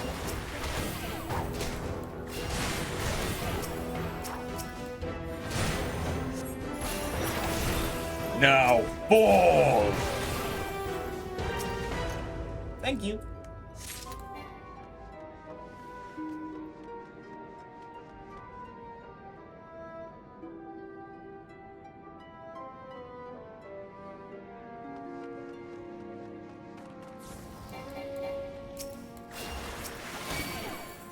I had to do this dungeon a whole shit ton of times in order to get the Zodiac Scroll. The Zodiac Sphere Scroll, whatever the fuck it's called. So I've gotten quite used to this dungeon and what the fuck to do when.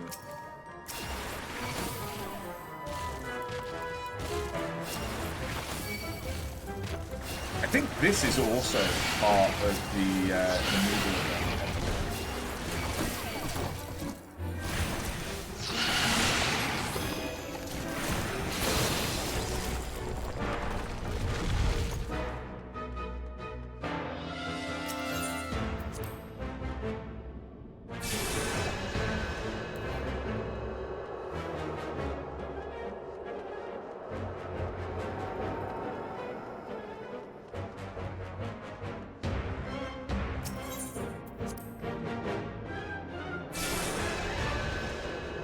Fun thing is that this is the long arc until we get to the Crystal Sand stage. This is the long section. The next section is going to be really quick. The next phase of the relic is going to be really quick. And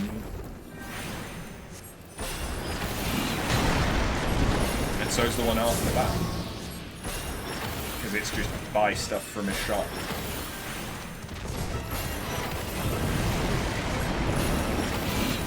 Stuff that, for the most part, I already have. So, I showed up a couple of the mounts that they had to offer on the Moogle event. Have I got everything that I wanted? No! No, most definitely not. I've literally only gotten the mounts. For the 50 token mounts. I don't care about the earring, the carbuncle earring. I'll get it if I've got nothing else to spend it on, but honestly, I'd rather have the MGP in order to get stuff from the gold saucer than the carbuncle earring. I'm glad to see that you're still whole, but tell me, have you noticed any changes in the animal? I see. It grows far more slowly than I had anticipated. No matter. Let us continue.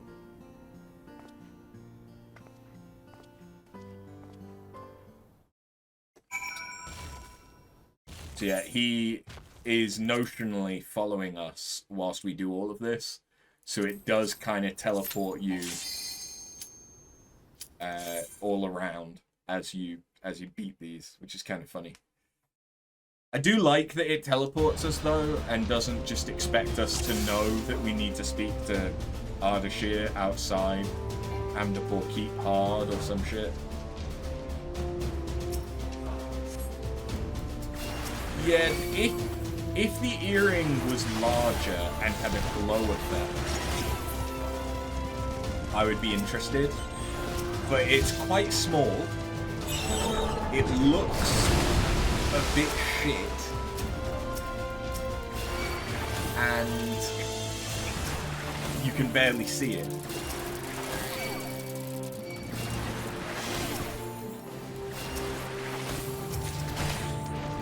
So I'm really not bothered about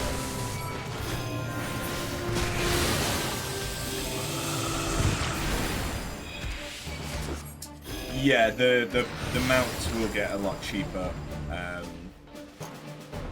And like Gabriel Alpha, you can get from Bosnia loot boxes, so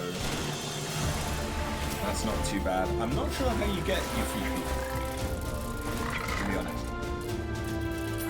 Is that also Bosnian?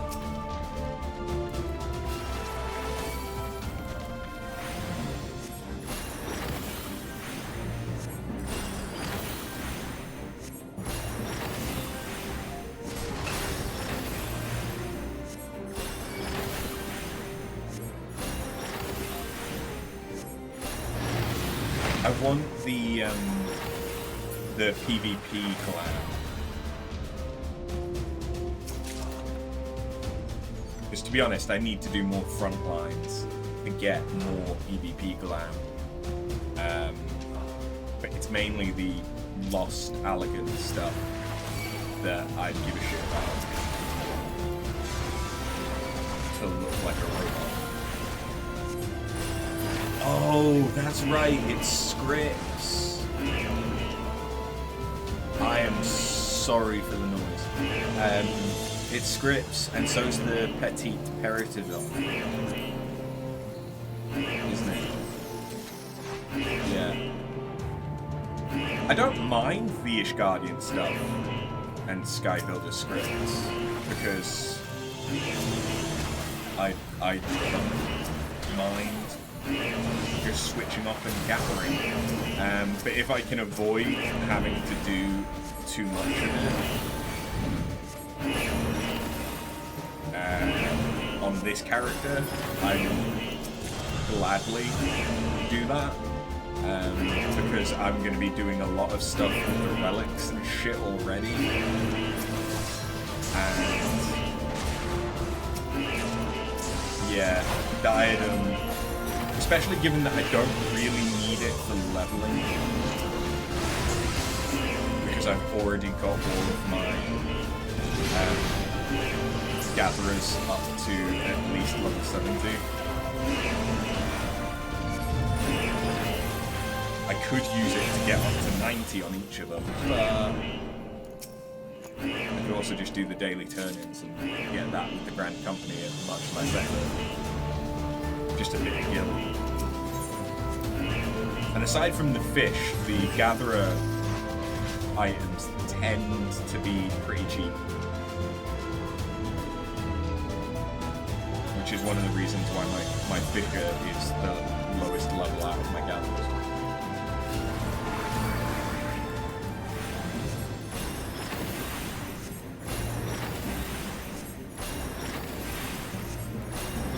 Right, so what I'll probably do off screen is continue with the A Realm Reborn relics. Thankfully, while I can't have multiple books to work on them at the same time for A Realm Reborn, I can have A Realm Reborn books that I'm working on whilst I'm doing like this stage of a Heavensward relic. So if I'm waiting for a fate to spawn, I could quickly do an unsynced run of Snowcloak as Bard or something like that. So this is probably going to be a decent little bit of overlap if I have to do that. Because the unsynced runs, they won't take me very long. The issue is because of the yokai event, there's a lot of other people doing fates. And so if I'm not there when a fate spawns, there's a chance that within a couple of minutes, someone will have come across it already completed.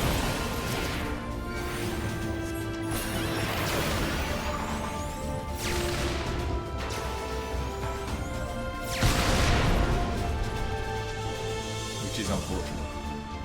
You don't mind crafting a gathering, but it seems like a waste of good mats to use them for the Ishgardian restoration. You'd rather make something and sell it on the market board and use that gil than just purchase the mounts or minions with gil. Yeah. Because obviously, like Diadem, the mats that you get can only be used to craft things to then turn in to the firmament people.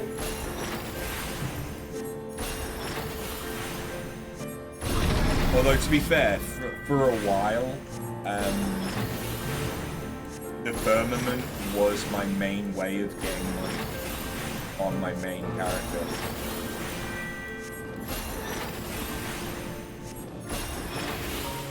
Because there were certain things that I would just absent-mindedly grind and just get like hundreds of them.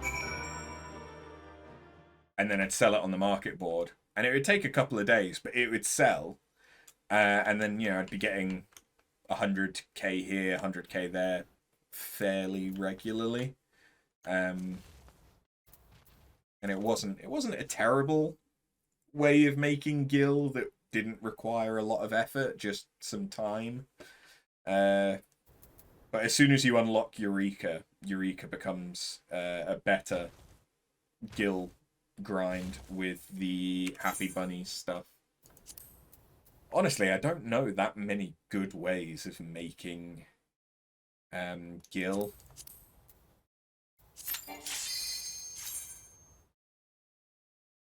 At least anymore.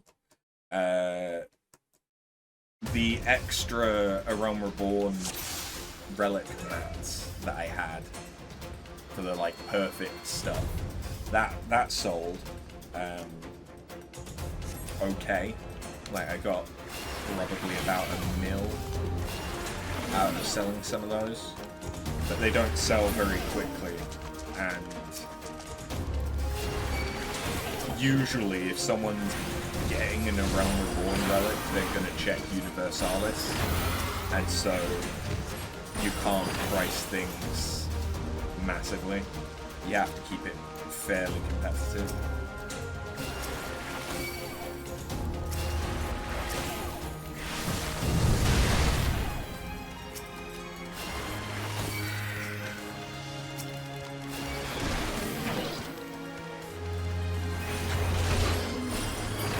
Housing items, certain items that you get from treasure maps, glamour clothing items. Yeah, so on my main, the first crafter that I leveled was Weaver, specifically for glands. But until you're getting into the later glands, or the ones that require rare drops from retainer ventures or treasure maps,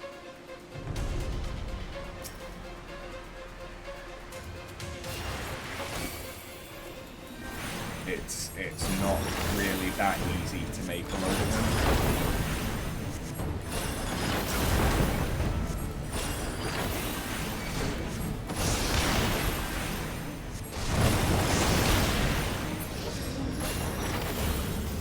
I do need to do maps though at some point, but it's better off to do it as a party.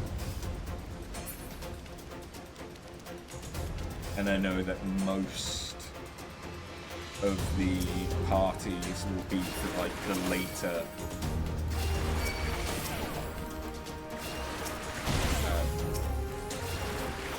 maps. Basically, I just need more people to play the game. Originally, the idea for this playthrough was for a couple of friends and potentially my partner to join me on a drop-in, drop-out basis. But one of them's in Vegas, so time zones are a bitch. One of them has recently had heart surgery and is in recovery. And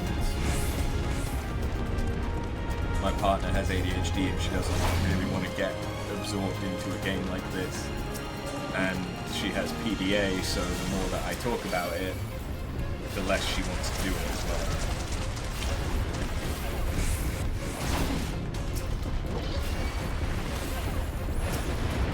Yeah, if I was using leaves to level, that's what I'd do. There's also the crafting or gathering items that are part of the job quests for the crafters and gatherers. That can also be a way to get some gil. At the moment, I'm not hurting too badly for gil. I think I would probably be okay until we get to Eureka. And then if I need gil, I'll rely on the Happy Bunnies, because if you get a gold chest, that's a guaranteed 100k, which is nice. But if you're in Pagos or Pyros, you can get rare mounts and glam that sells for quite a lot. And if I'm already in those zones, I can also take part in the notorious monsters that then also have a chance to drop those rare items that sell for like millions. Like the Cassie earrings. If DMZ server ping isn't atrocious, perhaps we can someday meet up there. Yeah. Like, I don't mind. There's a chance that I might transfer over to an NA server just to get the road to 80 buff again.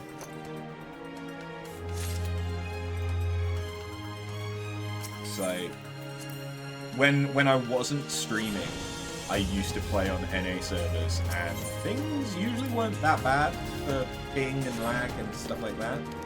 I don't know how it would react if I was streaming. But my internet is also a whole lot better now than it was when I was playing on NA.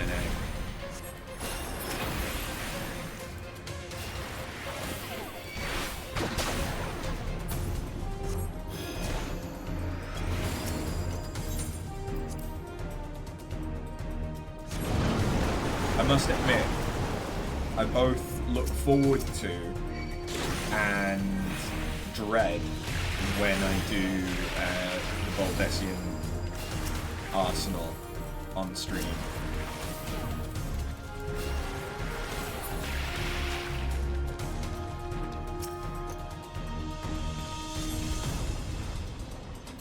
Because it's gonna have to be in a run that's hosted by someone else. So it'll be a little bit odd.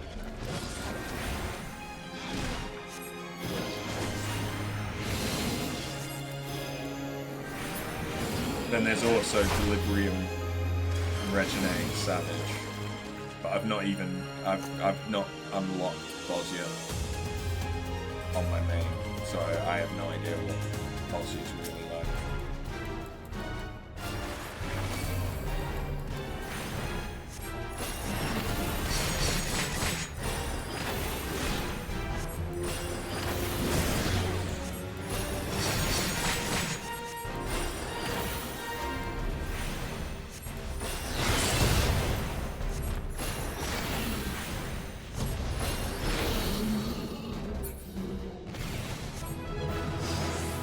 These aren't the quickest dungeons when compared to like Kantara, which takes me 3 minutes and 10 seconds. But they're also not the slowest.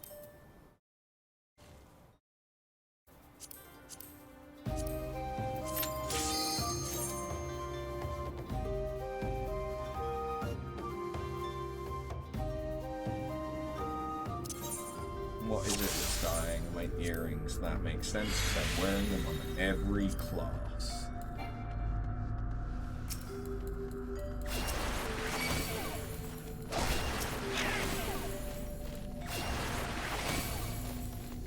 What dungeon is it that ends with the statue?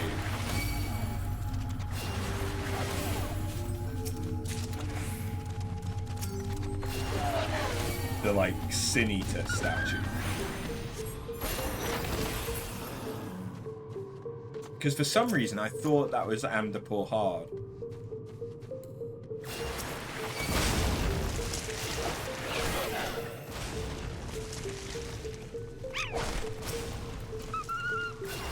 Or is that Lost Dicky Hard?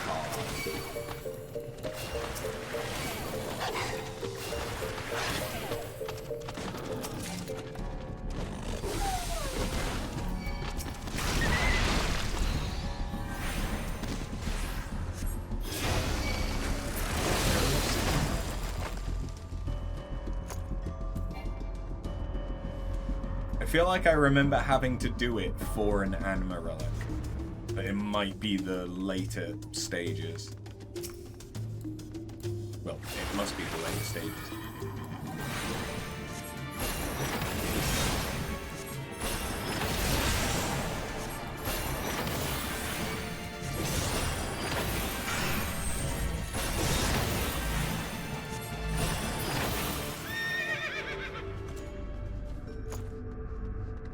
Yeah, not the first dungeon of Shadowbringers that I think has it in it. But there's a dungeon that ends with you fighting it.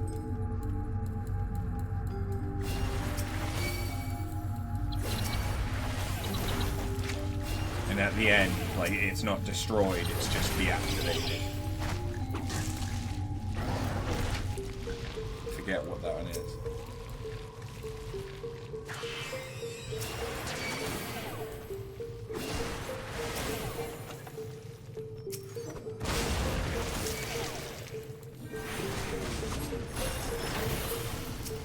Feel like it's Heavensward.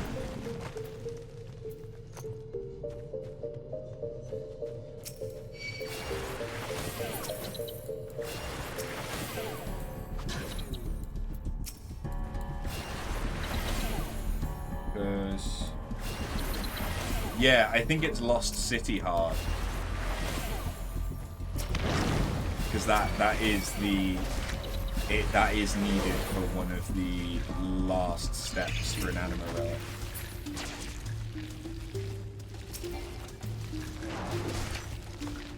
relic. So Amdapor Keep Normal has a demon wall. Then the Great Google Library Normal has a demon book. But this is the Sin Eater statue, the like paladin statue thing with the wings that I'm thinking of. And it's Lost City hard.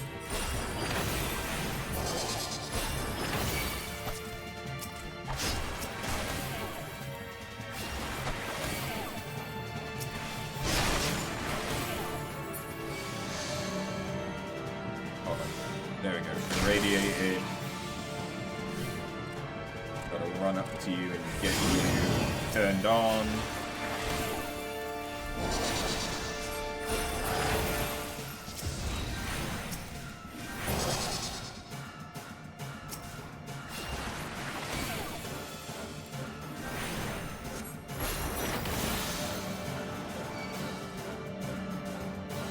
Let there be light.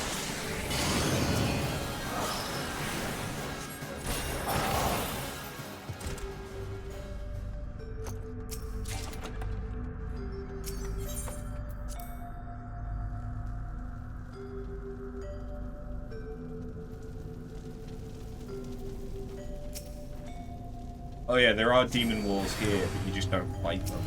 Yeah. I forgot they're in this set.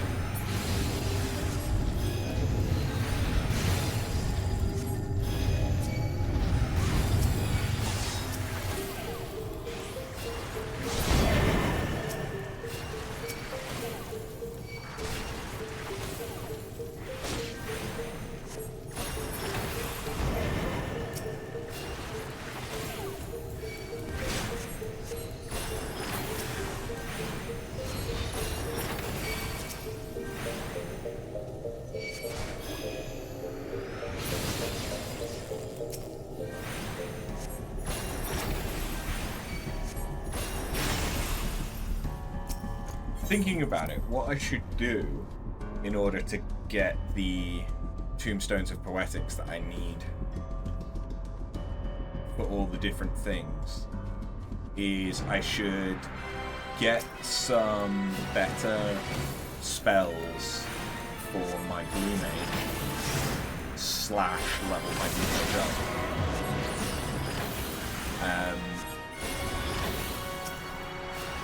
And run through like Pastrum, Meridianum, a bunch of times, or I mean, the thing with Praetorian is it's just a lot of down. It's like 16 minutes of cutscenes, no matter what you're doing.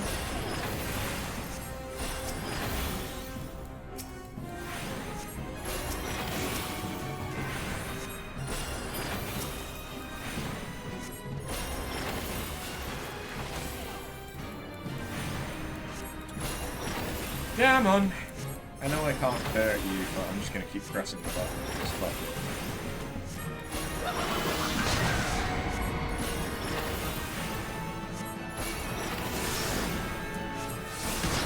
Please die, you Kafka wannabe.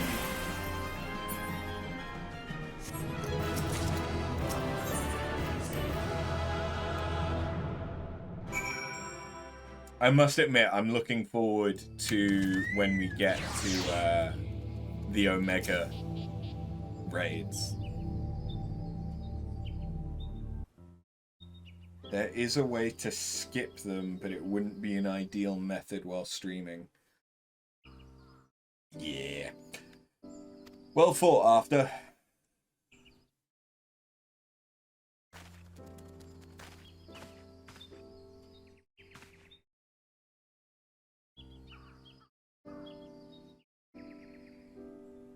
You know, these lands really are quite beautiful. Dangerous though they may be. Were it not for my logbook, I would swear I was on some manner of sightseeing tour. Of course, all that ghastly bloodletting does rather spoil the picture, but I digress. How's the anime? Still no changes?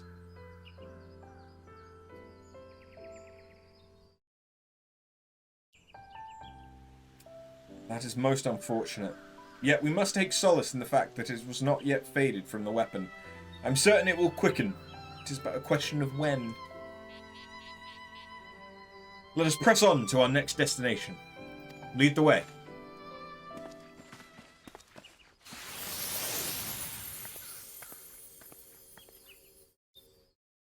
Oh my god! It's a ghost!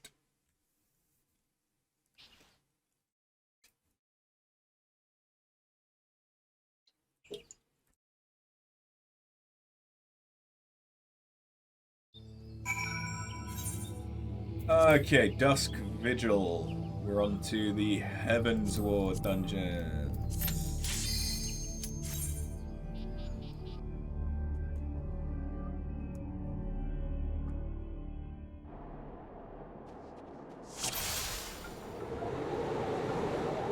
Do I need to do this? Som Al.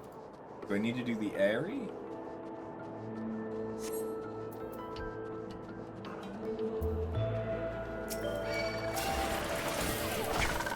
I do need to do the Airy.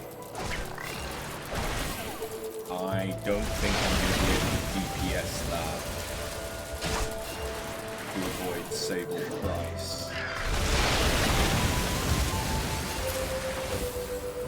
So I'll probably have to run that as an actual dungeon.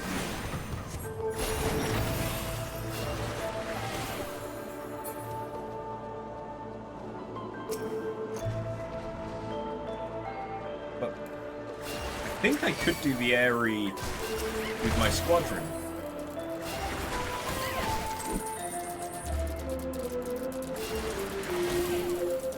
Which would still be faster than running it with a normal party. Because my squadron has damage.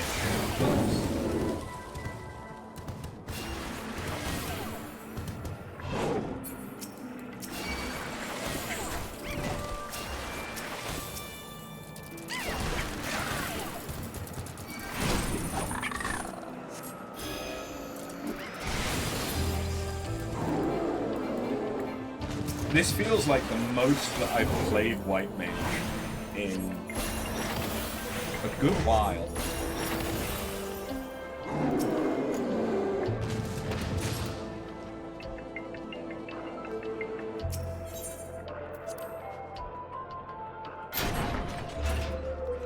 We've built the thing.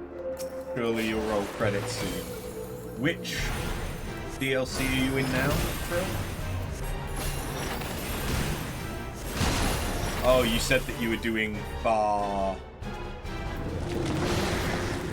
I want to say Far Harbor, but isn't that's Fallout 3, isn't it?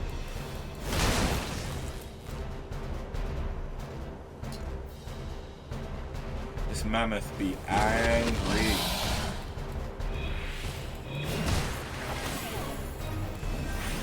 You're just doing the base game ending. Yeah, you've also been doing Far Harbor.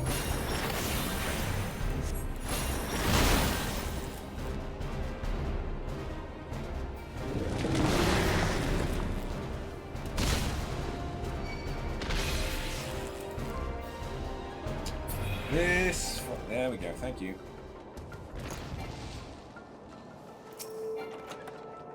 Fucking elephant.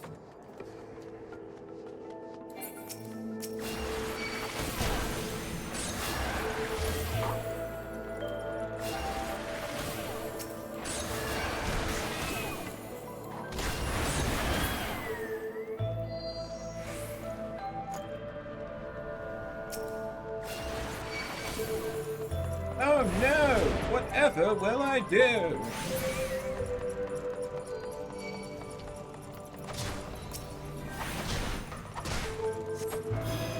Help! I'm being accosted!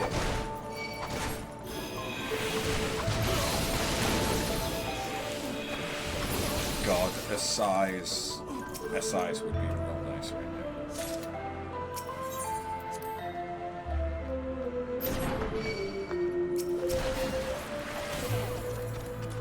I was gonna do job quests, but doing these relics stages now means that I can just get them all done off stream. So that kind of got bumped to the front, didn't it?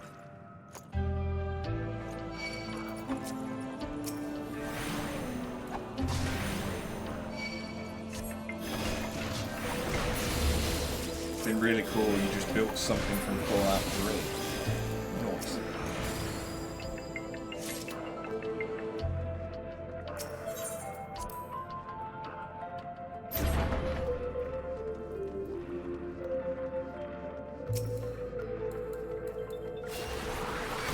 I've said it before, but I do need to go back and do the DLCs for Fallout 4. But I also don't think I did any of the DLCs for New Vegas.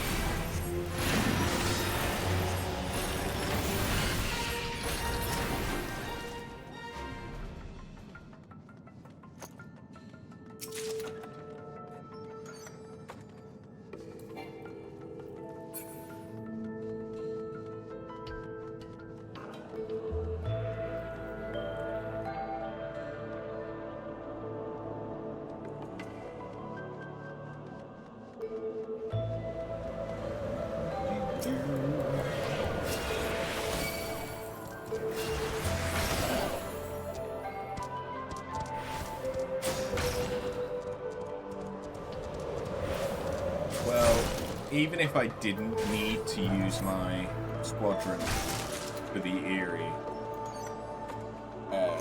I should go and drop some shit off on my friend. Because God knows I've got a lot of shit.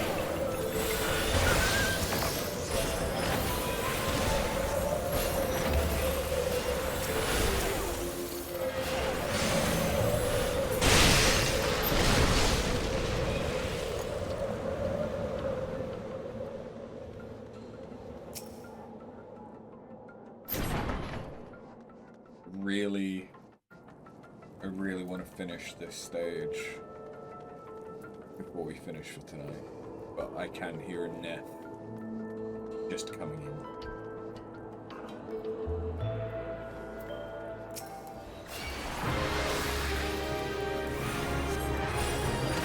that's why you're not saying anything about the who and what, because you just built something before. I appreciate it.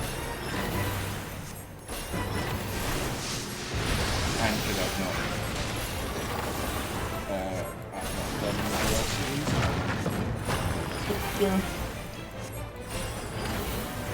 Just there.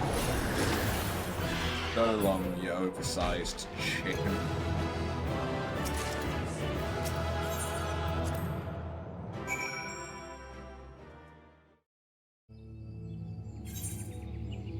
Somehow. What am I doing? There we go.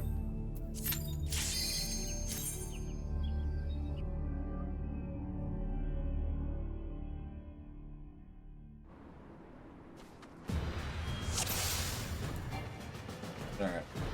We've only got 3 left.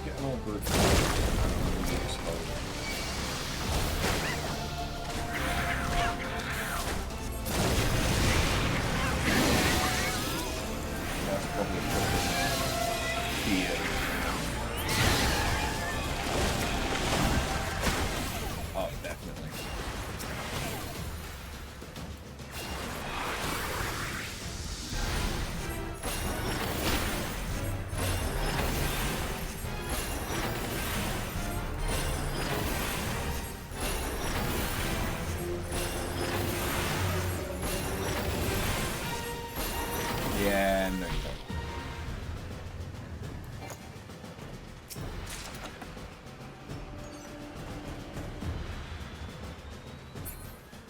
My inventory do be filling up.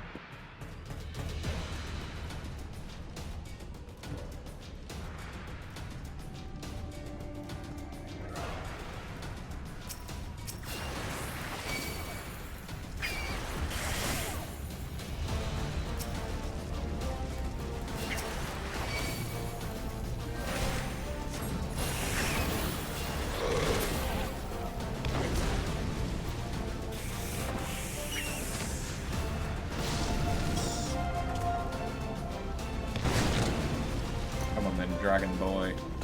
Face the wrath of Pity Star.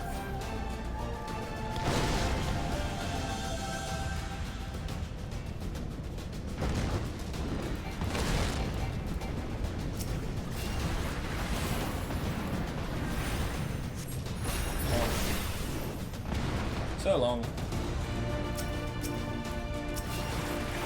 Thanks for all the fish.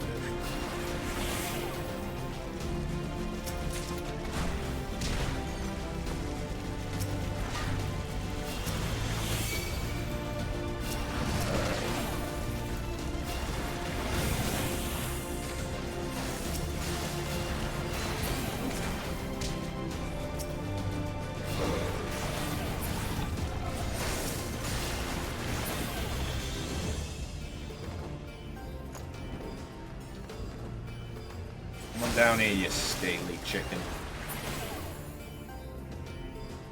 Apparently there's a lot of chickens in Heavensward dungeons. Hey Patinga, how you doing?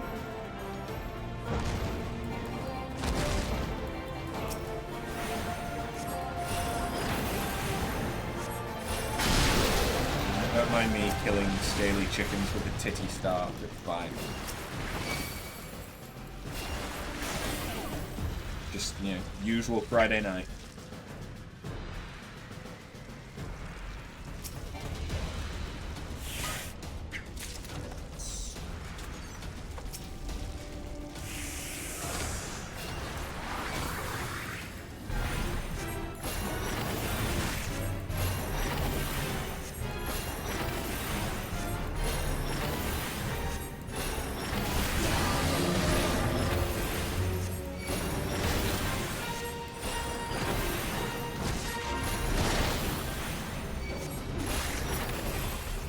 get bombed.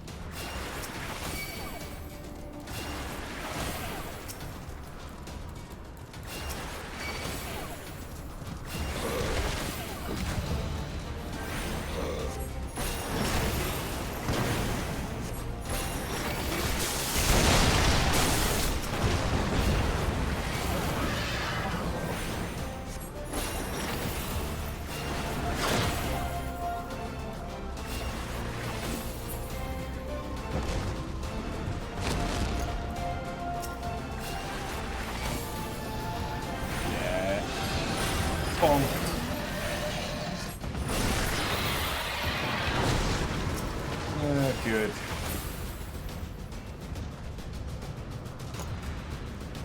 The menthol and spicy scaled chickens about.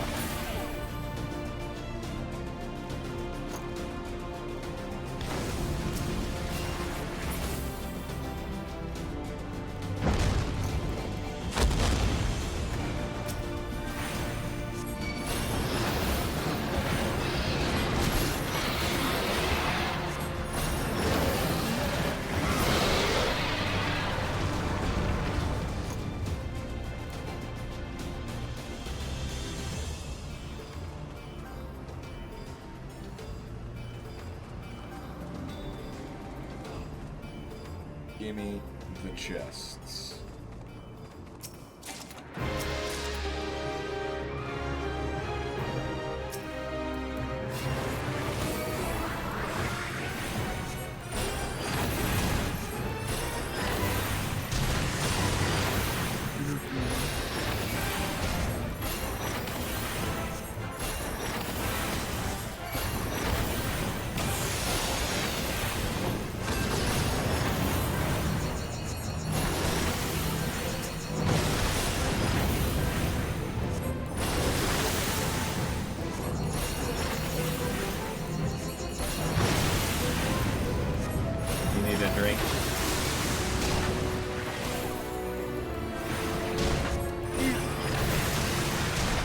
I'm getting a new shiny weapon.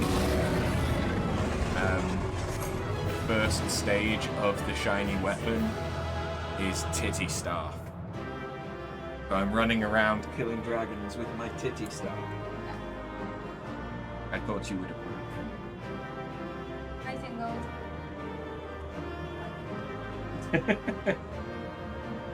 No love for thrill? Yeah. There you go, both got a go.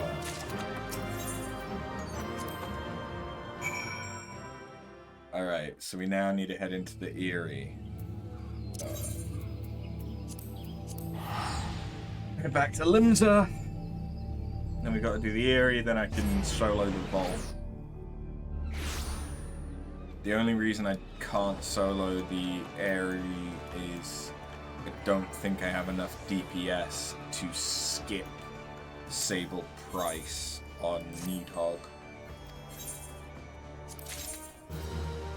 Ooh. It's kind of fancy. It's some glam, maybe.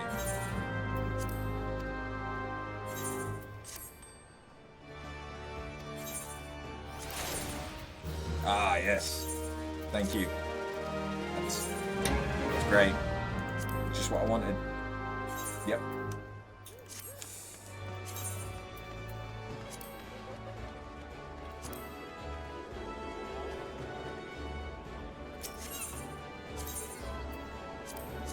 Anything else that I might care about keeping for glam? That's not what I'm undressed. What are these? What are those? Not terrible, but I've got much, much better stuff. I don't care about any of that. I don't care about keeping that. Yeah, I think I can get rid of all that.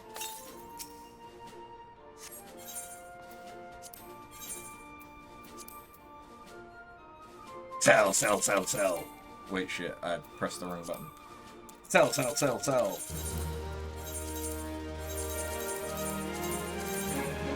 Oh, that's high quality. No!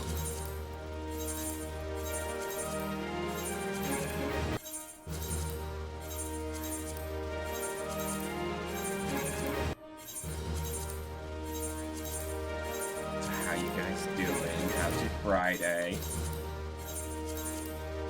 Oh yeah, Saturday morning now, I guess.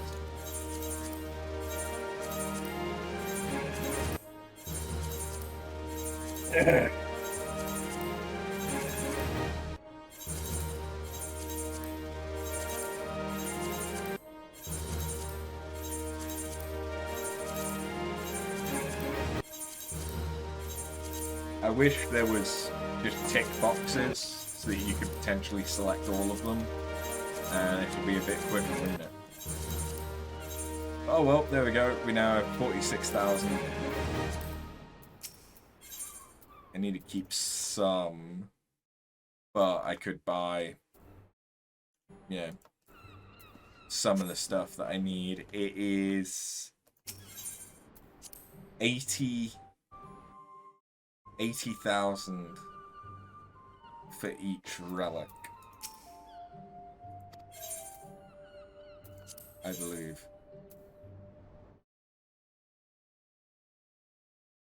The Airy isn't one of them. Fuck. Okay. My bad. I thought that the Airy was one of the ones that I could do with my squadron.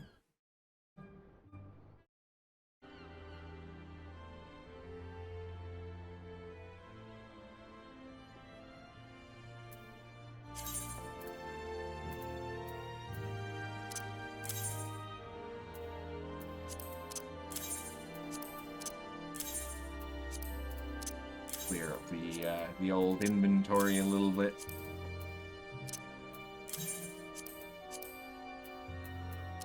Fuck you.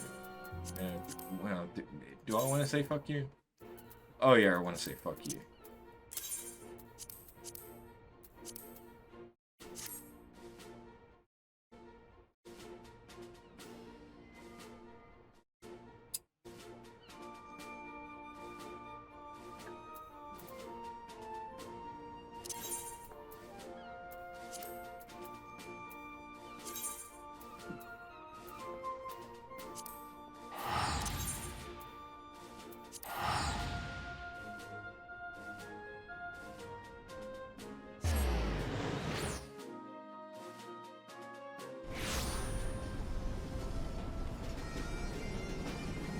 Anything else that I really want to accept whilst I'm here? You're for... Okay, I know what you're for, I know what you're for. I mean, that's presumably Somal hard, that's presumably Google Library hard.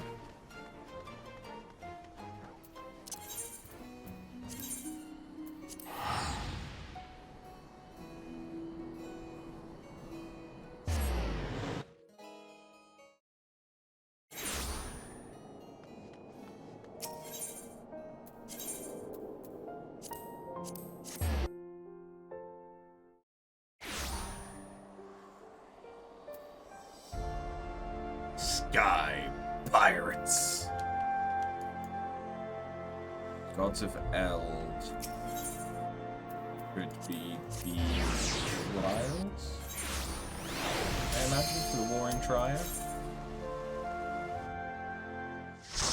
Not that it matters now that we have this. I was just trying to find things to fill the time. Oh good, we've got a Dark Knight. Okay. I may need to watch you closely.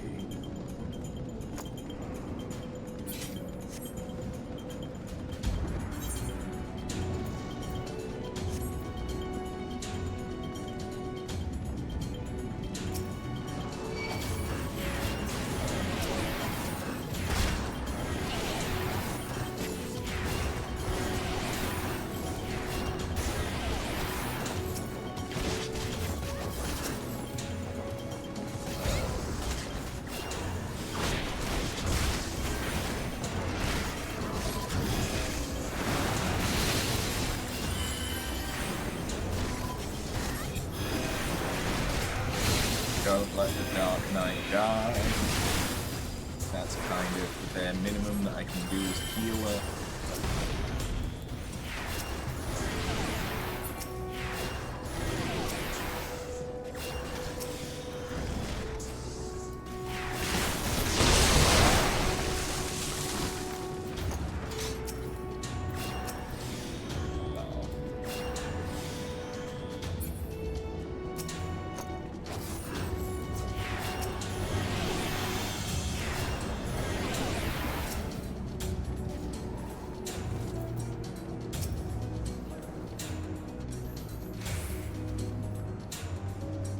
Feel a bit sorry for our black mage.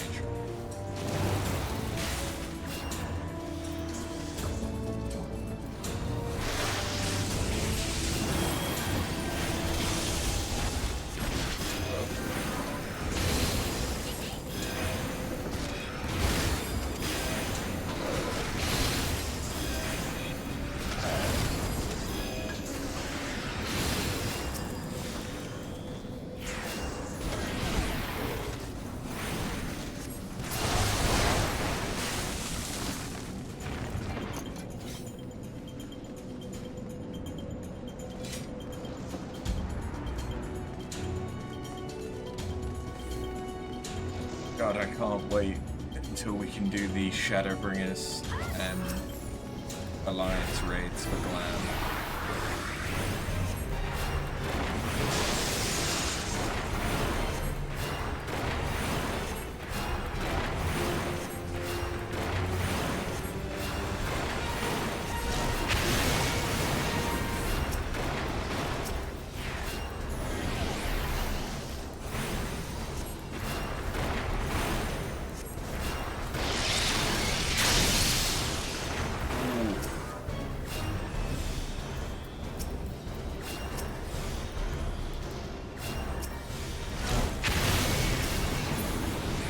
Yeah, let's actually.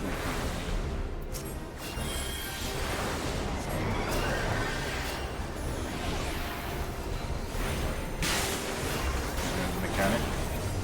Do you care about the mechanic? I don't think she cares.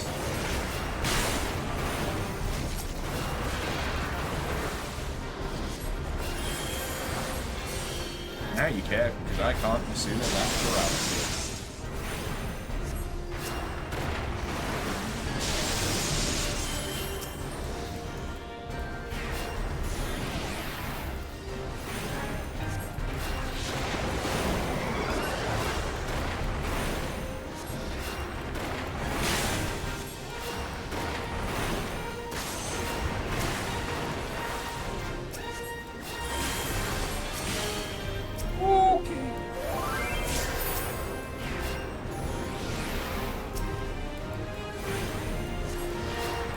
They had 1.9% of their health.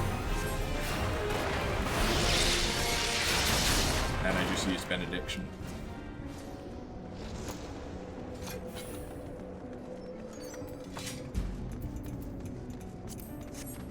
I should probably greed on all this stuff.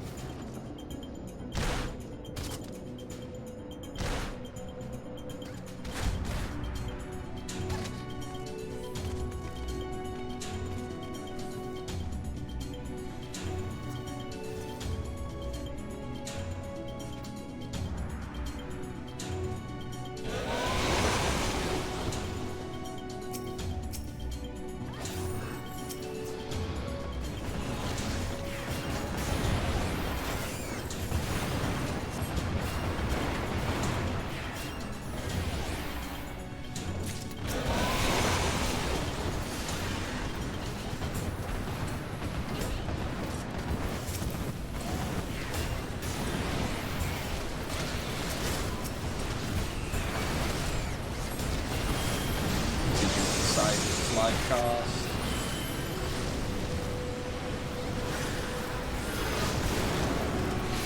Stun him. Use that as an opportunity to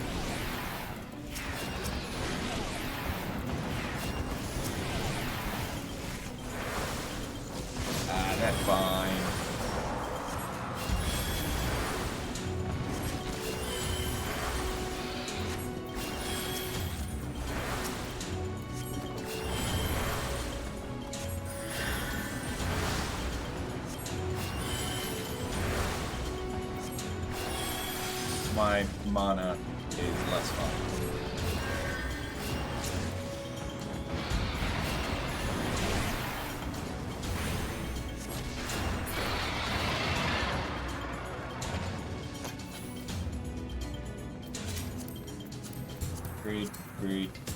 Great.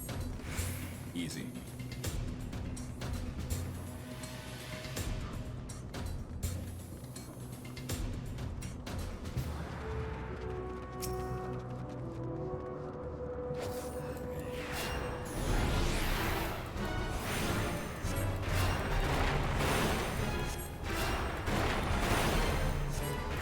Come on, fire it all right.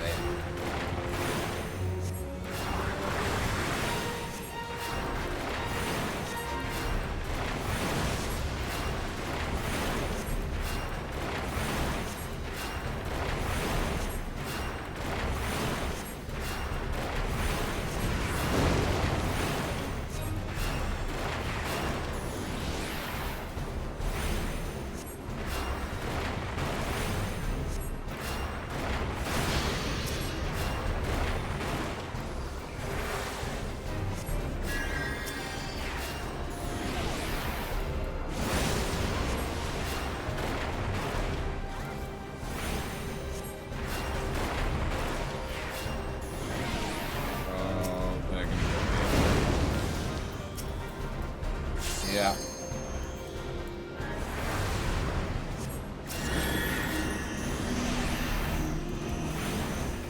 And they're going back out again. Okay, no, apparently it's not too bad.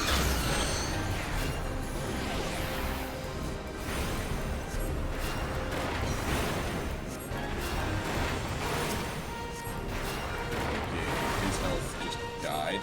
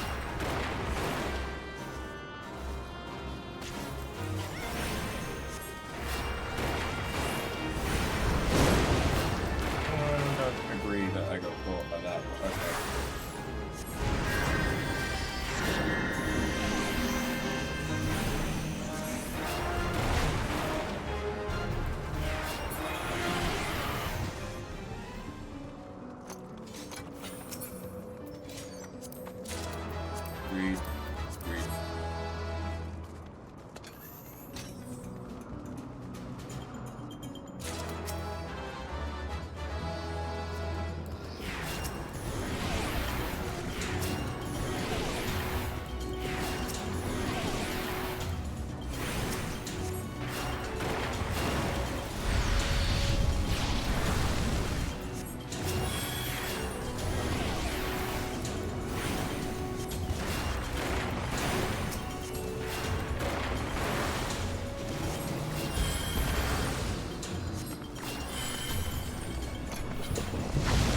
No one's died yet.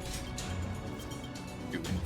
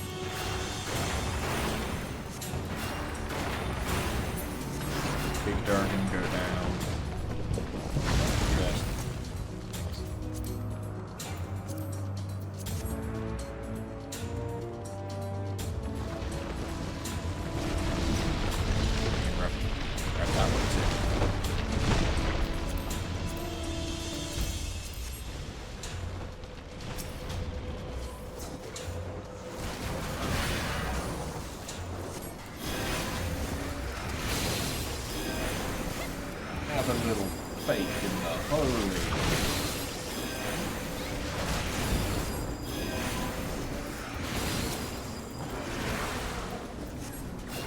Hey, you still have 1,000 health.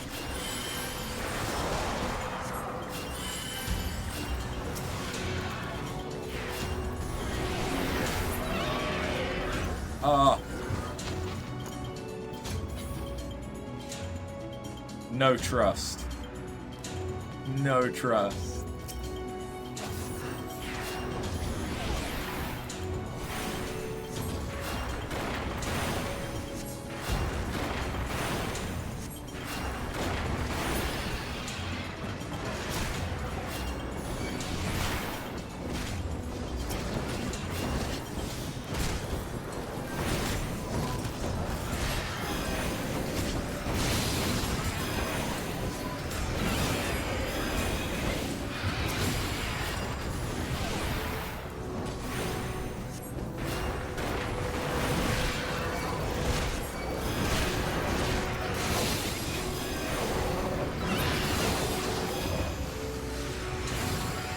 Okay, need help.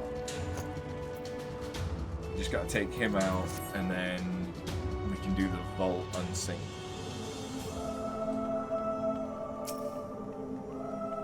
Oh.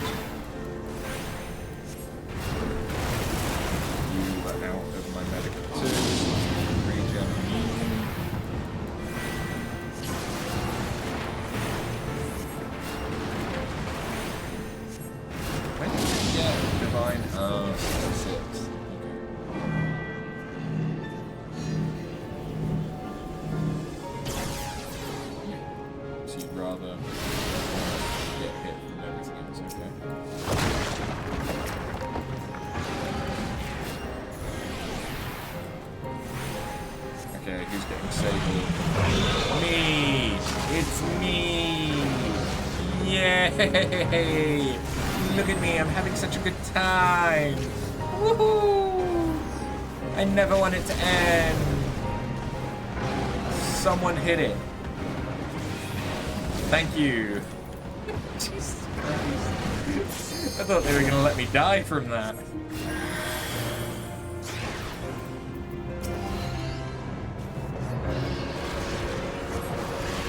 The amount of damage that it does will not be certainly not at this level.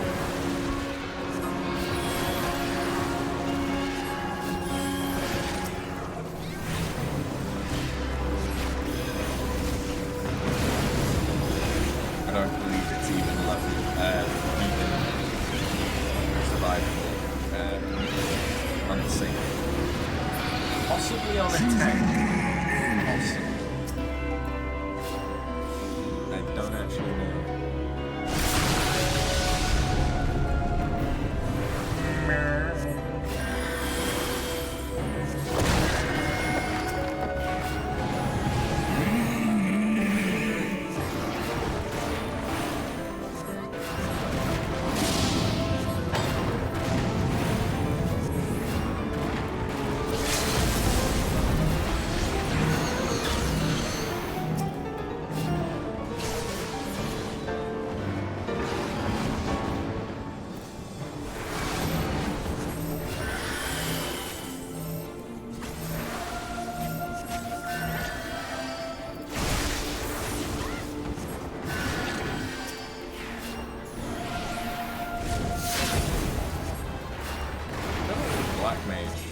Really just don't do it well.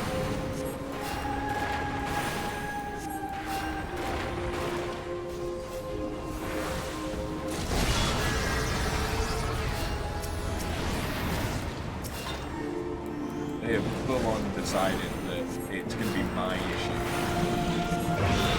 Oh look! It's me again! I had such a good time last time. Yay!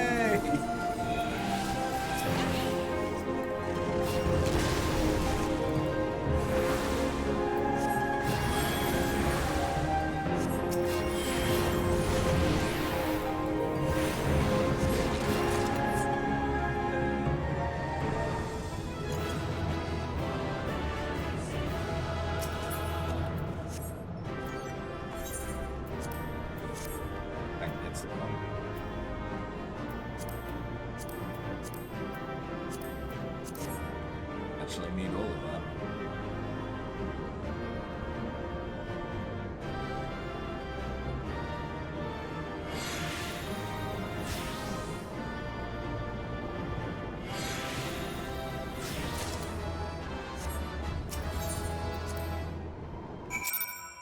I should have needed on the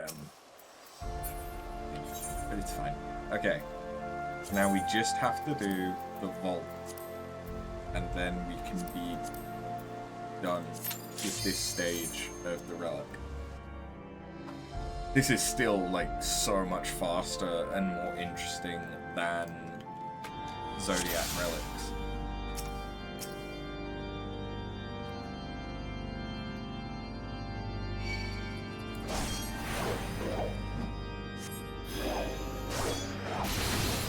Oh yeah, I don't have the damage with this one.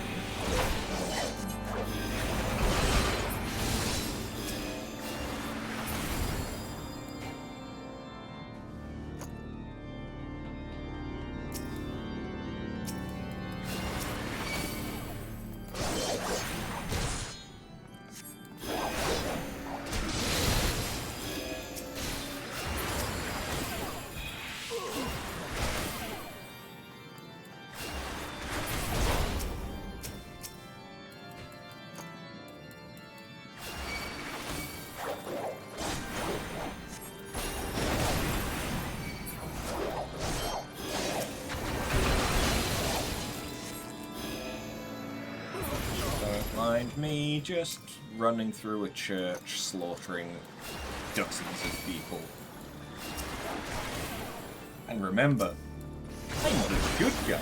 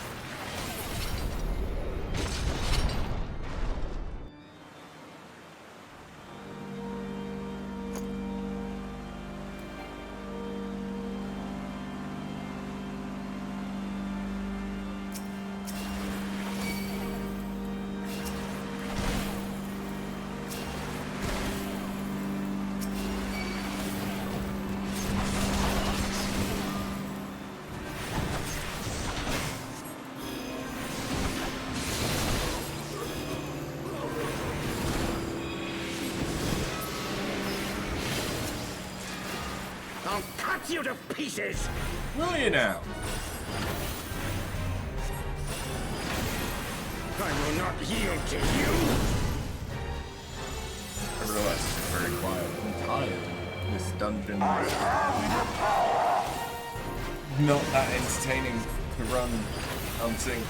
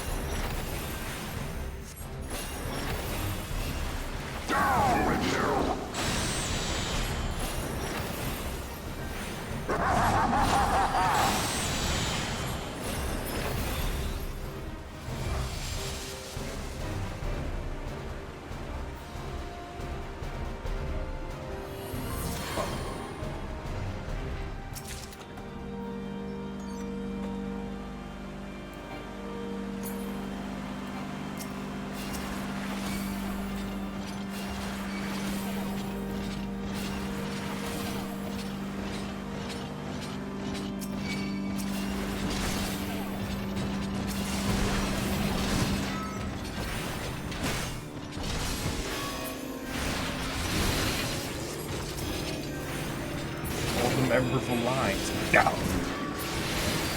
Ow. Yeah. You're right. You're right. The voice acting in this dungeon, it'll stick with you.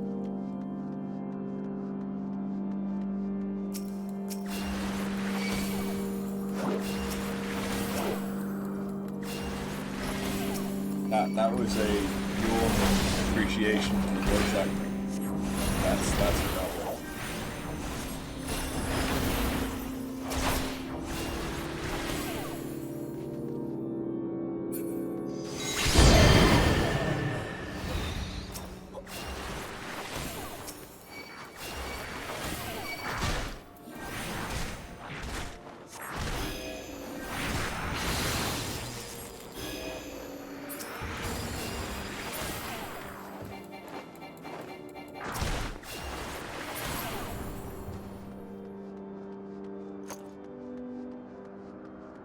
Can I DPS him before he does his invuln stage?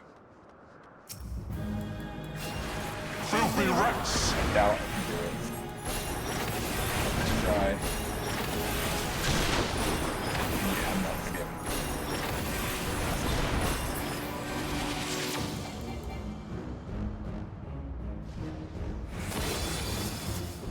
And now the final cut!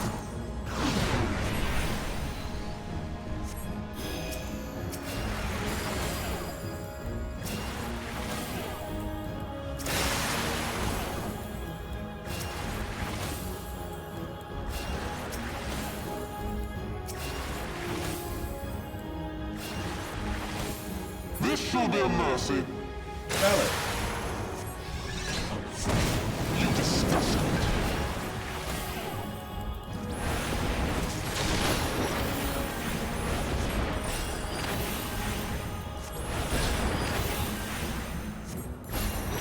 Sickness must be purged.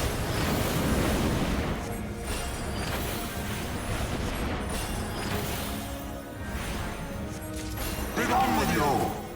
I agree. Wholeheartedly done with you.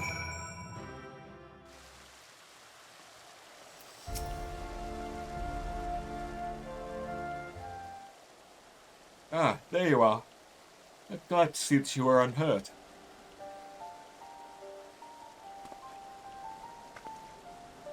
Pray, forgive me. While waiting here, my eyes could not help but be drawn to the architecture. Breathtaking, is it not? Back to the matter at hand. How fares the animal weapon? Surely by now it has shown some hint of life.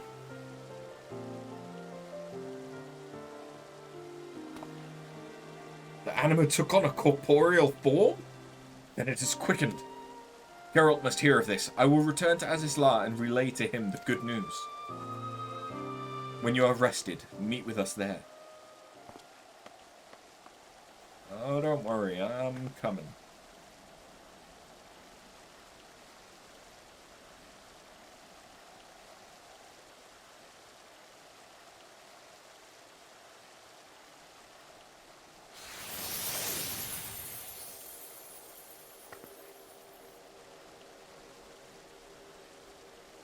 do?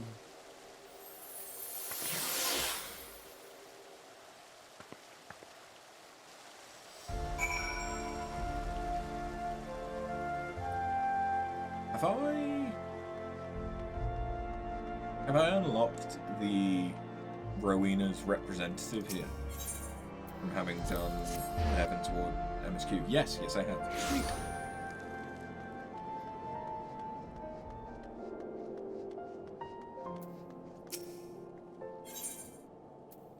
Because what I want to do is buy some of this stuff. How much do I need? I mean, to be fair, I'm going to have to go to more donor anyway, so I don't know why I'm doing it now. Need 5.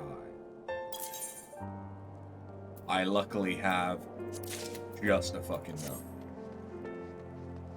That was fortunate. Surprisingly fortunate.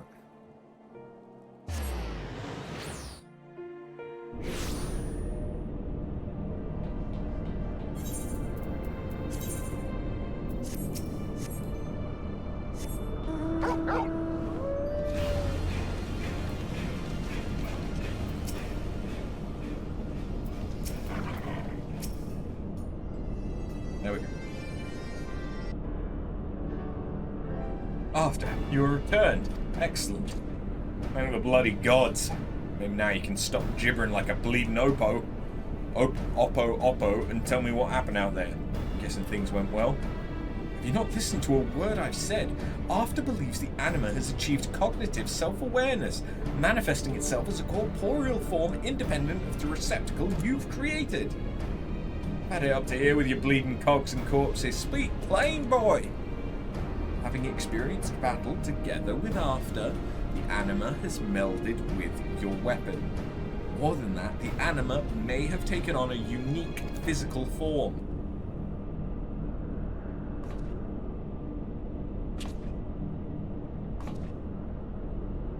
It spoke to you. Remarkable. What did it sound like? And what did it say? I thought I heard a woman whispering. It is the titty staff, after all. Amazing. The anima is already learning how to communicate. If only my master were here. I can hardly wait to see what else it's capable of. And looking forward to going home. Anyway, give us the weapon, will ya? I bet there's still room for improvement somewhere or other.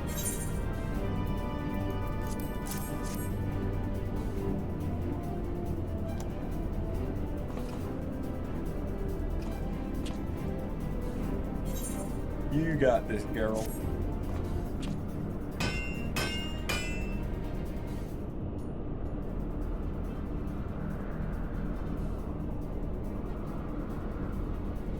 Tiny. What did I tell you? Better than new. If that anima was sleeping before, it sure as hell ain't sleeping now. Never seen a weapon do that in all my years in the trade. What an exquisite glow! It's as if the anima could burst forth at any moment. Yeah! Glowy titty star! If so young an anima was able to take form of its own volition, imagine what it might become given time. A force that shines bright enough to make the very stars burn with envy.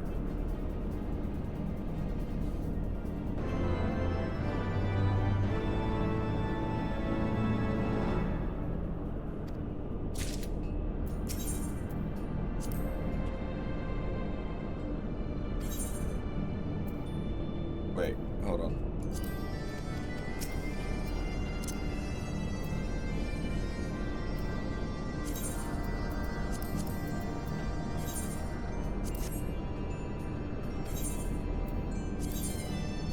Okay, yes, then this is the right quest.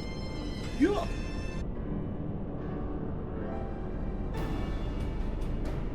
The anima's growth thus far is well beyond what I expected.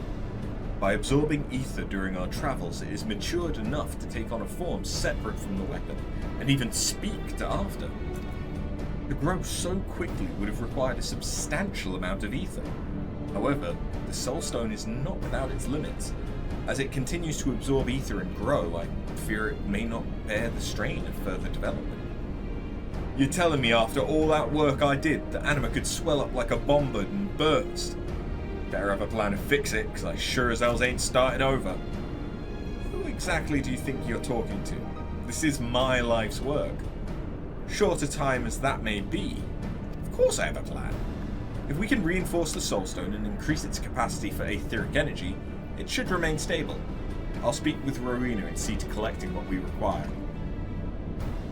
You had me fooled when you was begging and pleading to see those Charlian books before. Good to know your incompetence was only for show. Well, seeing as you have everything under control, if you don't mind, I think I'll run off to some tavern and get deep in your cups. Sadly, you haven't the time nor the coin for it. But when you have a new weapon to make for our friend after here. A new weapon? I just finished fixing the one she was now. Why the else do you need another? Just as we develop and change over time, it's only fitting the Anima should do as well. Do you mean to tell me that you were always such a gentleman, even as a child? It never ends, does it? Fine. If it'll help settle my debt with Rowena, you'll have your bleeding weapon. If we're attaching the Soul Stone to a new weapon, we're going to need materials for conducting ether. That's where you'll come in. I need you to go and fetch me some enchanted rubber, fast-drying carbon coat, fast-acting allergen catalyst, and divine water. I know a lass in Mordona what sells them. Christiana's her name. Like as not, you'll find her keeping a corner somewhere at the House of Splendors. They won't come cheap. But you're a resourceful lot. I'm sure you'll think of something.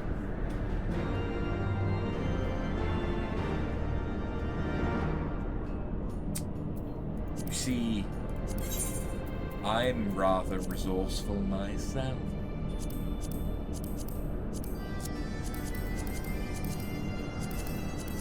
So I already have everything we shall need.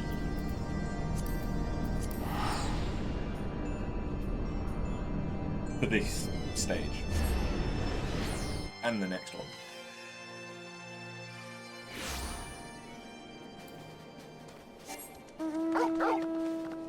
And after that, it's the Crystal Sand stage, which is going to take some time.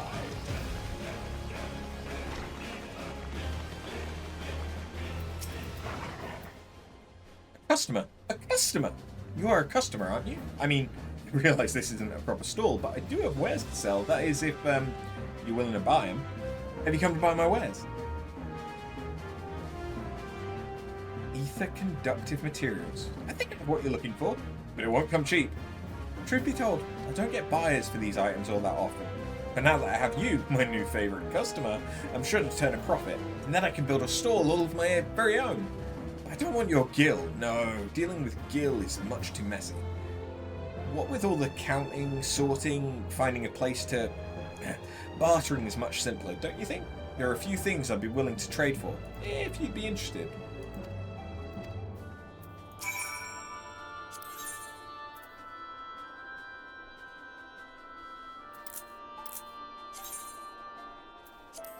So I could get a couple of them. Hold on, no. I only want to get one, because then I can track how many I've got. Because I'll only need 12 lots instead of 13.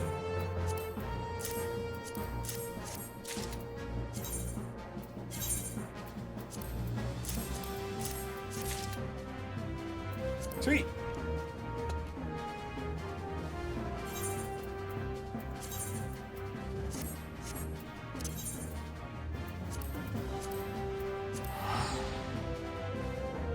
Difference preparation can make. The fact that I've worked on the longest stage of this so far is just been doing those dungeons. Get everything we need? Good. Hand it all over. The weapon too. Archie is ready to work on the Soul Stone, and he won't shut up about it. At least now it'll all be over.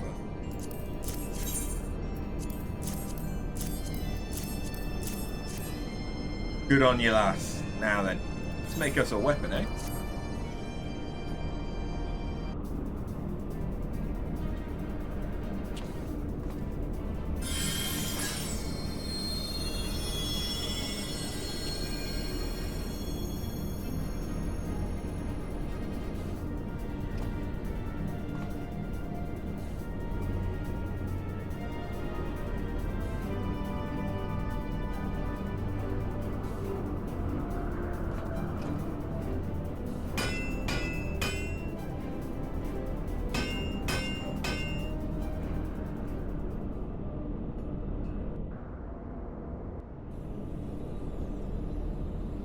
I have ever forged something quite so extraordinary.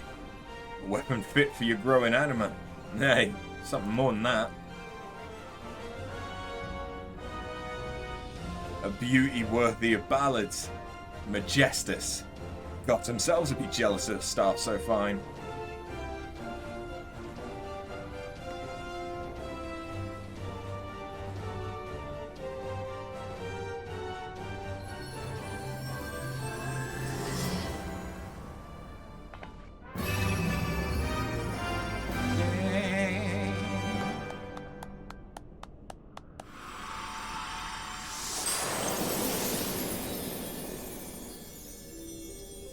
Hiya.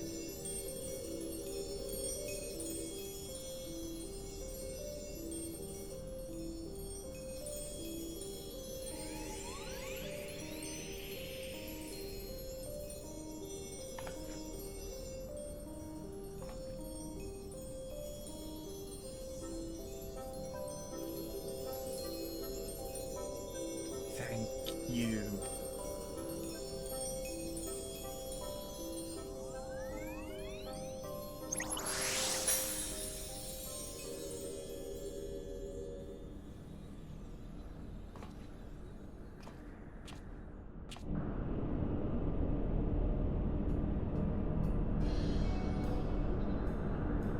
Wait till Rowena takes a gander at this.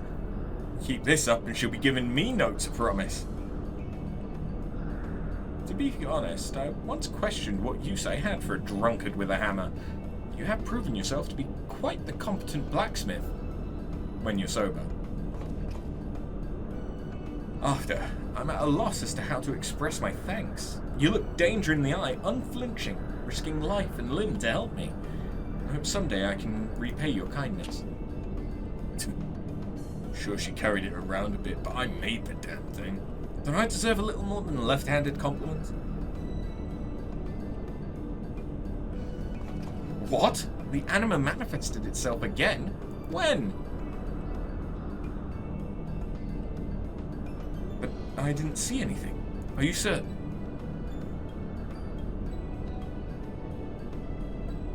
Why is it that only you are able to see the anima when it chooses to present itself? Maybe it's got no interest in the likes of you. I suppose the anima is not yet strong enough.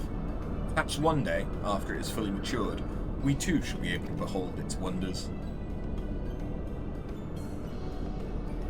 This calls to mind Thavnarian literature on the Zodiac Braves, legendary heroes who wielded arms of unparalleled strength. But soon they will tell tales of a new legend, of you and your anima weapon. Now, don't be getting ahead of yourself, lad.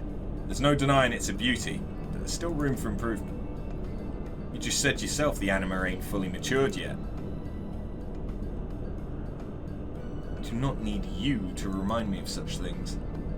I have kept a rather comprehensive account of everything we have done thus far. With all the data I've collected, it is only a matter of time before the next step in fostering the anima is clear.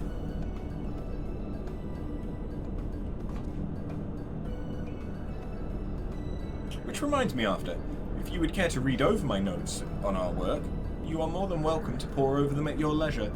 They're on the table, just over there. Aye, that's the way, lad. Every step that brings us closer to finishing this bleeding weapon brings me a step closer to a life free from debt and that gill-swindling wench, Rowena.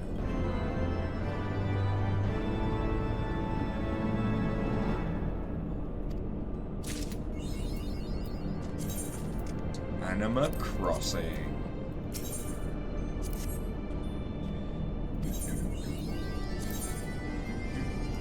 And then this is how we get the hyperconductive.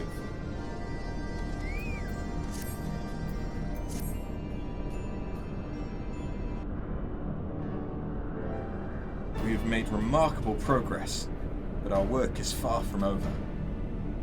We are to create a truly free-thinking weapon. We must empower the anima to do more than utter a few unintelligible words to its wielder. Moreover, it must be encouraged to recognize you not only as the rightful owner of the weapon, but also as a companion to whom it can turn for guidance. A companion who senses its presence where no other can. quite why that should be in the question, which confounded me for some time. It was only after spending countless days poring over my notes that the answer came to me.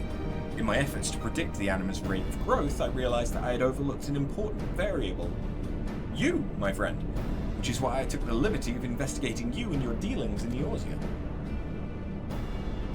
You are possessed of a rare power known to some as the Echo, are you not? I have read that it conveys a preternatural sensitivity to the psyches of others, and what is the anima but a nascent psyche? You're saying you gotta have special powers just to see the bloody thing? Special powers what only a handful of folks got? That's just great, that is. Even if after and her Echo sporting mates buy 10 weapons each, they ain't like to spend the sums Rowena's got in mind, meaning my debts are set to go unpaid. Unless, of course, you thought of a solution. As a matter of fact, I have. Unlike the quasi-souls of golems and other constructs, the anima is unique in that it was created using the pure, ethereal energies of astral and umbral nodules. As such, it bears no residual imprint of another psyche, and therefore possesses the potential for cognizance and growth.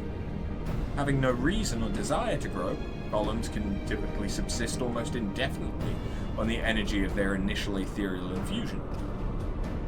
The anima, however, is quite different. Being in a state of constant development, it requires a constant supply of ether. And while it is capable of sustaining itself by drawing upon the naturally occurring ether of its immediate surroundings, I theorize that the cause of its marked growth to this point is, in fact, its close proximity to you.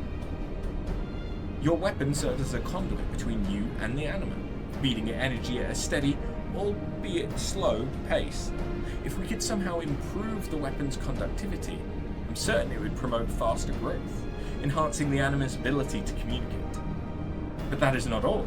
Should we improve the conductivity sufficiently, the resulting strengthening of the connection between anima and wielder could, in theory, facilitate communication even in the absence of the Echo, felling two birds with but a single stone. Which is where you come in, Geralt. Do you think you can improve the ethereal conductivity of our anima's logics? Huh. Can't bloody well say no now, can I? I reckon I should be able to get the ether flowing a bit freer between after and the anima, but it'll come at a cost. By improving the weapon's conductivity, it'll become extra sensitive to anyone touching it, and that includes me when I'm pounding on it with my hammer. My energies pouring into the anima could muddle up with whatever relations Arthur's already got with it. I mean, if the bloody thing was to take after me instead of old Arthur here. Yes, I will not deny that taking after a man of your character could certainly prove problematic. How would you go about preventing such contamination? Contamination? Cheeky little shite. Any anima would be lucky to take after me. Just not this one, on account of its being afters. Don't go worrying your pretty little head anyway, because unlike you, I think my plan's through. It's a matter of making my tools impassable to ether. In case you're wondering, luckily, I've done something similar before. While I was working with another annoyingly scholarly type. He developed a little trick called soul glazing. It's used to insulate weapons, but my tools shouldn't be too different. Of course, I didn't actually make the soul glaze myself. I got a fair idea of what might stand in for it. According to a glowing ball I was talking to, the Alicans used something called ether oil in their metalworking, and it did pretty much the same job.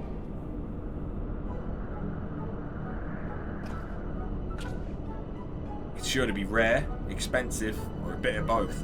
But you got experience with this sort of thing, don't you, lads? So, run along and find us 5 pots of ether oil for my hammer and anvil, will you? We're none of us getting any younger.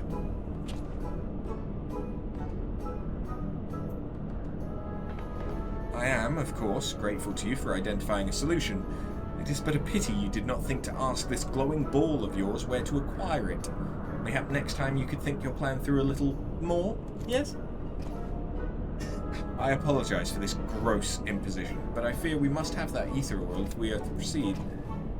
In the meantime, Geralt and I will continue researching how best to foster the anima's development.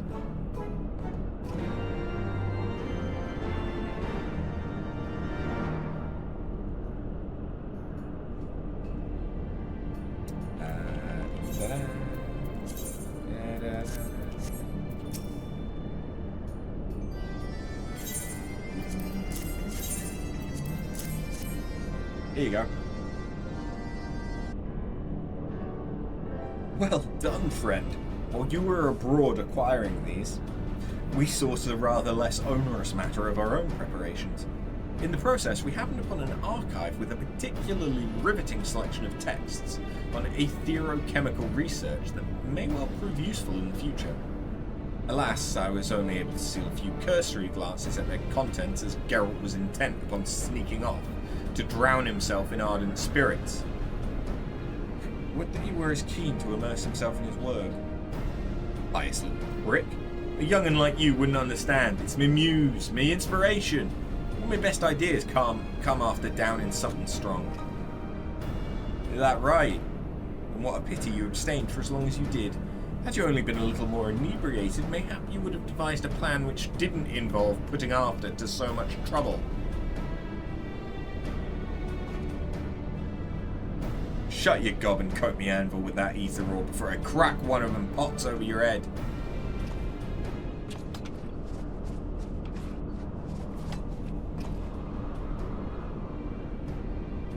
There. Applying the oil was much easier than I expected. How did you fare with your hammer? She's oiled up and ready for action. No telling how long the coating will last, though. Time to get pounding. Please do be careful, Geralt. Afterment went to great lengths to procure that oil. Not have her go to all that trouble again through any error on our part. I think you're forgetting who you're talking to, lad. The only error is making weapons what are too good for their owners. Present company accepted, of course. Besides, I downed a bottle of the good stuff not long ago. Never felt better. Well, am I glad to hear... Wait, did you say a bottle? A whole bottle? 7 hells, man. I cannot in good conscience allow you to work in your condition. Ah, don't be so daft. It weren't bad stuff. At least, don't think it was. Found it when you were reading.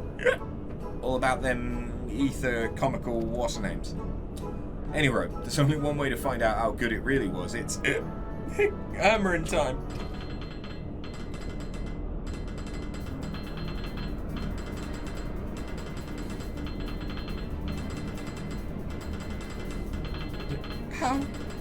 How is that possible?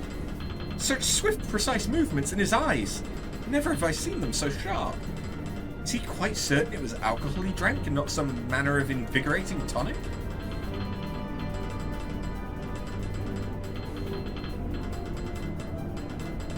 This is not the drunkard I imagined when Rowena introduced us.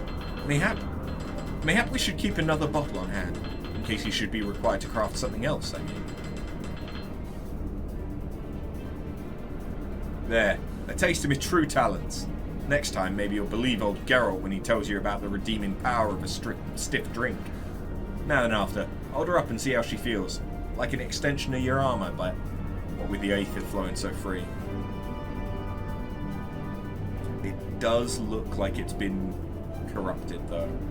A genuine, bona fide, bleeding masterpiece fashioned from the realm's greatest adventurer by a greatest living blacksmith. Hyperconductive Magistas. Magnificent, simply magnificent. You can almost feel her ethereal energies coursing through it. What effect do you suppose this will have on the anima?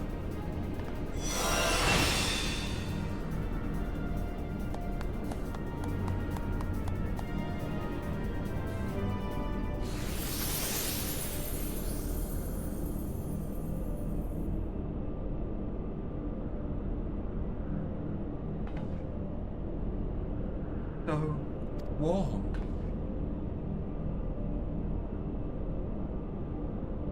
At last I feel myself. You would share your ether, the very essence of your being, to support me? Then I, in turn, shall do all that I can to support you, going wheresoever you go, even unto the farthest reaches of the realm, if, that is, you will take me as your companion.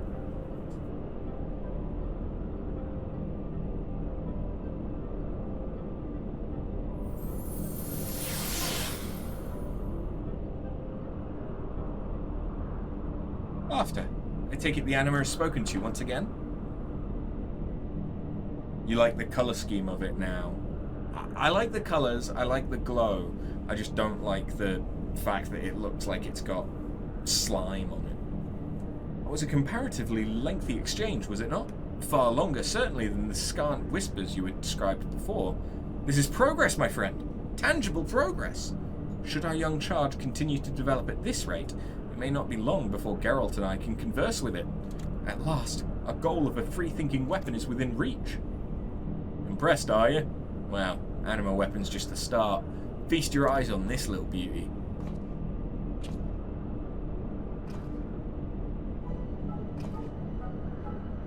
Egg. While After was off looking for Aetherol, I went for a little wander and this thing found me. I mean, I found it. Anyway, seeing as there ain't much these elegant contraptions can't do, I gave it a recipe for making spirits, and let me tell you, the thing's got a real knack for following instructions. With a bit of work, I reckon we could probably teach it how to make weapons what look like the anima weapons by the bleeding dozen. There won't be real anima weapons, of course, on account of there being no spirit inside, but you can be sure they'll still sell. And seeing as how you helped me get there, I'll even let you have one half price. Can't say fairer than that, eh? Have you no decency? We did not come here to fashion trinkets. We came here to imbue weapons with life. Life that should be respected. Respect and life don't come into it. I came here to pay off my debts, remember? And if that means making a few trinkets, I'll bloody well make them. Like it or not, where there's muck, there's money. And I mean to take it.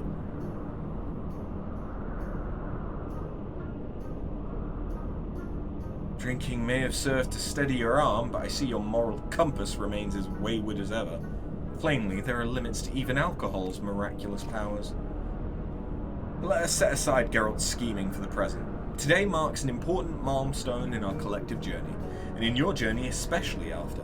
The bond you share with the anima is stronger than ever. Teach it well, and one day soon the world will look upon the brilliance of our anima weapon and wonder.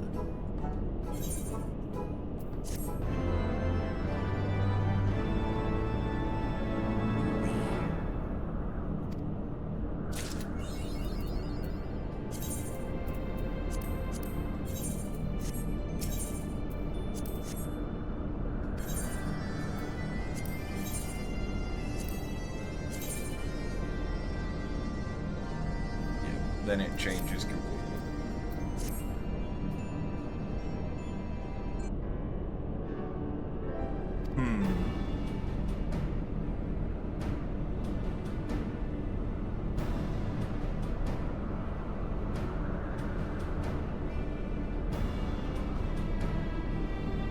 Save your breath, lass. It's been sitting here brooding ever since you left. Surely, I said. Surely if we just leave her be, swinging the weapon about as she pleases, the animal will grow on its own. Of course, there's no satisfying him. Don't know what's stirring in that loaf of his, but I wish he'd pay mind to stirrings elsewhere. The boy could use a distraction. Else, I could make use of a nice buxom distraction myself. For the last time, please do not speak of such things. Not everyone shares your deplorable appetites.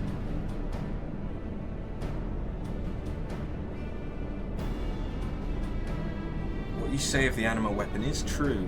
In its hyperconductive state, it is only a matter of time before the anima shows new signs of growth. Yet what sort of researcher would I be if I did not search for a way to hasten the process?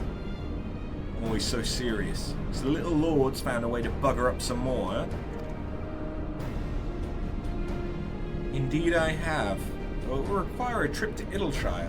My quest to find Sharlayan researchers there bore no fruit, but I did meet with a young lady whose field of expertise is quite similar to mine own. Her name is Ulan. She has a vast knowledge of arcane entities and specializes in the study of carbuncles. In fact, her research concerns the enhancements of these entities with crystals. While not quite as free-thinking as After's anima, they are of a similar nature, perhaps enough for her to work to be of use. When last we spoke, she sought an apprenticeship from the selfsame Sharlayan researchers who refused me an audience. No doubt they have left her waiting in Idleshire even now. Come After, let us be off before she finds a reason to conduct her research elsewhere. So I'm not going to be able to complete this step. I can start it.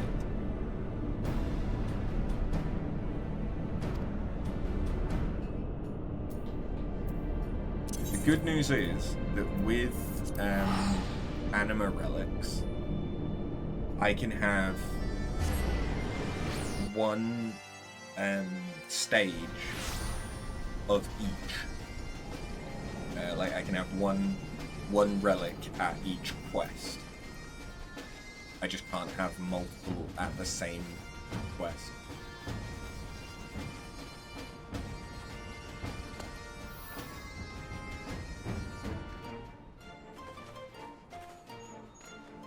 This is Ulan.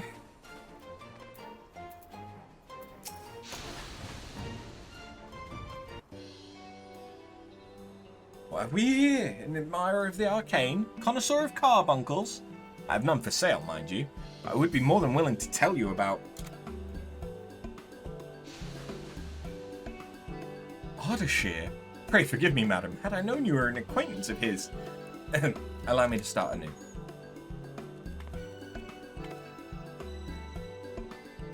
After, was it? I am Ulan, researcher of all matters arcane.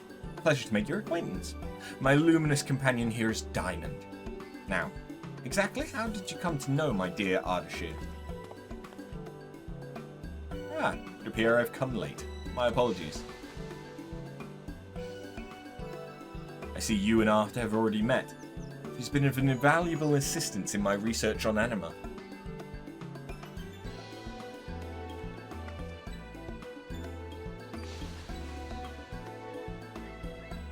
I see. Before you left Idleshire, you spoke of your preliminary proposal for the Sharlians.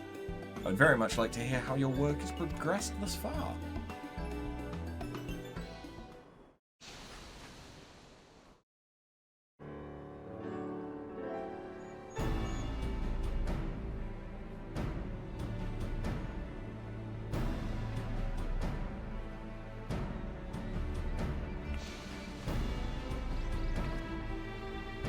You wish to borrow my techniques for crystal absorption and apply them to your anima? An intriguing idea. Though there still remains one rather large obstacle. Arcane entities like Diamond here are comprised almost entirely of ether, which is why I believe that the ethereal energy of crystals can be harnessed to further their growth. This is the basis of my research. This can only be accomplished, however, using crystals with a combination of differing elemental aspects. All arcane beings are unique and thus require a balance of crystals tailored to their composition. Even the slightest error can disrupt their ethereal equilibrium, possibly destroying them in the process. It is rather delicate work. To undertake such a project on your own could take weeks, even months, without intimate knowledge of my research. Unless... perhaps we can help one another. Being a researcher yourself, I have no doubt you understand my work requires a great deal of documentation, supplies, and, more importantly, test subjects. I might be persuaded to select your anima as a test subject should you and your companion choose to assist me. Or if you would rather spend weeks poring over my notes.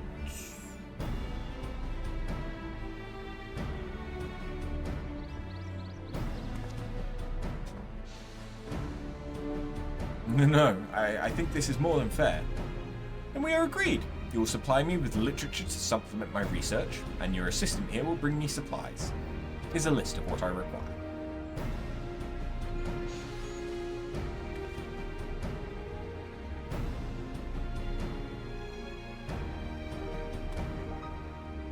It seems we have our work cut out for us, friend. I shall return as quickly as I am able. Was time together with me truly such an unpleasant proposition? Now where were we? Ah yes, supplies for my work. I'll not burden you with all that I have listed there. Even one of those items would be a boon. In exchange, I'll offer you a crystal sand, a reagent of my own creation that should help facilitate the absorption of crystal energies. The process will no doubt require a great deal of sand, but I'll happily give you all that you require. Be warned, however, you cannot haphazardly apply the sand as you please.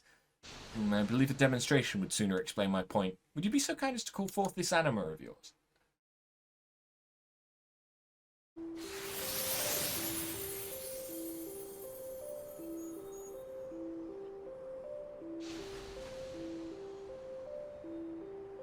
My, what a splendid thing you are. You seem surprised that I can see it. Come now. I've devoted my life to the study of arcane creatures of all sorts. As Ardashir explained it, the two of you have gone to great lengths to come this far. That I should be unable to see it would be far more surprising. Now come closer, little one. I have a gift for you.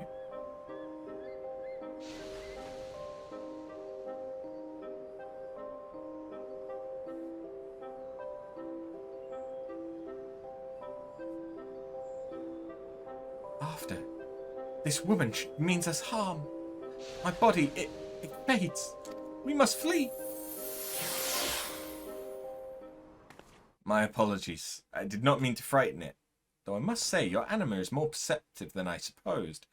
As I said before, every arcane creature is unique and requires a certain balance of elements to absorb crystal sand. This sand, however, is at odds with its composition.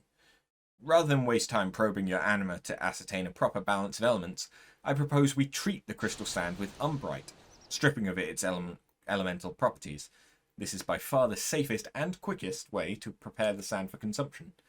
As luck would have it, I found a merchant right here in Idleshire who sells it.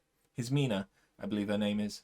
A single stone and pouch of crystal sand is all we need to begin.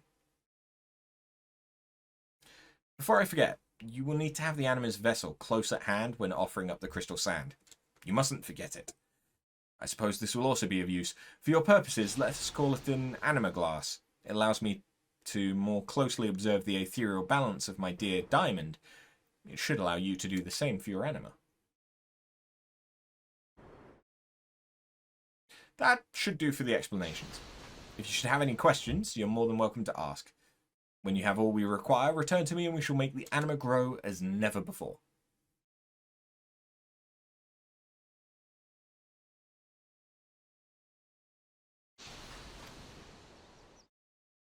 Right, so what it is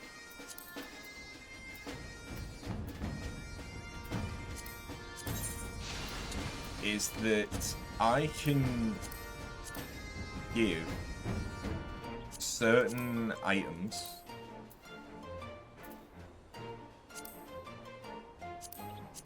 to get crystal sand.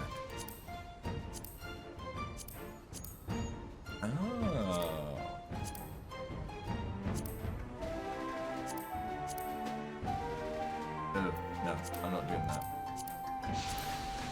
Moonstones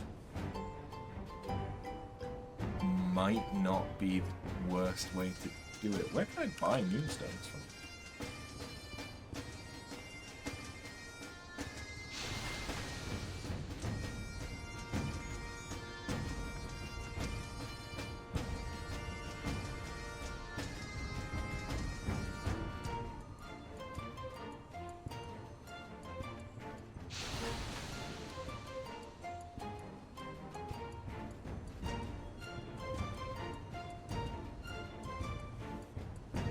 I can buy them from my grand company, but also somewhere apparently sells it for guild.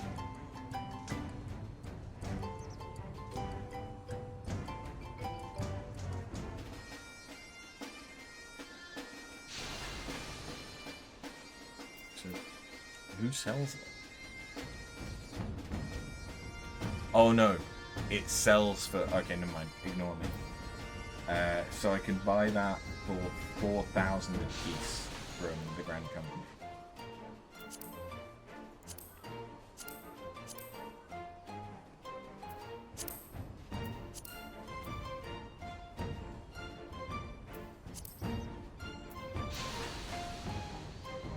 Okay.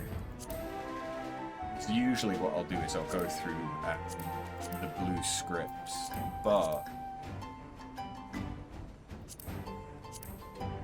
we might be able to get some of this other stuff without too much difficulty. When I have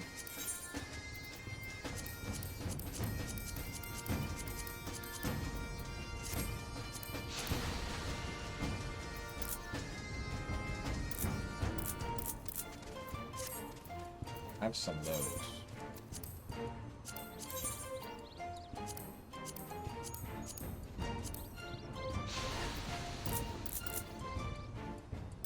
I don't have enough field craft. Right.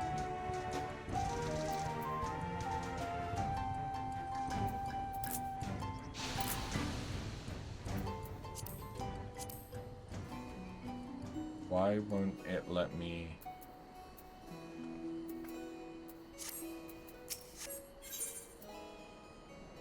Oh, because I can only exchange the items with her. Right. Okay, well, I need, like, a ton of that stuff. Like, so fucking much. Because you need, I think, is it about 65? 60 job, as well as Umbrite, which you can buy for, I think you can buy it in multiple places, actually. But one of the places that you can buy it is for tombstones. And it's there. It's not that expensive, so that's actually not going to be too bad. So I'll have a look at the best ways to get that farmed up, and we will continue to do that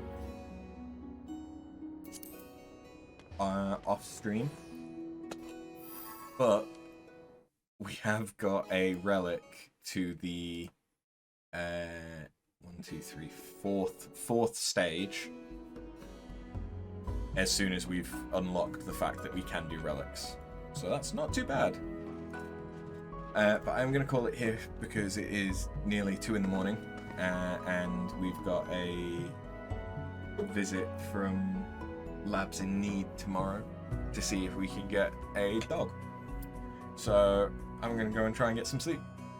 Thank you very much for watching, and I'll see you next time. Later.